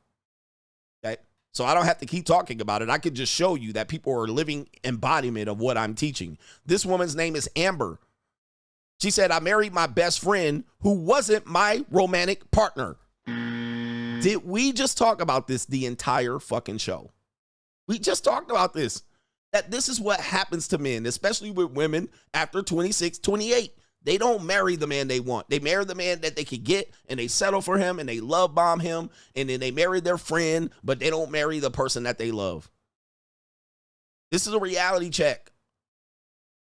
I married my best friend, but not my romantic partner. Here we go. I was married to a good man who ultimately was not my man, and I knew that pretty early on. I knew that maybe 3 hours into our first date. I knew that 6 months in when we got engaged, and I knew that again and again and again. But I didn't want to know that because I really wanted the relationship to work. And I think what was so hard was that we were good friends. We had a great time together. I loved the work he was doing. I loved the way we collaborated. And on paper, everything looked like a good match. But I still knew that something was missing. It's funny because I lead journaling workshops and I always ask people, what truth are you afraid to admit to yourself and why? And it was the question that I avoided the most because the truth I was afraid to admit to myself is that I no longer wish to be in my marriage. Admitting that to myself meant I'd have to blow everything up. And in a lot of ways, it was good and comfortable. There were so many reasons to try and make it work because it was more convenient. But I ultimately realized I didn't want to live a life that was convenient. I wanted to live a life that was courageous.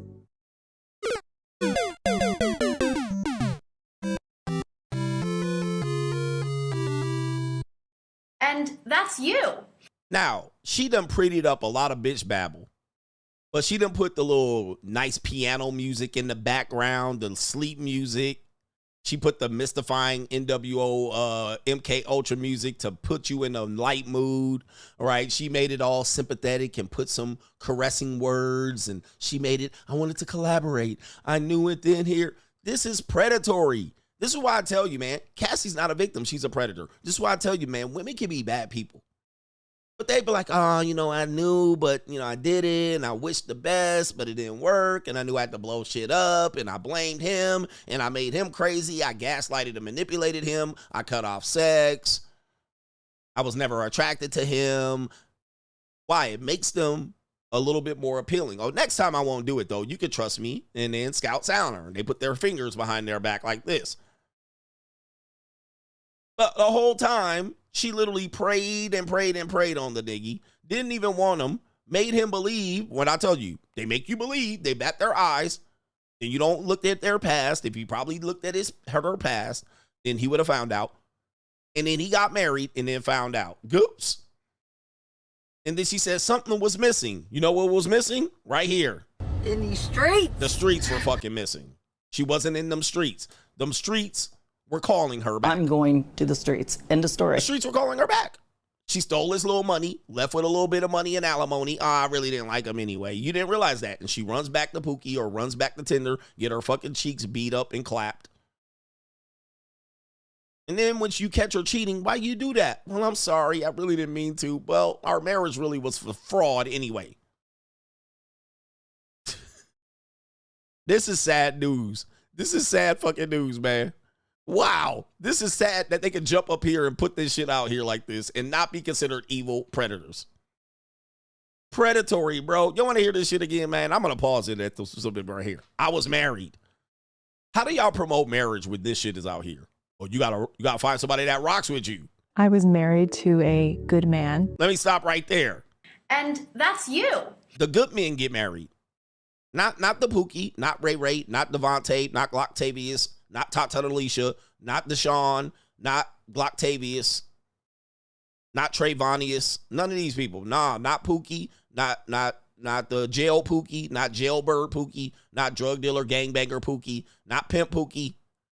It's the good men. These are the men chasing around kids for custody and child support. I was married to a good man. That wasn't enough. Why? Who ultimately was not my man. And I knew that pretty early on. I knew that pretty early on. Y'all, and you don't want to call, this is apex predators. This is predatory. This is terrible behavior. This is inhumane. This is crimes against humanity. I knew that maybe 3 hours into our first date. 3 hours into the first date. So they knew. She knew who was going to give up the punani, who was going to have to wait for it. She knew. This is why when they tell you to wait for the sex, this is a bad deal for you. She sees you as a good man, and she's going to string your ass along. Continuing. I knew that 6 months in when we got engaged. You done bought the ring, and she knew. She knew then. She was going to go back to Pookie. She was going to go back to Lil Puppet. She was going to go back to Glocktavius. She was going to go back to Chad. She going to go back to the streets. I'm going to the streets. End of story. I knew that 3 hours into the date. I knew this when we got engaged 6 months. Of course, there's that 6 months again. 6 months, rush to the altar. You don't have time. Let's make some babies. I love you. Here's some pussy. All right, here we go. Let's get married. And I knew that again and again and again. But I didn't want to know that. I didn't want to know that. I didn't want to face reality. I didn't want to see myself as this evil. Because I really wanted the relationship to work. She wanted the relationship to work. Why? Because it was suiting her. Protection, finances, stability, good man, image, clean up her image. She could be a wife instead of a harlot. Yep, it worked. Work. And I think what was so hard was that we were good friends. We had a great time together. I loved the work he was doing. I loved the way we collaborated. Yep, collaborated partner. He was ambitious. This is the sex over life whole video. We collaborated. I liked the way he worked. He was ambitious. We were good friends. We got along together. We laughed. We ha-ha'd and kiki'd. All right. And on paper, everything looked like a good match. Yep, it looked like a good match. He's white. He's white bread. He's tall. He's handsome. He's debonair. You know what I mean? He's good. He got a good family. He comes from good stock. He has a house. He has a car. All that. Okay, suburban community. Gated white picket fence. Golden retriever. Yep. But he don't get my pussy wet, though. My pussy was drier than the Sahara Desert. But I still knew that something was missing. The streets. Okay? In these streets. That's what was missing. Excitement. Danger. Okay? Stand up in the middle of the fucking night. 2 a.m.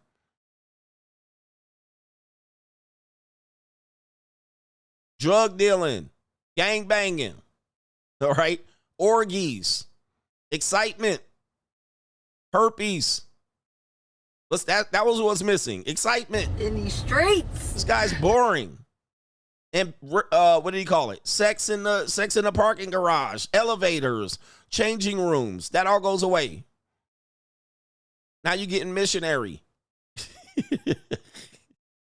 It's funny because I lead journaling workshops and I always ask people, what truth are you afraid to admit to yourself and why? And it was the question that I avoided the most. I avoided. This is why I tell you, man, you got to press them. I know they're going to be like, but I'm just a girl. I'm a just innocent woman and I wouldn't do anything like that. Press them because they're avoiding answering the truth. You got to press their ass. Do not feel bad. Press their ass. Because the truth I was afraid to admit to myself is that I no longer wish to be in my marriage. So they're afraid to admit to themselves their own truth. Imagine what they're afraid to admit to you. All right. They just want to be in Delulu right here. I just wanted to leave. I was afraid to admit it, though. Admitting that to myself meant I'd have to blow everything up. And in a lot of ways, it was good and comfortable. There were so many. The marriage was good and comfortable. But the fast money is gone. The excitement is gone. The multiple dicks is gone. All right. The going to the bar and flirting and all of that gone. All right. I got to be in the house in bed at 9:30. It's all gone. That's boring. Reasons to try and make it work because it was more convenient. But it was convenient. Not the love. Where's the love? I haven't heard her say she loved this man once. I haven't heard her say I love this man once. But I ultimately realized I didn't want to live a life that was convenient. I wanted to live a life that was courageous. Courageous, inspirational, empowering. All right, this is all bitch babble. This is all. And yes, white women, plain Becky's can get you on this too, bro. But y'all want some what? Y'all want some burning desire out here. Y'all want it. being a drug mule for Hector. Yep, she missed all that too. Hector used to send me from here, state to state, ocean to ocean. All right, but I miss all of that shit right here. Where is it at? Where's it at? All right, we got the main event coming up, man. Sheesh. Sheesh. Dude, I'm going to tell you, man, this is going to be something. I've said this. These women don't care about you, man. I don't care what you say. They don't care about you. They care about themselves. All right, they are survivalists. They don't care, man. Don't think they ever going to care more for you than they care about themselves. And they know a lot of times when they ain't shit. So they know. That I get I Need Money says men just overreport and women underreport because of shame. Indeed. Yep. Shout out to you. So that was related to the threesomes. H Everyday says gems are being dropped. GOAT status game. If you think I'm crazy, please do life against what I'm telling you. All right. But you better wake up. They don't care about you at all. All right. And you will find out. Put them in a situation where they're vulnerable. Which I'm going to tell you is a shit test. Put them in a situation where they're vulnerable. Say like, you know, they're going to get replaced in a relationship. You're going to see the real woman. And literally what happens is they don't feel secure. They're going to fucking clam up on you. You're going to see the real version of them. Okay.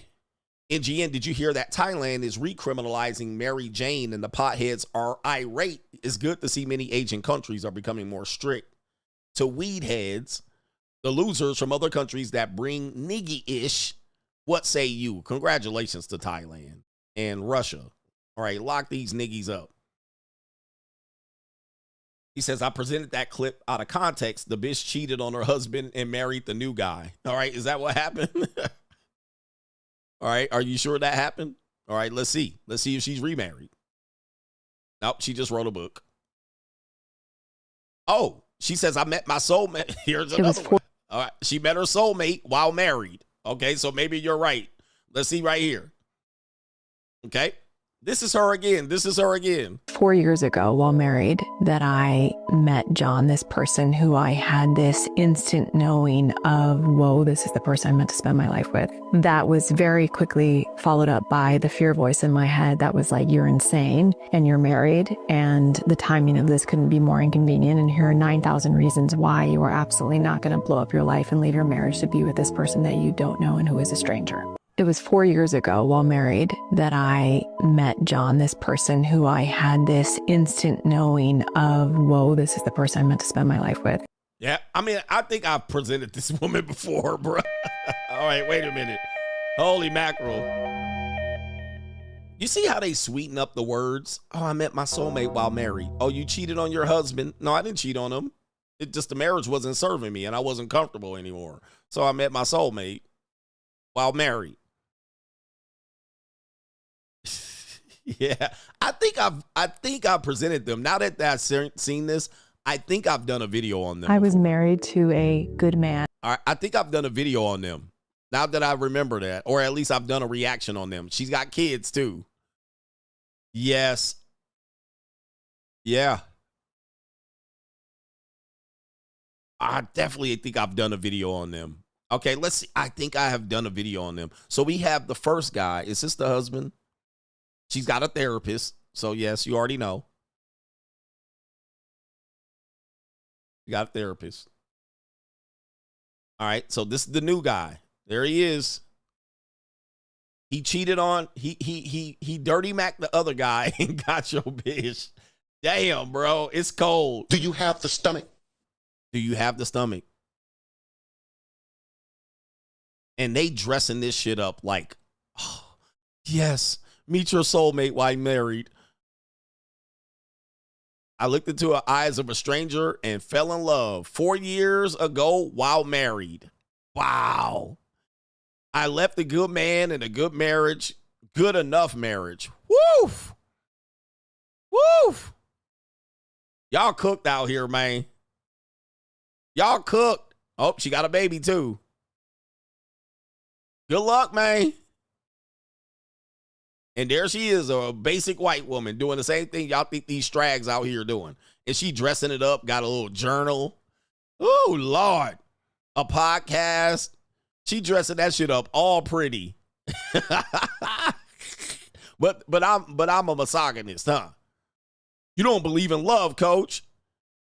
This could easily happen. Wow.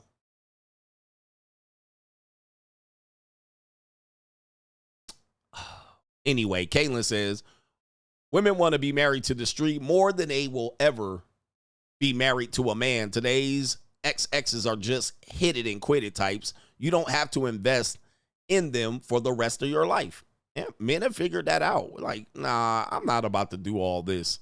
Like, this doesn't make any sense.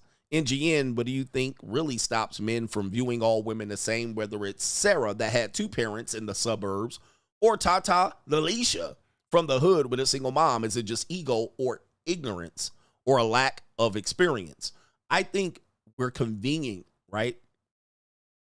What I think men want to do, and women, is like normies do. We simply want to diagnose people with a diagnosis. Like, we're not trained to diagnose people, nor do we have information. But what we want to do is say, okay, if I put these people in a box, then I can explain their behavior, which means, in effect, I can avoid that type of person, or I can avoid being this type of person if whatever. So, for instance, she obviously have daddy issues. That's an easy diagnosis that then dismisses, it couldn't happen to my daughter, or it couldn't happen to me, or it couldn't happen to 2-parent households. Traditional families don't have to deal with this. You see, that completely dismisses that narrative. The sluts come from fatherless homes. The slut comes from daddy issues. There's data that shows that, but I'm telling you, this could be 2-parent households. It could be suburban communities. You're not going to be immune to it just because you take a traditional route. So people that want to protect their talking points, people who are religious don't have to deal with this. People who raise their kids in church don't have to deal with this. It's false. You deal with it there too. All right, church has the same divorce rate as the normal secular rate. It's not much different. If you marry somebody in your race, it wouldn't happen. If you have kids from the same race, people just typically want to say, it ain't going to happen to me, so I'm going to diagnose it. Daddy issues and 2-parent household and single mother. So you completely just say it ain't going to happen to me or any of the people that I'm associated with. So this is what we're doing, just to disassociate.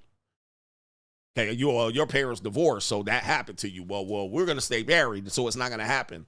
Yeah, no, you're still vulnerable to it. You're less vulnerable to it, but you're still vulnerable to it. Okay. Resurrected Simp Enforcer says, some women get hands put on them by the lame average good guy boyfriend because the girlfriend keeps cheating with Pookie as well, coach.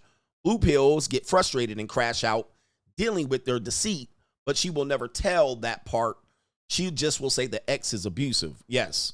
I deal with this all the time. And by the way, dealing with women, you're going to have to deal with this. This comes with the territory.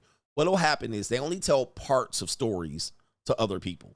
So yes, a regular average guy will put hands on his girlfriend, but that's because she double dipping with Pookie. She double dipping with Dirty Mackin. Now, when he finally drags her and he can't take it because she's gaslighting him, she plays the victim. When we know data shows us that domestic violence is almost one-sided. And when there's two-sided, it is the women that instigated it, right? And so she's gaslighting the hell out of him and he finally can't take it anymore. He can't negotiate. So he puts hands on her. Now he catches a case. Okay, but when it comes to this, she's going to tell everybody else the story. Oh, he was an asshole. He just dumped me and he didn't do this and he left me hanging high and dry and he did this and he was insecure. He was checking up on me and he didn't like the fact that. They're not going to tell what he found. They're not going to tell that part. They're going to be like, oh, he had a legitimate reason why to not trust your funky ass. He had a legitimate reason to drop you and treat you like shit. They're not going to tell everybody that. They won't even tell their therapist that. They're not even going to tell the therapist the entire truth. So they be lying to their therapist. So, yeah, by the time the guy, this is why you have to not put hands on them. Even if they're in a situation where you've engaged in some sort of BDSM, what'll happen is you'll carry that out when you're frustrated and you might put hands on her and she'll say, well, you hit me. Like, when? Okay, so you got to watch out for that. Somebody said that's the old daddy issues. Oh, if she argues with her dad. Yeah, or she doesn't respect her dad, which is very prevalent in henpecked households or suburban households where the dad is just a paycheck guy. He goes and comes to work. He barely shows up. He's somewhat aloof and dim-witted. And the mom don't respect him, and the kids don't respect him. The daughters manipulate the dad. He's a weak link. He's spineless. He thinks his daughter is the apple of everybody's eye and she cannot do any harm. And guess what? Guess what? It's false. She's a skeezer. She sneaks out at middle of the night, all that shit. In GN, do you think in the future wives will be able to come after the men legally for their ghost babies? They delete it similar to how they coming after Holly weird music execs like Cassie and Joy Taylor. I don't think so. What are you going to do? How do you come after a person for deleting a baby? All right. I think only if you paid for it or didn't pay for it, I'm sure. Maybe. Anyway, shout out to you. And I think that's all the support. So we'll tap into the main event, which should be an interesting main event. All right. And I got time today, brothers. This is overtime. Yeah, I got time, girl. We at the 3.5 hour mark, 3 hours and 45 minutes. Let's talk about the main event.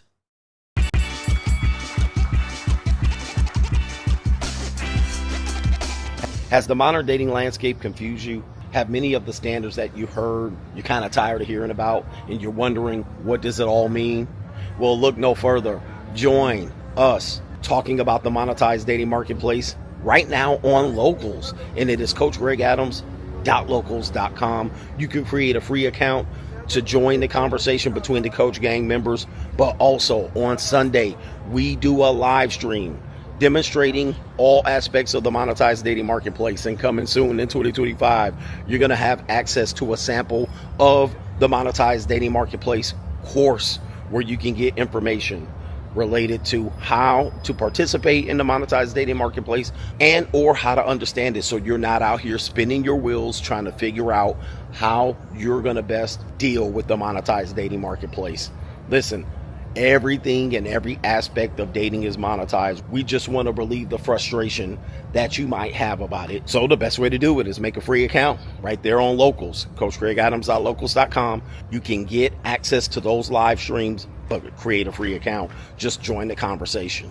I am the only one covering this conversation from this point of view. And yes, I am ahead of my time. Get ahead of the information before you're priced out.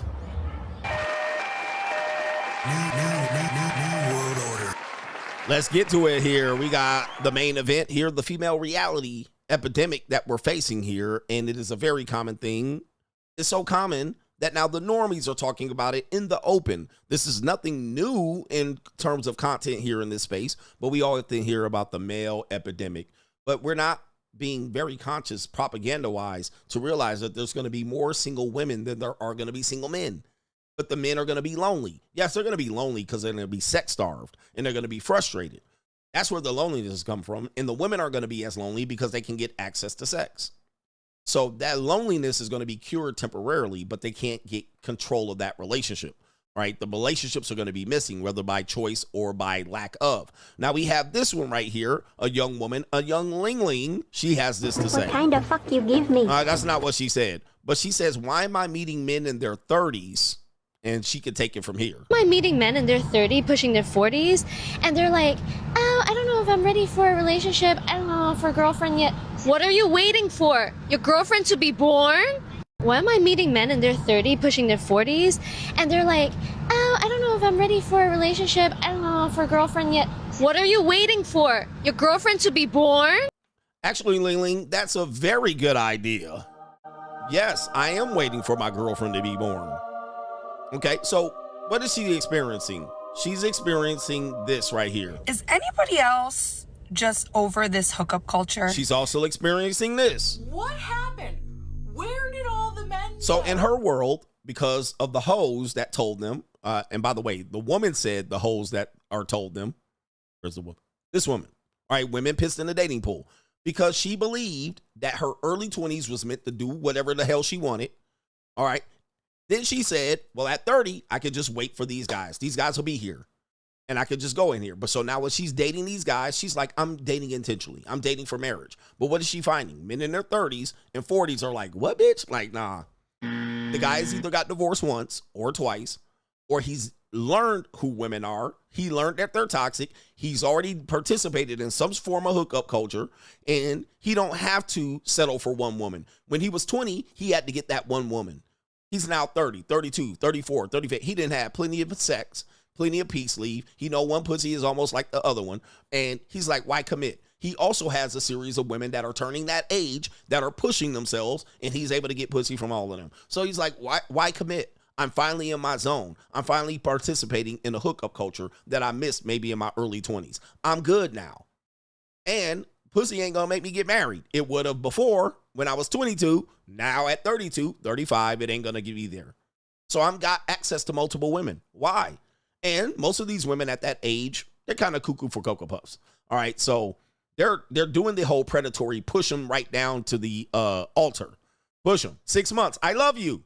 Bat your eyes, right? Jerk you off a little bit, suck on the tip of your tit. You know, your deals, Nick. All right. Make you come a couple times, and then she wants to have a serious relationship. So he's like, what? No, man, just drop off the buns.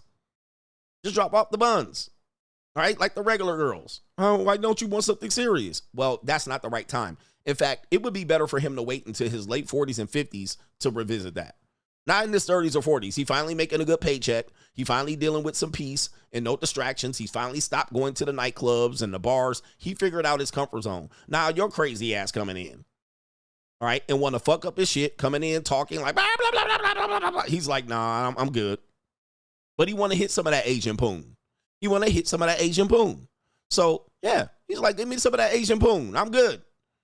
But she also thought I could just marry a guy whenever I want to. Nah, baby, if you miss the window typically between in your 20s, you're going to have to wait until your late 40s. All right, because most dudes ain't just finna marry you up. Not only that, number one. Number two, most men that want to get married or wanted to get married are already married. They're already married. The guys that wanted to get married already wiped somebody to fuck up. Now, you might catch these dudes on a divorce. So all the guys that you might catch at this point going to have a kid. He's going to be a co-parent. He's going to be divorced. That's what you're going to meet. Not dudes at 32 like, damn, I've been searching and I couldn't find the woman that I wanted. So you're dealing with less. This is why when they tell women to do this, live out your 20s, go travel, don't have kids while you're young, your brainstem ain't developed. And the fact that when you have kids young, what'll typically happen is they're like, well, you won't be a better parent. You'll be a better parent in your 30s. What's the problem with that? Not a lot of dudes are marrying up women at that age. So you're literally rolling the dice with less selection, less pool of men to deal with. And mostly the dudes that are in this pool are absolute losers. So we didn't even count on that. But think about it. The guys that ain't married are niggas that's never going to get married. And if you're dating black men in their 30s and 40s, they ain't getting married. All right. They ain't going to get married unless it's Boyce Watkins. So you're dealing with a smaller pool. You're dealing with a pool of more losers. You're dealing with divorcees and dudes fighting for custody of their kids. That's what you're dealing with. You ain't dealing with the top of the top, cream of the crop. They already gone. They're already gone. And so her thing is, what are you waiting for your girlfriend to be born? Hell motherfucking yes. If you ain't said nothing truer than this bitch in your life, you didn't hit the nail on the head. Yes, if he's in his 30s or 40s, he'd be better off waiting 10 to 15, 20 more years, let's just say 20 more years, for a wife that is now freshly on the marketplace that he can get, as long as she ain't a schizoid. Yes, he's waiting for her to be born. All right.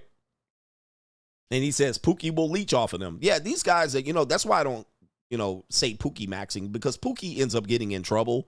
And he becomes a burden to these women. And this is when this woman wants to level up. So Pookie was cool when she was in her 20s, right? 21, 22. Being with Pookie was cool. It somewhat was an elevating position. But what happens? Pookie gets in trouble. Pookie goes to jail. Pookie then gets in a bind. Pookie gets arrested and he needs bail money. Pookie needs money on his books. Pookie doesn't support. Pookie is one arrest away from life prison sentence, right? Or Pookie loses his job, his access to fast money, right? He gets in a pinch. And then he ends up leeching off of her when she's 25, 26, 27, 28. And then she like, nah, can't do that. So she got to get rid of that guy. She's now a more mature version of herself. She ain't 18 anymore. She's now 28. That shit ain't appealing no more. Street life ain't appealing no more, or it shouldn't be. So she like, nah, I got to get rid of this shit. Then she starts finding stable guy. And that's you. Stable guy.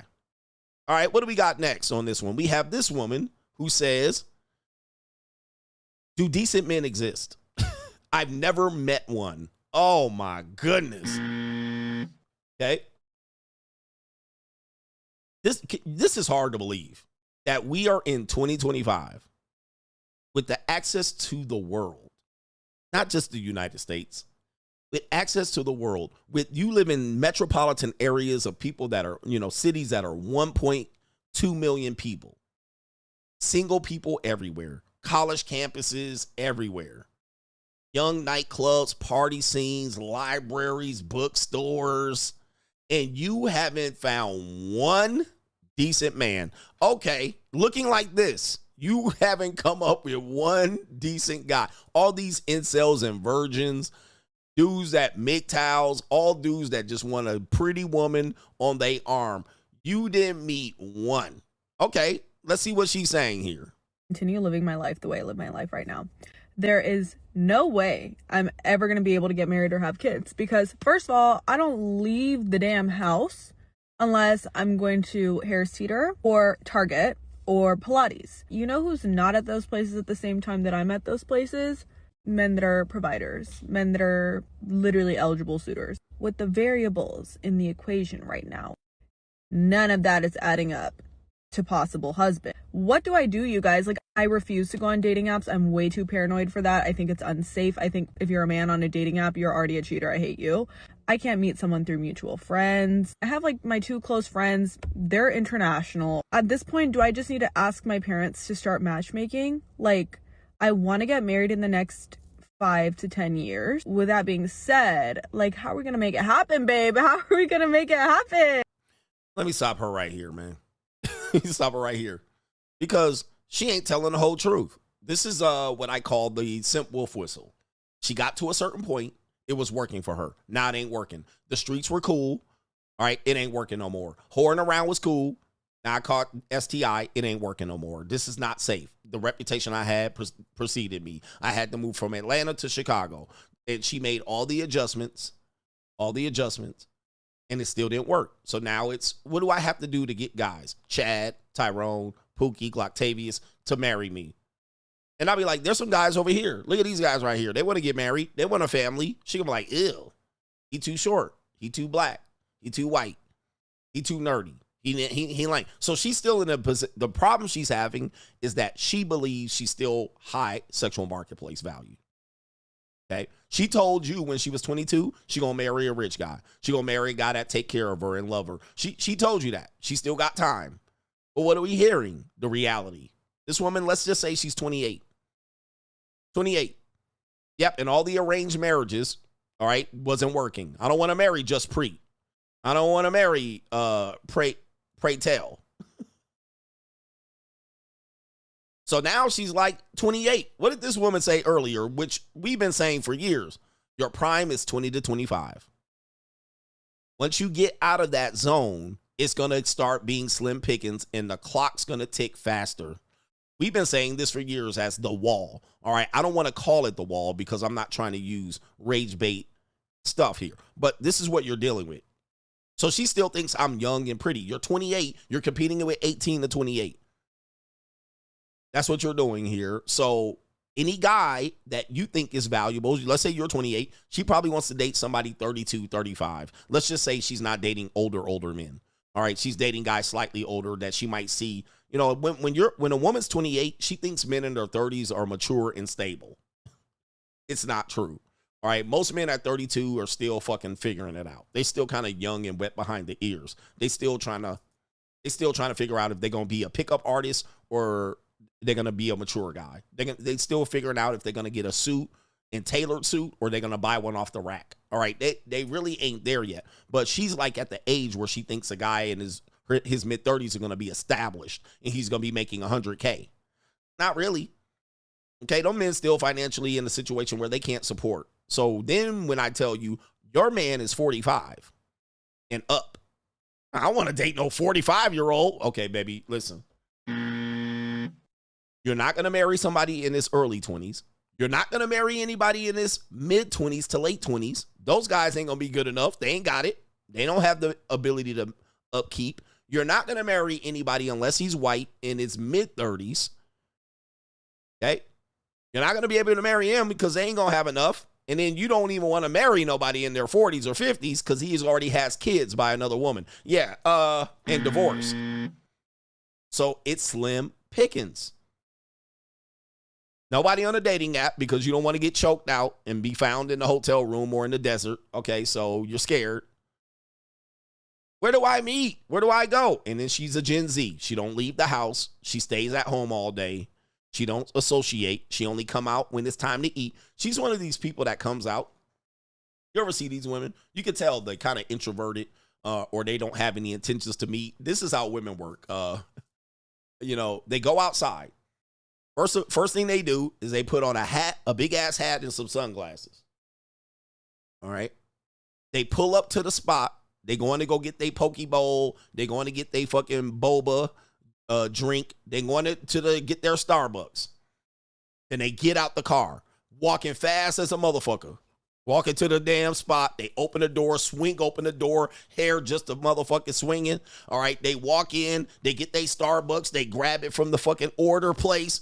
They walk out, tapping their phone like this. They get to the car, close the door, and they get in there. They tap on their message here. They respond to this motherfucking guy on the dating app. They get it. They put their motherfucking, put it in reverse, swing out. I don't know how to meet anybody. I don't know where to meet people. She do the same thing at the gym. She pull up to the gym.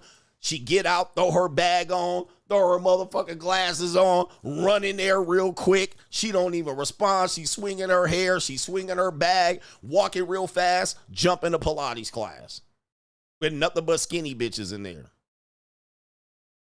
All along, tapping her phone, looking into it with headphones on. Where do I meet guys at? Where do I meet guys?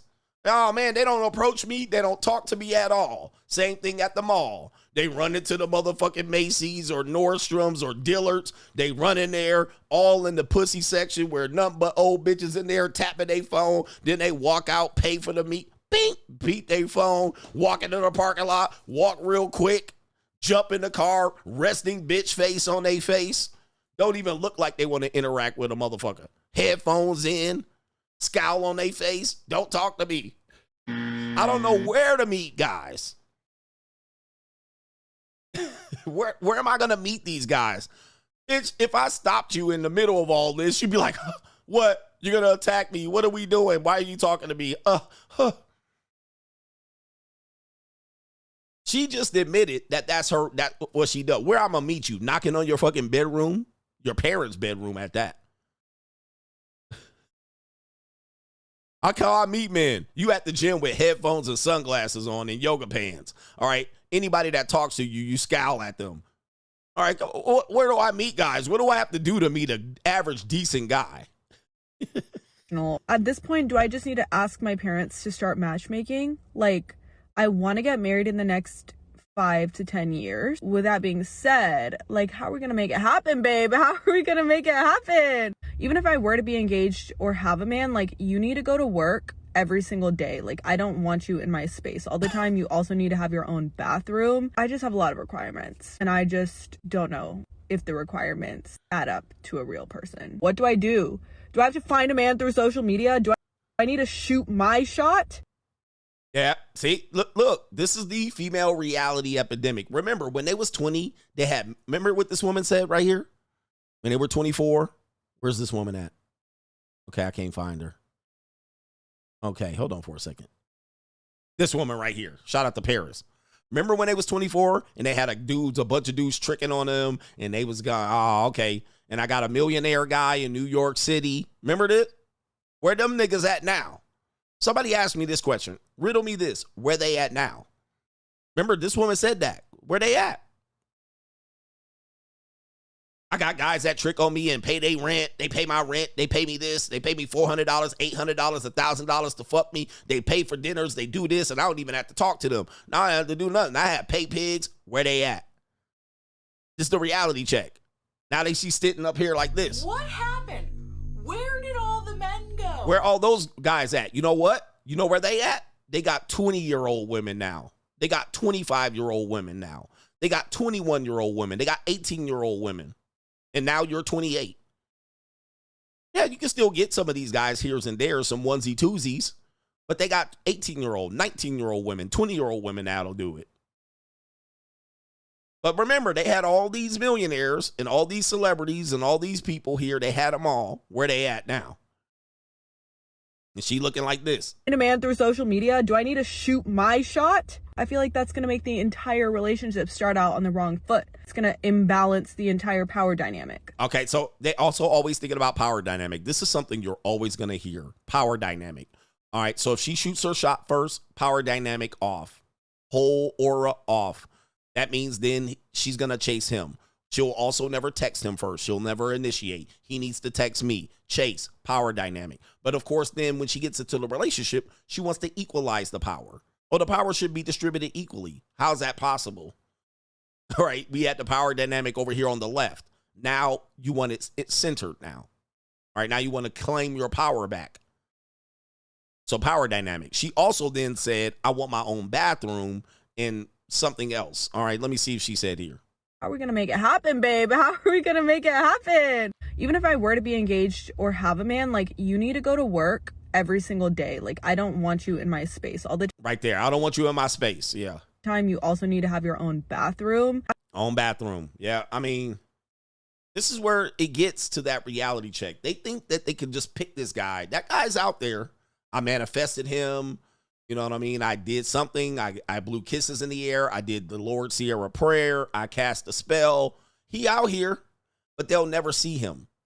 Like, they'll never meet him. Or if they meet him, it'll be a one-off, a onesie-twosie. I love that phrase. It'll be a onesie-twosie. She'll be able to see it and be like, oh, I like this guy. You know what? Let's get married. And she'll bat her eyes, and then she'll realize he got more hoes and he gets more ass in a toilet seat. And she'll play her role a little bit and play ignorant and dumb and dim with it long enough. But then when he starts pulling her whole card, she gonna skedaddle. All right, so now she need her own bathroom. Yeah, a little bit high maintenance, if you will. But she can still think she can call this shot at 28. We also have this one here who found out the hard way as well. This woman says right here she had spent how much? I warned you about this. How much did she spend on in vitro fertilization? You can figure out how long it took her to get married. She met the That's You guy. And that's she looks like an Asian woman that definitely married a white guy. All right. And probably married an older white guy who already has adult kids. All right. Right. He already got adult kids. And she convinced this nigga to have more kids. And he's like, oh, all right. Fuck it. Okay. All right. We're going to have a nanny. And she's like, good. We'll have a nanny. All right. So here we go. Overachieving eggs. None of my eggs survived the thaw. None of the 15 eggs I paid $16,000 for. The overachieving eggs. The overachieving eggs decided not to wake up after being frozen. So for 5 years, I'd had this fake peace of mind that I had an insurance policy that the fertility industrial complex convinced me I had. Feminism, female junk science, them telling them you got time. Some woman popping up on the internet. I had my first kid at 42 naturally. Basically low percentage. You got time. You got 15 eggs. You're good. And now she's saying the industrial complex of, well, what? Now she's saying it's somebody else's fault right here. Hey, they told me. And it's all Jermaine's fault. It's always Jermaine's fault. And look at this. Yep, this conversation is so important. I've been warning you of this. I warned you of this, guys. This is going to come, and now they're going to blame somebody else. And at the end of the day, they got you for your money. Gotcha, bitch. They got you for your egg storage. Right? When the fertility window is 20 to 25, 18 to 25, and really younger than that. That's where the period starts. Now, y'all done took so much IVF and early terminated so many kids. Y'all lucky to have one naturally. Yep, and we got a pure C Mexican here for sure. And they told me I'm gonna meet a white man. I could always get a white man. Now you got one, and he can't even nut in you and make a baby. Or now you got a petri dish bullshit because you wanted to focus on your career. Hey, they told me the other thing. To not be able to use any one of them. And this doctor was like, I'm so sorry, Justine. And I said, I thought this was an insurance policy. She's like, that's what I hate about this industry is people keep thinking freezing your eggs is an insurance policy. There it is, the insurance policy. Hey, ladies, you don't have to settle down in your 20s. 21's too young. You know what? You got an insurance policy. Why don't you scrape your eggs out of your goddamn uterus at 28? Freeze them up. You're good. You'll just fertilize them when they come out. Well, it's like a 16-20% chance. Plus, you're going to spend over $100,000 to do so. So you're going to have to marry a guy that's going to spend $100,000 for you to do this. And you better have a career that has $100,000 by your 40s. All right. Or you're going to have to look up and be fertile Myrtle. Oh, I thought this was an insurance policy. This was a policy against the patriarchy. I don't have to listen to men. I can have my career. This is my insurance policy against the patriarchy. That's what it's called. She didn't say that. It is an avenue to open up potential options. I can stay out here and fuck around in these streets for longer. I can explore more options. I don't have to settle for Glocktavius or Third Leg Greg or Lame Greg, Goofy Steve. I can potentially have more options of men later by freezing these eggs. You see this? And the women are in here. This conversation is too important. This is the old feminism lied to them. And now you have to deal with the after effects. There was a guy who married, by the way, Sierra had a surrogate kid. A lot of these women, celebrities that are having kids is completely through surrogacy. All right. You got to know that. It's not natural. But Aaron Andrews' husband, who was in his 40s, she's in her 40s. They done spent all this money for her to try to get pregnant. She didn't have 11 miscarriages. They done went through $250,000 at least. And now he's sitting up there as a man that could get a woman in his 20s and he can knock her up and impregnate her with his own status and wealth. He could do it, but now he got to do a surrogate because he loves Aaron Andrews. You think that's fair to him? You think that's fair to him? That ain't fair. That ain't fair because she thought she could have options. Later on, I could go find me the man later. Let me get my shit. You don't have no, you got a small percent chance of having these options. All right, this is the female reality pill here. All right, it's the female reality pill. And of course, the exception to the rule is going to pop up. Well, I was 42, coach, and I had a baby. So what? So what? You still are going to consider high-risk pregnancy after 32. Well, we need to change that. Maybe that's the Lord. That's Mother Nature and Father Time. I can't change that. Well, science tells us, feminist junk science, propaganda, all right? As this woman found out, she found out the hard way. 15 eggs gone. Storage fees wasted. IVF gone. All of them came out and unthawed out and was dead as a motherfucking doorknob. Now, this dude was knocking the Mario coins out of you for no reason. Okay, the reality pill is real. It's just a reality. The exception proves the rule. So you got women that out here naturally having it, but the exception proves the rule. Well, women are better parents when they're older. Guess what? The window is still 18 to 25. That's what it is. That's the window. You start bleeding between your legs once a month. That's the window. But you want to run out right here. This woman out here want to have multiple early terminations of pregnancies. I'll just have them later. This is feminism junk science with the exception to the rule being the prevailing thought. And then when they don't make it work, they start blaming somebody else. And I guess I guarantee you, all right, I won't say nothing mean about that lady. All right, so anyway, we have this woman right here says she hit 40 and her life is not what she thought. It's the female reality pill. This is the female reality epidemic. And they're living it, and then they're searching for answers after the fact. Look, searching for answers after the fact. How do I make this work now? Because, listen, you left on your own now. How do I make this work? What do I do now? My insurance policy didn't work. You can't have any more babies. Sorry. Okay, 40, and my life hasn't turned out. What it says right here. Here we go. I'm turning 40 this year, and everything is just hitting me right now. It's like... not where I wanted to be. I haven't succeeded at anything. I haven't, God, have I even tried? Like, I don't even know anymore. I don't know how to do anything. I don't know how to cope with anything. And I'm like, I don't know how to, I did this whole growing thing wrong. Like I'm supposed to be an adult. I'm supposed to be able to handle these things, and I can't handle anything. And I literally am just realizing, like, it's been 40 years of this, and like, it's 40 years of just being confused and not knowing and like figuring things out slower and like not like I haven't built anything. I have nothing like to show for this. Crocodile tears. I just don't know what I'm doing here, and I'm lost. I'm afraid, and I don't. Oh, Jesus.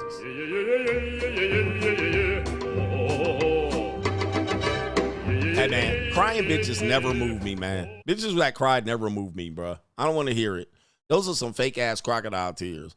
All right, but I don't know what to do. I mean, how much of an asshole do you have to be to set up your phone, right?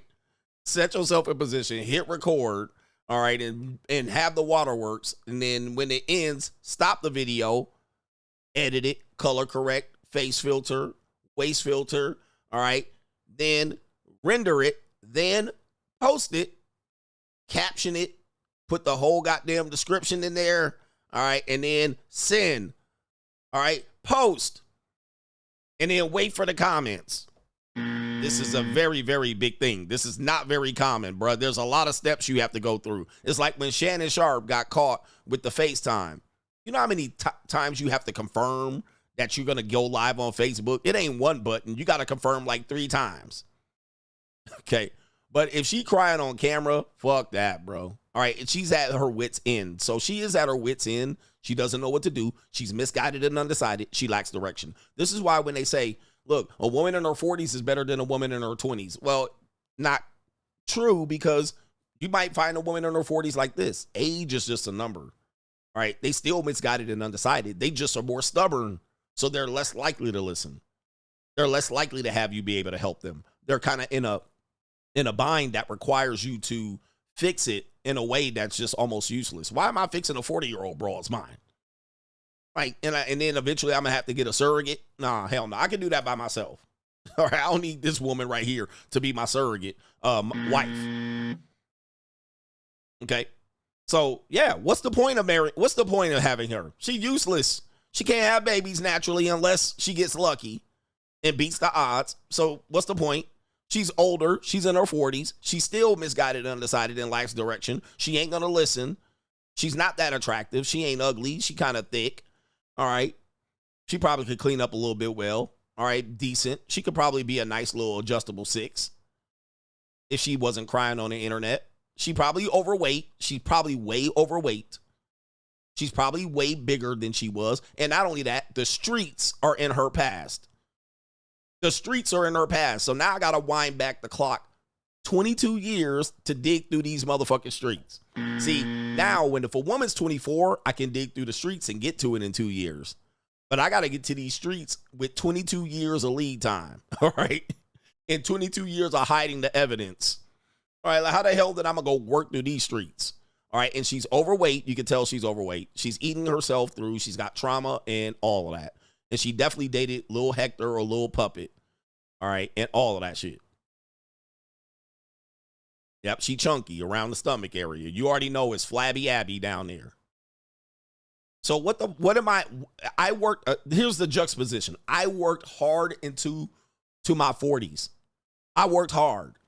Right? I took that L in life. I sacrificed and risk. And this is the motherfucking reward I get? I'm supposed to pick this up? Well, nobody's picking this up. And she knows this. This is her experience. All the rich men from Richmond are gone. All the millionaires that were tricking her, gone. All the men that were willing to pay her bills, gone. All the men she could call up to pay that car note down before the car gets repossessed, gone. All the men that could get that checking account from $150 in the negative, gone. All the career potential, reality check, gone. You're going to have to change careers again, or possibly get some education, or probably drive Uber Eats. Reality check. It's the reality epidemic They call it the single man loneliness epidemic. Nah, this the real epidemic. Now you living in a box apartment. You ain't gonna buy a house neither. House, dream, gone. Paying off your student loan debt, gone. Okay, it's all gone. There's no more. Now, people will say, baby, you still got time. 40 is the new 25. Y'all can believe that if you want. All right, there'll still be somebody out there for you. This is all women telling women. They don't want to tell them, yeah, you fucked up. All right, so they're going to lie to them and tell them if they manifest, it'll still be there. And there'll be somebody that'll come and sweep you off your feet. They'll continue to sell them a pipe dream. But she knows. She knows deep down inside. I don't care how progressive we are. It's gone. She been on dating apps and dated around and got poked on like she was a fucking poked and prodded, like aliens came and probed her. And that's all she got to show for it. She probably has kids and all of that. All right, let me see here. One day, it says, one day you'll be glad you kept going. Surviving the 40s is an accomplishment that many don't get. Be grateful. All right, she just don't have a man. It says right here, you got a car, roof over your head, a phone, and food. She needs to take that passion, go into the closet, shut the door, and have that conversation with God, not social media. Okay? Here we go with the exception to the rule. Viola Davis hit her breaking role at 43. She's not Viola Davis. Toni Morrison published her first book at 39. She ain't wrote no book. Julia Child, who was a asset, a CIA asset, if I'm not mistaken, or a spy, didn't start cooking until her late 30s. She was a spy. She was also a sex spy, Julia Child. All right, but that's neither here nor there. It says this gonna be most bitches. Nothing but kids to show for it. Hello. All right. Yeah.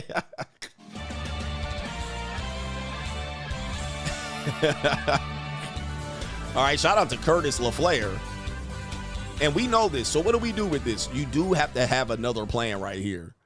All right. You do have to we got a spiritual teacher right here. Okay. Yeah. Spiritual teacher. You already know where that's going. All right. If they got a spiritual teacher, they up Schitt's Creek. All right. They got up Schitt's Creek. All right, they got a pass too. You just a late bloomer. Feminism lied to you. You got fooled. Yep, I mean, that's an easy one too, for sure. At that point. Gotcha, bitch. People can be inhumane. Okay, right here. Wow, you look 20. All right, gotta be a niggy. Just meditate. Yep. No answers. No answers. So my answers aren't for her. I think that for the most part, she's just going to end up settling at best. Shout out to Kevin Samuel. At best, she's going to settle. She's going to have to. At best. And her career, I don't know where that's going. You're going to be working 2 and 3 jobs. Get used to it. And the guy you're getting, he ain't going to be the rich guy that you could get at 25, so-called.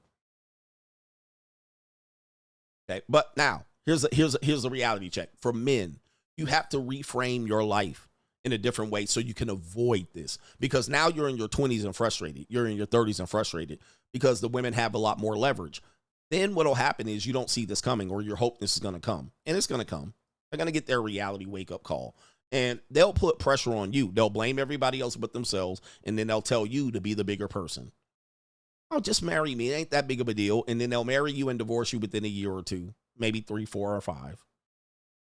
And they'll return back to the streets. Gotcha, bitch. Or they'll just sit up under you and get fat. Or they'll sit up under you and get fat. All right, they'll barely suck your dick. You'll have videos of her sucking dick on another man, better than you will ever get your dick sucked.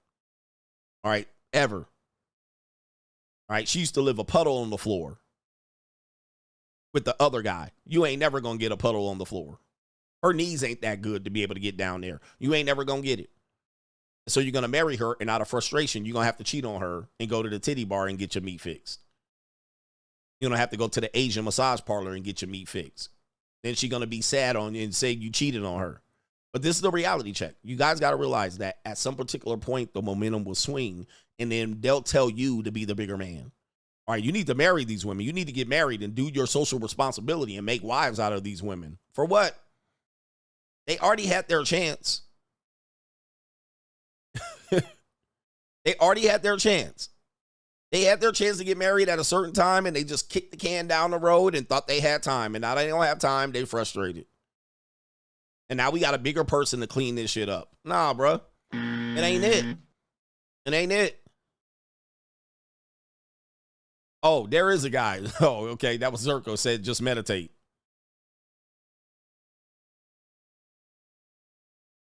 All right. It says right here, I feel like people like this just need faith and love. I tell you, people ain't got no fucking answers. These are normies.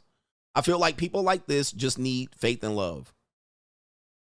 And it says, and when you're got your heart to serve, your ego kind of takes a back seat. This is nothing, bruh. This is nothing. This is nothing.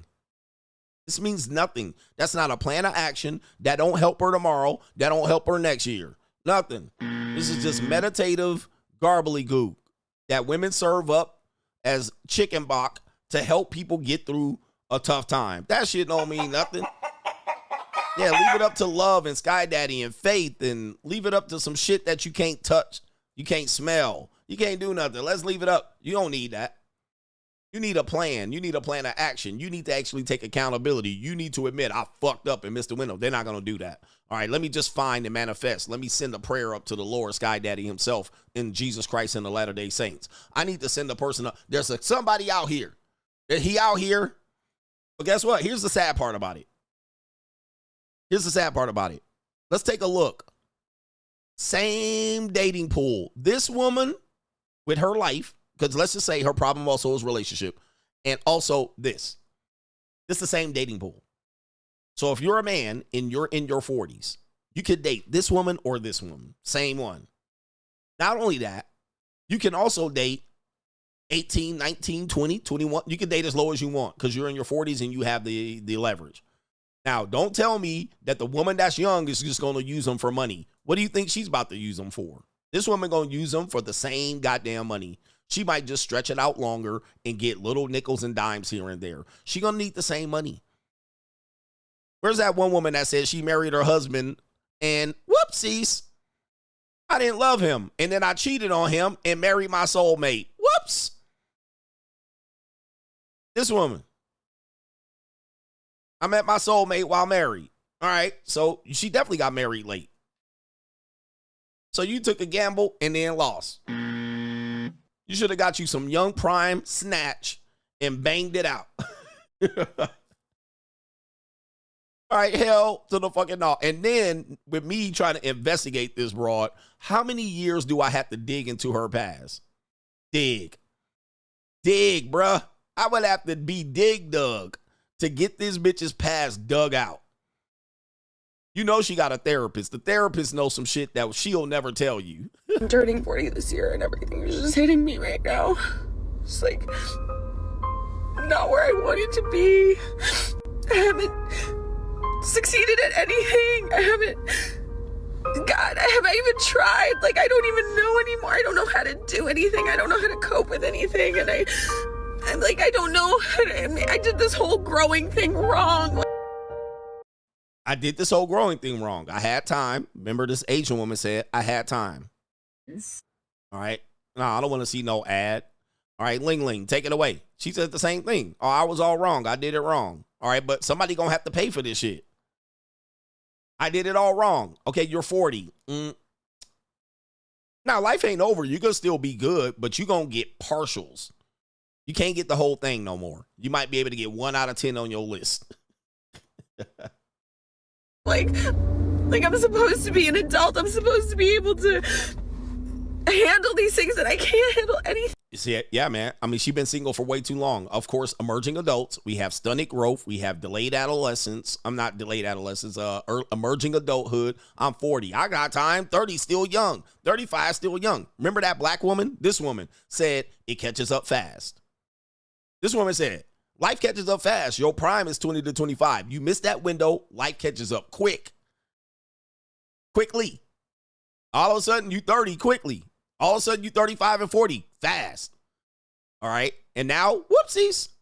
I literally am just realizing like it's been 40 years of this. And like 40 years of this. Nothing to show for it. Yep. Arrested development. Saying your brainstem didn't develop. You can have kids when you're 42. You can meet the man of your dreams later on, like Lauren Sanchez. It's 40 years of just being confused and not knowing and like figuring things out. You need direction, and men are a direction. But unfortunately, when they get a man, they still don't want to listen. So the man, this is the sad part about it. Men have to like constantly be like on a bitch neck, which is exhausting to me. So women will be like, okay, I'll listen. But sometimes I might not like when you say no. I might rebel. All right. But you got to be on their neck and correcting them and watching them and making sure they don't get their pussy out and they ain't sharing their pussy and they ain't out at the bar flirting because they want to have a relationship with you but still be on the streets. There's nothing wrong with this. All right. And then when you put that control on them, they'll be like, this is, I just can't have it. But then they'll end up like this. I just don't know. I can't change my tire. I can't fucking start my battery. All right. I don't know what to do. My transmission is slipping. Right? If my transmission gonna cost me 25, 30 grand, not 30 grand, $3,000. They want $3,000 for my transmission. I got to take the bus or rent Ubers. Misguided and undecided.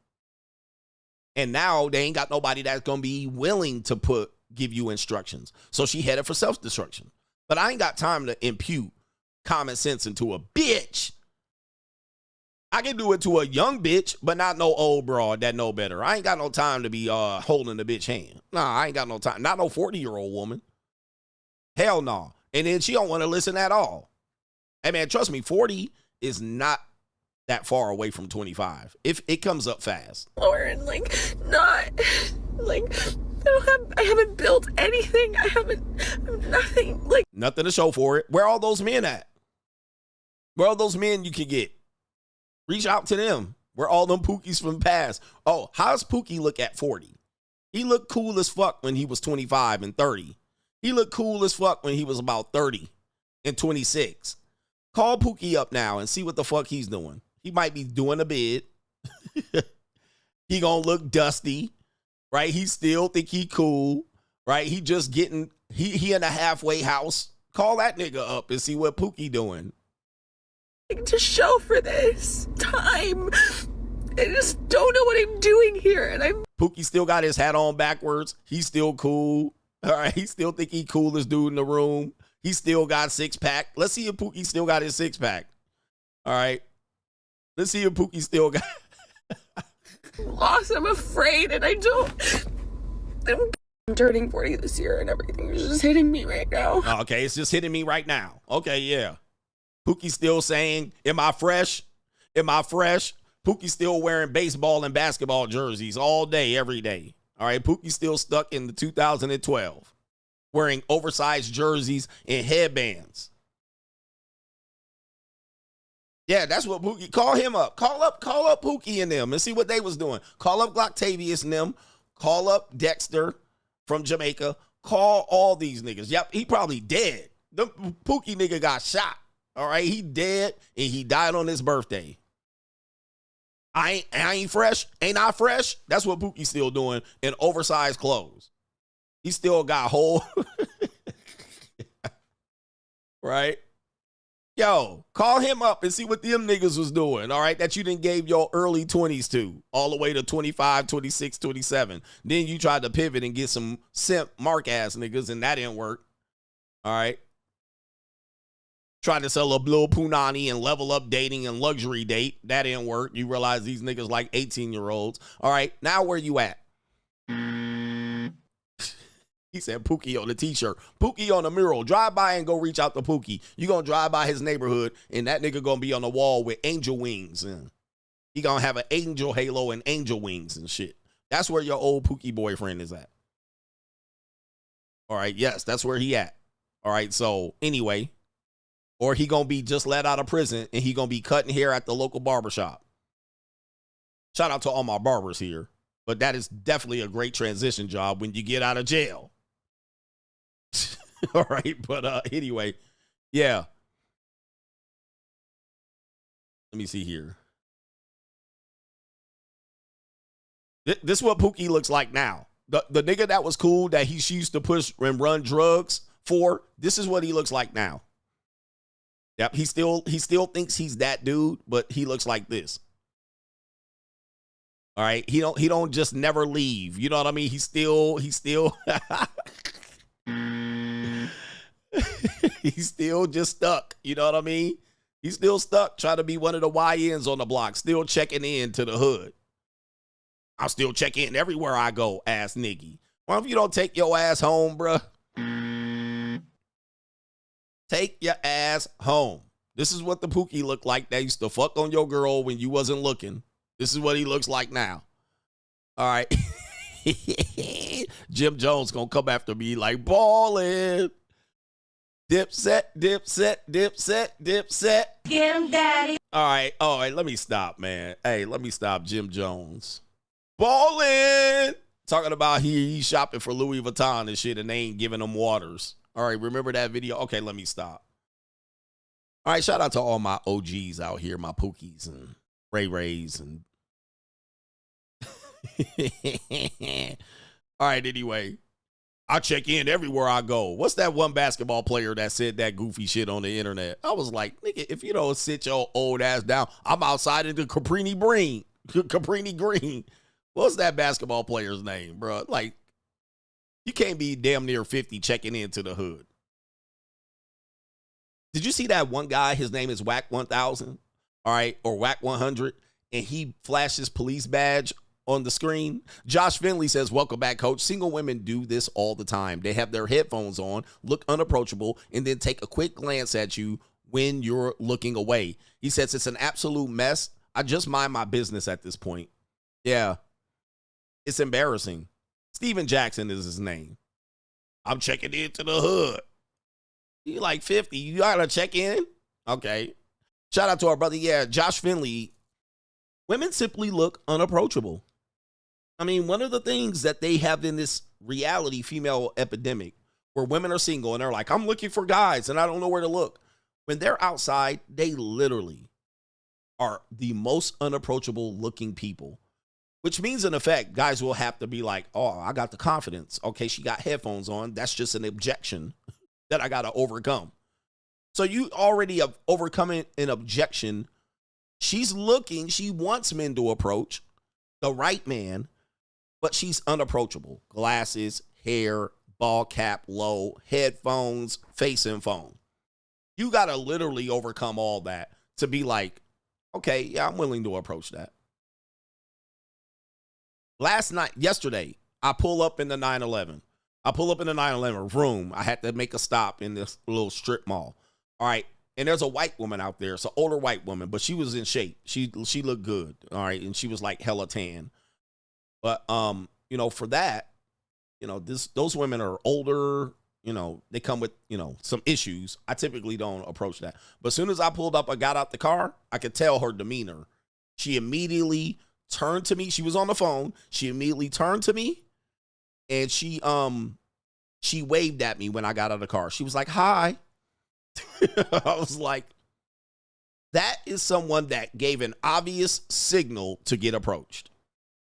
Now, do women have to be that forward? Not necessarily. But she literally, that was her saying, approach me. She was like, hey, Mr. Negro, right away. Right away. So that's what I'm talking about. The women think, oh, I shouldn't have to do that. But she got approached right away. Right away. So that was it. That's choosing. And so when women say they shouldn't have to do that, men should just overcome the fact that she's got a big baseball cap on, that she got a scowl on her face, she got headphones on, her nose is in the phone, she's mad on she's actually like she's busy, she's walking fast. Men supposed to just jump into action. When other women are like, hi, they're not afraid to do that. So she got immediately, hey, what's up? Actually, I went into there. I said, hey, baby. And then I went in, and you guys know I don't like the cold approach. But that woman's going to get approached because that's not a cold approach. That's a warm lead. That's a lead. That's no longer a cold approach. So I had to go into my appointment, and my appointment was like 3 minutes. 3 minutes. I went in there. I checked in, and then I came back out. She was waiting. And she got off the phone. Let me just say this. She wasn't no longer on the phone. So what happened was I got in, checked into my appointment. I turned around and looked at her, and she got off the phone. So she's no longer on the phone. The only thing she had was sunglasses on. So I went into my appointment, 3 minutes. I'm back out there. She was still waiting. So I was like, hey, what's up? All right. And I also was going to my personal trainer. So I was like, I got to go to my trainer. So I didn't keep the conversation long. But that was a woman that was definitely, she was in her 40s. All right. So that's typically what I'm not looking for. I will put one on my team, my roster. All right. But I'll play with her. And she looked good. She was a good looking 40-year-old woman. She was in shape. She wasn't old. She wasn't gray. She had big curly brown hair. All right. She was tan, in shape, somewhat similarly, you know, like a suburban housewife, like a divorcee. Think of a top divorcee. She had her feet out. She was like, "Hey, Mr. Negro." And she talked about my car. She was like, "Oh, I got a Porsche." She had a Porsche too, but she had like a Porsche Cayenne, the SUV. But that's not a cold approach. You're no longer in cold. Cold approach is a woman that has not exhibited any interest at all, and you're just gonna jump out there in front of her. All right, that to me is something that I would not tell men to engage in quite often. You're going to just end up getting humiliated. Yeah, she was starving. She was ready to go. She was ready to get folded up. And I was like, all right, you know what? You're 40, but it's okay. Shout out to our brother here, no government name. The message is to remind, wait a minute. Make sure that didn't come after. Let's see here. Okay, let me make sure I got this right. Okay, there's a lot of, okay, let me see here. A second. Okay, I got that one. Do you think in the future? Okay, I got that one already. I was out of order. So we got two more. We got Zubrick says, I really think it's easier to run a few hoes wisely than trying to maintain a healthy monogamous relationship. Ain't no hope for these hoes. He says right there. Yeah, man. Oh, the humanity. A lot of people aren't going to they're going to disagree because they're going to use moral and religious reasons to why monogamy is better. And there's health reasons to why monogamy is better. And certainly if you just had a rotation of girls and had no emotional connection and y'all did what you did and you just moved on, fine. It's going to be easy to maintain. Once a man gets emotional about a woman, then I think all bets are off. I think he loses leverage. Now, for the women, that's what they want from you. The women want you in this state of stupor, right? They want you in this state of where they can just pull you back in with the emotionals. But do you love me? For instance, I gained weight. I gained 50 pounds, but don't you love me? And you supposed to be like, yeah, I do love you. Like, to me, that's a bad position for men to be in. It's horrible. Doesn't mean you don't love your wife or your girl, but it's a horrible position to be in because they can always pull at those strings. All right, let me just pull that string. So you have less leverage.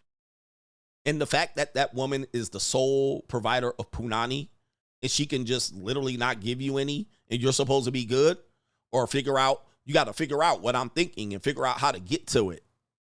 I just think this is a terrible position. Long term, this is a horrible position to put yourself in and sign up for it for 20, 30, 40 years. This is an awful position. And guys, I got married before. So just know, I've been on both sides. I was single, married, and single again. I'm never getting married again. Legally to one piece of pussy? Why? Why? I just don't see it.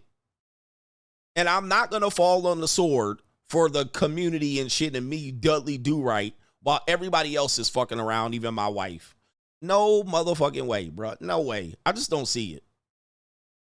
For one piece of pussy? Nah, bro. And she could just take it off the table. She could give it to somebody else. She could just do whatever with it, whatever she want with it. She could give it to me. She could give it to me lazily. No, it doesn't serve me, dude. And no. Right here. No. No fucking way. And then when she ain't fucking me, I gotta listen to her. Back. Then she gotta complain about how I loaded the dishwasher. No. Living up all in my house and talking and complaining about her goofy ass job. No. Why? It's a terrible deal, bro. I ain't never going back to that. Well, what if it's a woman you love? Bitch gonna have to deal with me with multiple bitches. That's what it is. I'm gonna be here. Now, I might not have one in the city, but then she gonna say something, but what if I have multiple men? Then you're single. Okay. Then you're single. So you can have as many men as you want, not living up under my motherfucking roof. All right. So if that's what you want to do and you want to proposition me, well, if you have multiple girls, I can have multiple guys. Yeah, you can if you're single. Okay.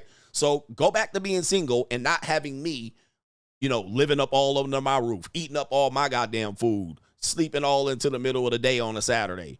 All right. Nah, fuck that, bruh. Feet all stinking like corn nuts and shit. Sitting up all on my couch watching Love Island. And nah, bitch, you ain't, nah. Go be single then. If you want multiple niggas, go get single. Right? Nah. I ain't got to negotiate like that. Bitch, you gonna love me like you love me. All right, but shit, you ain't getting all of me. Not that. Shout out to NGN. Says the message is this a reminder that you mentioned at the beginning of the show about some Pookie rapper being irate that people don't listen or don't care about the opinion of thugs with street code, criminal records, and bad life decisions. People rather listen to nerds on streams. They do. They don't listen to old Pookies and they old war stories and shit like that. Nah, ain't nobody got time to that. Bruh, old Pookies and your old war stories and shit from 1997 and 97.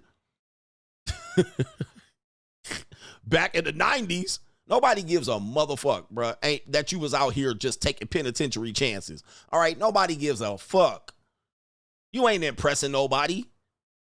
You ain't impressing nobody with them old goofy ass war stories of how you slap niggas up at the barbershop shit. And you used to run the corner. Nah. When we was on the block, when we was in the club, nah, we nobody care about the club. Nigga, nobody cares about when you was in the club. Anyway, Preston says, only thing about old women is after 2 Fs, she asked, where's this going? Dude, I literally had this older broad that I was messing with. I literally hit twice. And she holding me like this. All right, we just finished. I'm finished raw. She literally lives with her children. Like, I think it was her son and he was married. She lived above the garage. She in her 50s at the time, early 50s. I met her like on a swipe. She was ready to go. All right, cheap date, you know, the whole shebang, you know, she paid half the date. I was like, this is going to be an easy mark. All right, banged it twice. In the middle of it, I'm basically just finishing. And she like, where's this going? What? Can't I wash my Dilsnick off? Can't you wash that off your stomach? Like, what? I'm like, where's this going? This is the end. All right, this is the end. I get off here. Well, I didn't just want this to be a hookup. Baby, you didn't hook up with all kind of niggas already. All right, I ain't the first one you hooked up with. You just trying to hook into me. Bitch, you ain't going nowhere. You ain't going nowhere. You live above your son's garage after you got laid off of your corporate job. You got laid off your corporate job and you live above your son's garage. You ain't going nowhere, baby. We ain't going nowhere. All right, now I can continue to come beat this up. And no, she gave me the bare minimum. She wasn't trying to put on no type of show. Like, what? Like, what? Where is this going? I feel like this is just a hookup for you. You feel like? Because it is now. This is the last time you're going to see or hear from me. Let me wash my dick in the sink real quick, and this is a wrap, all right? Lose my number, all right? That's what it is. Where is this going, all right? I actually wanted a relationship. You ain't going to get one from me or nobody else, all right? So, or nobody else that looked like me. The hell you talking about? I was looking for a relationship. The fuck? Give me 2 lazy pieces of ass, and now I'm supposed to. Anyway. Let's get to that. We done, man. Shout out to the coach gang. We out of here. Hit the like button. Peace.